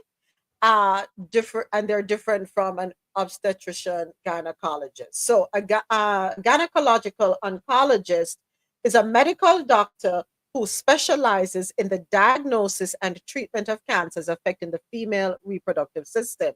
They have completed specialized training after their obstetrics and gynecology residencies. So now that we're aware of this, can we recommend to our women, to everyone as a matter of fact, because if you are involved with a woman and you are a part of her health care and you have an avid interest in her reproductive system, right?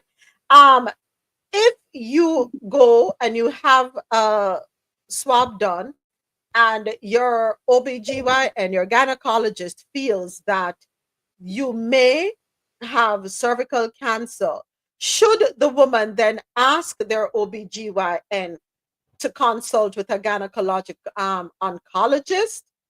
Or should that be something that is readily recommended by your OBGYN? Okay, so it depends, right? So let's say you have an abnormal pap smear, right? You got an abnormal pap smear, and it depends. So let me just go to one of the extremes that you would see. You get a pap smear that says high grade. Okay. You already know this patient is going to need a LEEP. A LEEP is an excision procedure of the cervix. Now, we still do the biopsy before the LEEP, Because with the biopsy, I would send it to Dr. Keisha and she would let me know if this is already invasive cancer. If the biopsy says invasive, she goes off to the GYN oncologist. I'm not even doing anything else, right? But no, if it's CIN2, cervical intraepithelial lesion 2, then she needs a LEEP, and a LEEP I can do. If she has other findings, like let's say the glands in the cervical canal is is questionable, then she may need what we call a cold knife cone. I don't do cold knife cone. I send them to the GYN oncologist, right? So for me, I know my limitations. I know what I do, what I don't do. I try my best to follow guidelines and standard of care. I know when to send the patient to the GYN oncologist. And when I'm not sure, guess what? I have the GYN oncologist on speed dial. I'm calling them. One person I trained with, we did our OB residency together, and she did GYN, she's an oncologist, she did oncology fellow. I have another friend in Boston who's an oncology fellow, and the person that I refer my patients to all the time here, she's in Houston, she's a GYN oncologist. And I would text them, hey, I got this, blah, blah, blah, I'm gonna send it to you, or and I get the patient in her office in 2 days. Right, so people have to know their limitations and have to know what the guidelines are and the standard of care is. And because let me tell you, when you stick to the standard of care, you keep yourself out of trouble. When you stick to the practice guidelines, you keep yourself out of trouble. But once you start flip-flop, deviate, no, it's okay. 3 years later, the patient have invasive cervical cancer. You look back, she had a high grade that no one did anything about. She came to see you, you did nothing about it. Now she's stage 2, 3 cervical cancer. That shouldn't be. That shouldn't be. So you don't necessarily will send directly to the GYN oncologist because they don't want to be bombarded with benign things that we should be able to do. But to me, at least if you have a question, if you're unsure, you can always reach out to the GYN oncologist and ask. You can get a consult. You can ask. Mm-hmm. Wow. Woo. Thank you, Dr. Sharon. Thank you so much. You're welcome. And folks, just a reminder, 7 p.m. Eastern, no, 8 p.m. Eastern, 7 p.m. Central. Please check out the Medical Collective. Dr. Sharon will be on the panel. This week, we've been, it is Black Women's Maternal Health Week. I'm sure many of you will have questions. You can check out the Medical Collective on YouTube, LinkedIn, and on Facebook. They will be streaming live tonight, and they want you to come with questions. Come with your burning questions so you can get the answers you're looking for or be pointed in the direction you ought to go. All right. It is such a blessing to be able to have them show up here. I have Dr. Keisha, who is a triple board certified pathologist who is a part of the C.I.T. family since Clubhouse days. We have Dr. Leslie, and we have Dr. Sharon, all coming from Clubhouse days, right? So, and today. Me feel like jealous of Dr. Leslie. She's on somebody's beach laying down. I don't like that. All right, no, okay, we're blocking her. Block her. She get back. We don't want to hear about the beach. We don't hear about the sunshine. We don't want to hear about no good food, no lemongrass tea. We don't want to hear about none of that. So we're blocking Dr. Leslie. When she get back, we reconnect with her because we don't need to be low-key hating on her right now. Yes, me, I thought the truth. I don't want to be jealous of her right now. But folks, right now, the medical field too is they're lacking. There's a shortage. They will tell you they have a shortage of doctors. The good doctors are overwhelmed. If you have family members who tell you they want to get into medicine, please ask them some hard questions. What is their reason? And their reason at the top of the list is should be because they want to take care of people. They have to be compassionate people who care about people. Not for the lifestyle that it may afford them, not for the external respect, that people respect the title. No, we want people who care about patients, who will go the extra mile. We need doctors who, as Dr. Sharon pointed out, who will know their limits, who will know how to swallow their pride and know, okay, the buck stops here with me. This is beyond me. Let me get doctors A, B, C, D, E, F, G on this. It is important. Not just with our reproductive systems, but with all aspects of our health.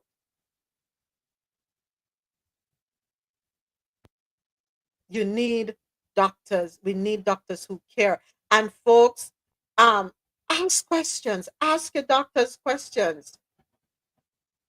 Ask your doctors questions, and that will help you to determine if they have if they really care about you. We need to clone Dr. Keisha. Can we go back to the movie Who Cloned Tyrone and let us see how we can get the machine there? And we need a plethora. We need a whole army of good doctors out there. And Tasha, you said something important. If you are skeptical about the information you're getting, by all means, get a second opinion. And there are doctors who will tell you right then and there, I think we need to get a second opinion.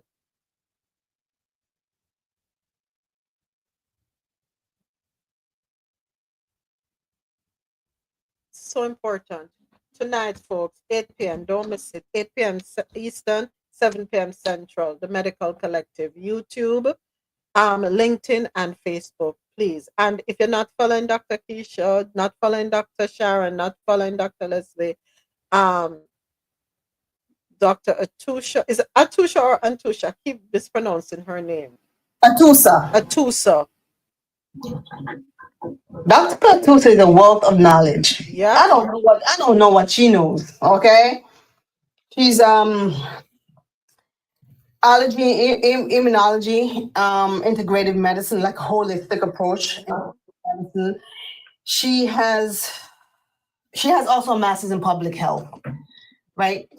She has practiced medicine and done mission trips. I want to say in approximately 40. We lost. Right, so that is a true testament of like public health. Right, she can read off information that I don't know it. That's not in my wheelhouse, and I'll call her for anything I need that I don't know.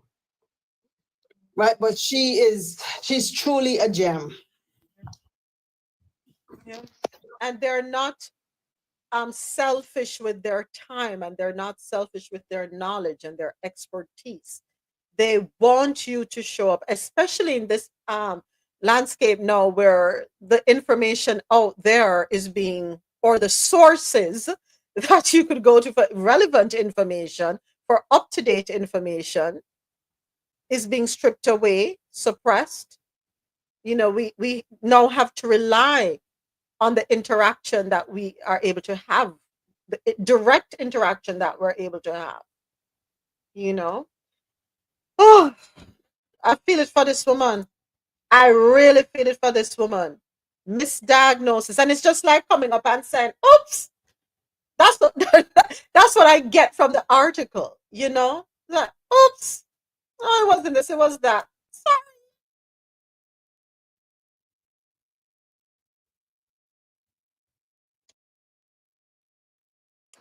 So this is the thing, right? And I always think about this when I'm going to operate. And sometimes patients, like, okay, let me give an example. A patient will have maybe like a 1 or 2 centimeter fibroid incidental finding on an ultrasound, meaning they had an ultrasound for some other reason, or they went to the ER with pain, they did a CAT scan, saw fibroid, they did an ultrasound. this fibroid, and it's like 2 or 3 centimeters. And the patient's like, oh, well, I want it out, I want it out, I want it out. I'm like, is it bothering you?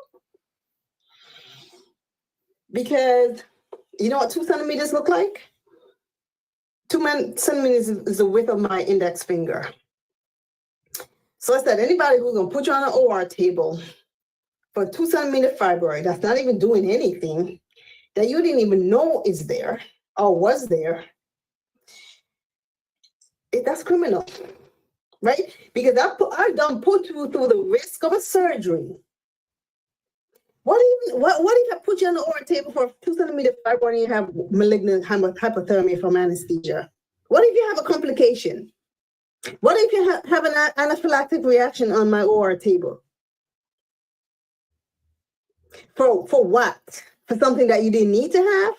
Yeah, no. So people really need to think about when they're having surgery. Or sometimes if I'm doing laparoscopy, I even did a laparoscopy for pelvic pain 2 nights ago, and she's like, oh, it's simple surgery. I'm like, yeah. Have you ever seen somebody put a birth needle through the aorta? Simple until something happens. So you really have to think of, why am I doing this? What's the benefit for the patient? What's the risk to the patient? Right? Because if we shouldn't be doing this, then we shouldn't be doing it. Right? It's not like you need open heart surgery and I'm like telling you to go drink some bush tea. No, you need open heart surgery or else you're probably not going to be here. Right? So people have to really weigh the risk benefits and what I'm doing and why am I doing this? Do I need this? Is there an alternative to to this? Right. Yeah. Oh. Thank you very much, Dr. Keisha. Appreciate that. Appreciate you being able to. I'm not Dr. Keisha, but that's okay. Dr. Sharon. You know what it is? I'm looking at the flyer, so please forgive me. I'm looking at the flyer. My apologies, Dr. Sharon. No, you're fine. You're fine. When I was in residency, there was she's a friend of mine. She was a year. She's on a year above me. She actually practiced OB in Florida. So her name is Susan Gray, and I'm Sharon Smith. And they used to mix us up. They used to call me Dr. Gray all the time. I call her Dr. Smith all the time. No, mama, they stare on the flyer. Folks, 7 p.m. Central, 8 p.m. Eastern. Medical Collective, live on YouTube, LinkedIn, and Facebook. Dr. Sharon will be there. And from time to time, they are on TikTok at night. They have lives, and it's an opportunity for you to come in and ask questions. Don't be afraid, right? Wealth of information from all the doctors. And they do have other doctors that come in and are in the chat and will come up on the stage. Folks, you have to, things are out there to our benefit. People are out there for our benefit. It's who you align yourself with, folks. Get into the right spaces. Sometimes put on the carelessness, right? There's a time and place for everything. Right now, we need as much information as we can get, and they are offering that information to you. All right, folks, next up. Thank you again, Dr. Sharon. Next up, last article of the day, believe it or not story. This one is so, a Florida woman has been arrested for selling human remains on Facebook Marketplace. Yeah. So she is facing criminal charges after police say she was buying and selling human bones through her business on Facebook Marketplace. Her name is Kimberly Shopper. She's 52 years old, out of Volusia County. She was arrested on Thursday and charged with the purchase or sale of human organs and tissue. This is according to court records. She owns, what kind of name does she give the place? Wicked Wonderland, a curio shop in Orange City known for offering preservation services, Gothic antiques, and unusual art. The Orange City Police Department began investigating the shop in 2023 after receiving a tip that the store's Facebook page was advertising human remains. According to an arrest affidavit, police officers found multiple listings showing skull fragments, bones, and other human parts for sale with a total value of $850. The items included 2 human skull fragments for $90, a human clavicle and scapula for $90, a human rib for $35, a human vertebrae for $35, and a partial human skull listed for $600. Police interviewed Ashley Lalisi, 33, co-owner of Wicked Wonderland, who told investigators the shop had been selling bones for several years and said she didn't know it was illegal in Florida. She said the bones were genuine and had been bought from private sellers. Lalisi claimed to have documentation but could not provide it during the interview. Officers collected 5 bone fragments from the store with Lalisi's consent. She said one of the skull fragments had already been sold for $50. When Shopper and Lalisi met with police again, Shopper claimed the bones were educational models which were legal or are legal to sell in Florida. However, the affidavit states that both women became upset when told the remains could not be returned as they were now part of the investigation. Yuck! Oh, the mama. This is a mama blood moment. Really are going, yeah. Wait, I stepped away from the phone. Give me one swift. Well, how that go? She was selling remains. Yes. Which parts? Florida. Oh, clavicle. So, okay. I person not hear about stuff like this. Tell me, say I person not here. Yeah, but not on Facebook Marketplace. No, but what did you just say? Excuse me. This has been on Facebook for years, and it's on Instagram. It's on Instagram? Yes. Okay, so let me ask a question. So where are people getting these body parts? That part. That part. You're really asking that question, Dr. Sharon? Yes, I am.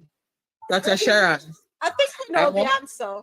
I think Exactly. we know the answer. Exactly. There are 2 sources. Mm-hmm. Yeah, funeral homes. Yep. And the other one is when you can't find people.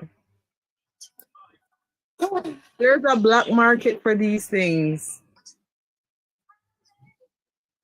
You know what just got through my head? Children.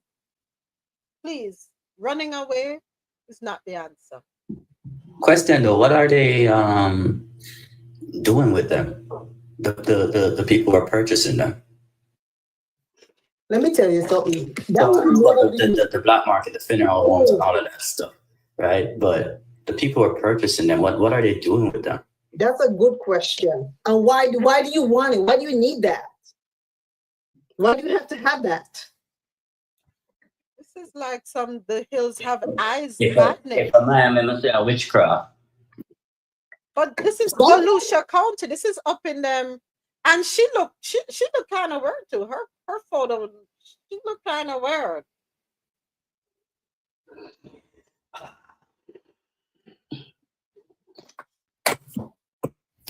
This is madness. Rasola said it's not the first time I've heard this. This is like you're watching a movie. This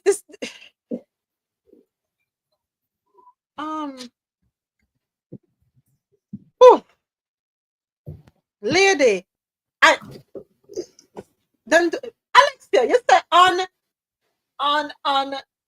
Instagram. So how is it that when people will put up a post now on bathing suit, then quick for strike that down, but yet this is allowed on Instagram?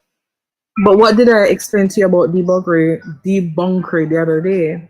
You see, on Instagram, they know how to market. You have to just look. And if you're somebody who is in that business, you will know the telltale advertisement you're looking for. I'm literally living under a rock. No, it's not. You're not. You're not living under a rock. You see, you have to understand that things that used to be in catalogs, right? Things that used to be in catalogs that come in the newspaper now move on to the internet. Remember, so they used to sell people in a newspaper, Anna? All right, Alexa, that's it. No matter we could get locked down on TikTok. No, stop right there. I'm sorry. My apologies. So everything is on the internet now, and it's easier. If you well, you have to go looking for the dark web in order to get there anyways. I don't want to. So these things happen. Yeah, I don't want to.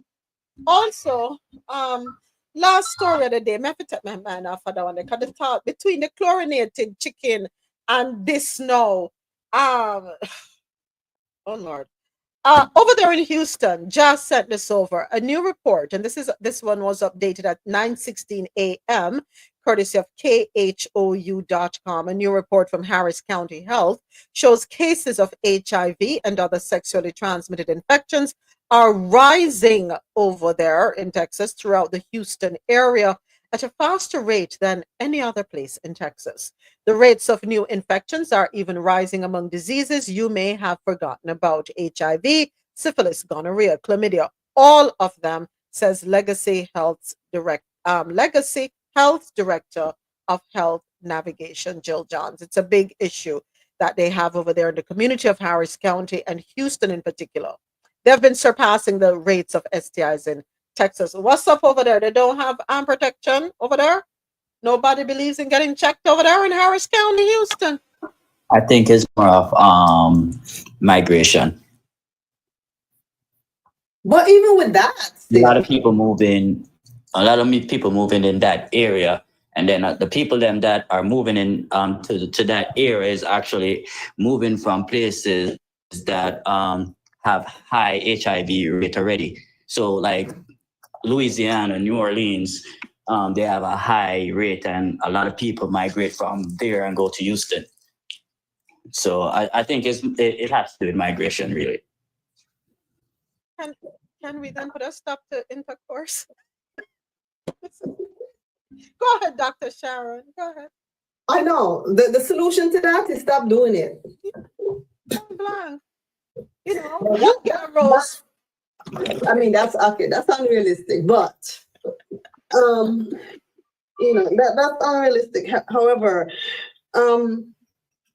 safe sex, protection, monogamy, and the rate of syphilis I know had been crazy, and I did see that report this morning. They actually had a report on the shortage of physicians in Harris County and the maternal, Black maternal health. All of that came on the news today. But yeah, in a time where we're cutting back services, in a time where we don't have governing bodies to help us navigate all of this, it's a problem. It's a problem. Can we everybody needs to get themselves tested, Dr. Shad. And I think we need to encourage people, whether you feel healthy or not, whether you think you're okay or not, everybody needs to get tested. Everybody. Just go and do yourself a favor. If you know you're active, if you know, I mean, even if you're in a monogamous relationship. Also, yeah, that's for a minute I thought I blacked out there. If you are practicing monogamy, you're in a monogamous relationship, still go get yourself tested. Please, folks, get yourselves tested. Have the knowledge so you can make a decision based on that, right? And in the article here, it's saying Black women who are heterosexual are frequently getting STIs at a higher rate than other groups. That's concerning. But that's the way I see it. Well, I treat women. That's where I see it. I mean, like I told you, I've treated a partner of a partner of a partner of a partner. By the time I'm done, I had a trajectory. Yeah, it's. Yeah, I've seen it. People just they're not scared about HIV and AIDS anymore because medication wise, we have come afar.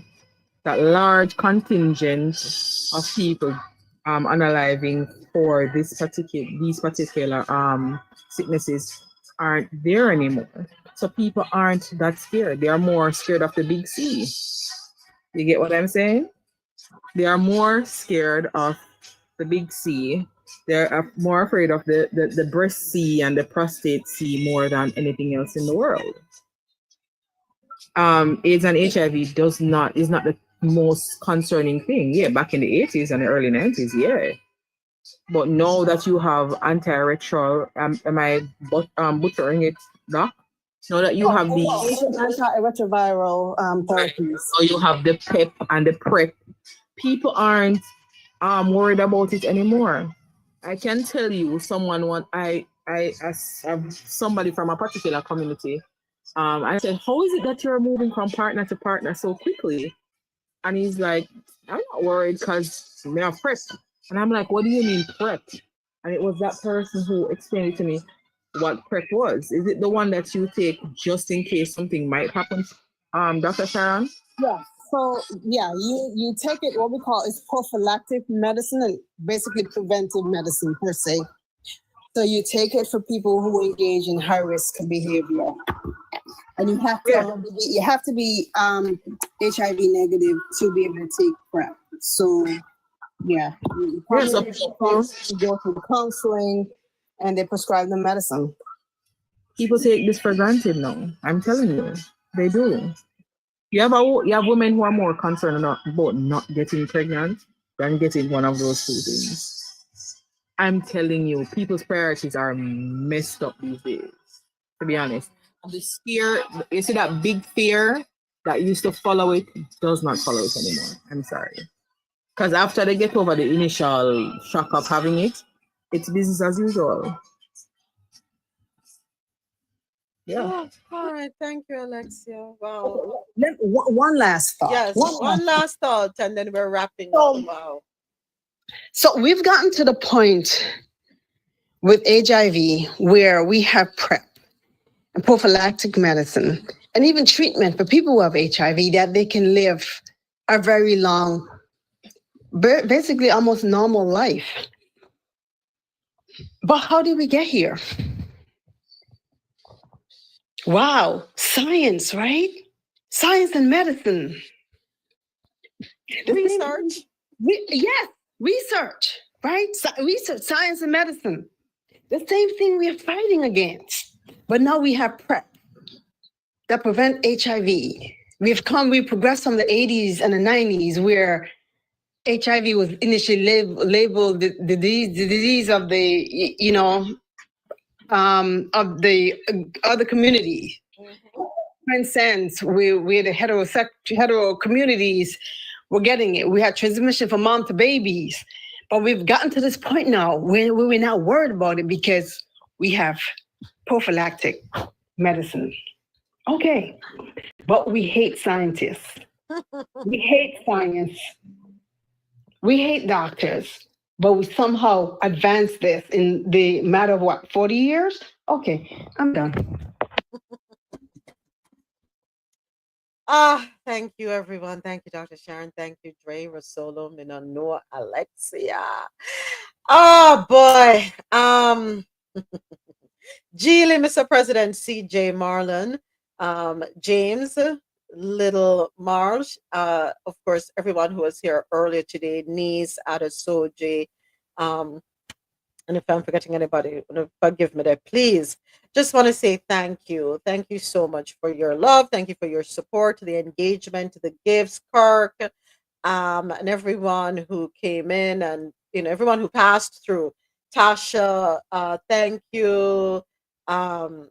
The whole C.I.T family, friends, appreciate each and every one of you. Thank you so much. YouTube, I have to say thank you to you too for being here with me to the very end. Hey, Moments and J&J Productions. All right, welcome, Robin. AT, Madly, Brand. Thank you all so much. We're going to go ahead and shut down YouTube first. Again, remember, we're going to be back Monday the 28th on YouTube. I am taking a well-needed break. Lord knows my mind needed, my body needed. Girl is tired. So happy Easter to each and every one of you if you do celebrate Easter. Be safe, take care of yourselves, do something for you. Walk in love, spread love. Because remember, that's the only way to go. All right, folks, I'm going to end the live stream on YouTube now. Thank you for your support and all of the good stuff. Thank you. Coffee in Tow is an interactive world news podcast, a dynamic and engaging live show that streams across multiple internet radio stations worldwide. This podcast brings you real-time news updates, in-depth analysis, and interactive discussions on global events, making you a part of the conversation no matter where you are. With a diverse range of expert guests and listener participation, it's your go-to source for staying informed and connected to the world. Coffee in Tow is brought to you in part by Lormel Skin Food. Log on to lormelskinfood.com. Discover the range of natural skincare solutions. Indulge in the radiance of natural and organic beauty with the best natural and organic soap bars, whipped soaps, body butters, and oils. All 100% natural products. Lormel Skin Food for a natural, beautiful you. The world's best coffee from our farms to your cup. It's Grand Coffee House.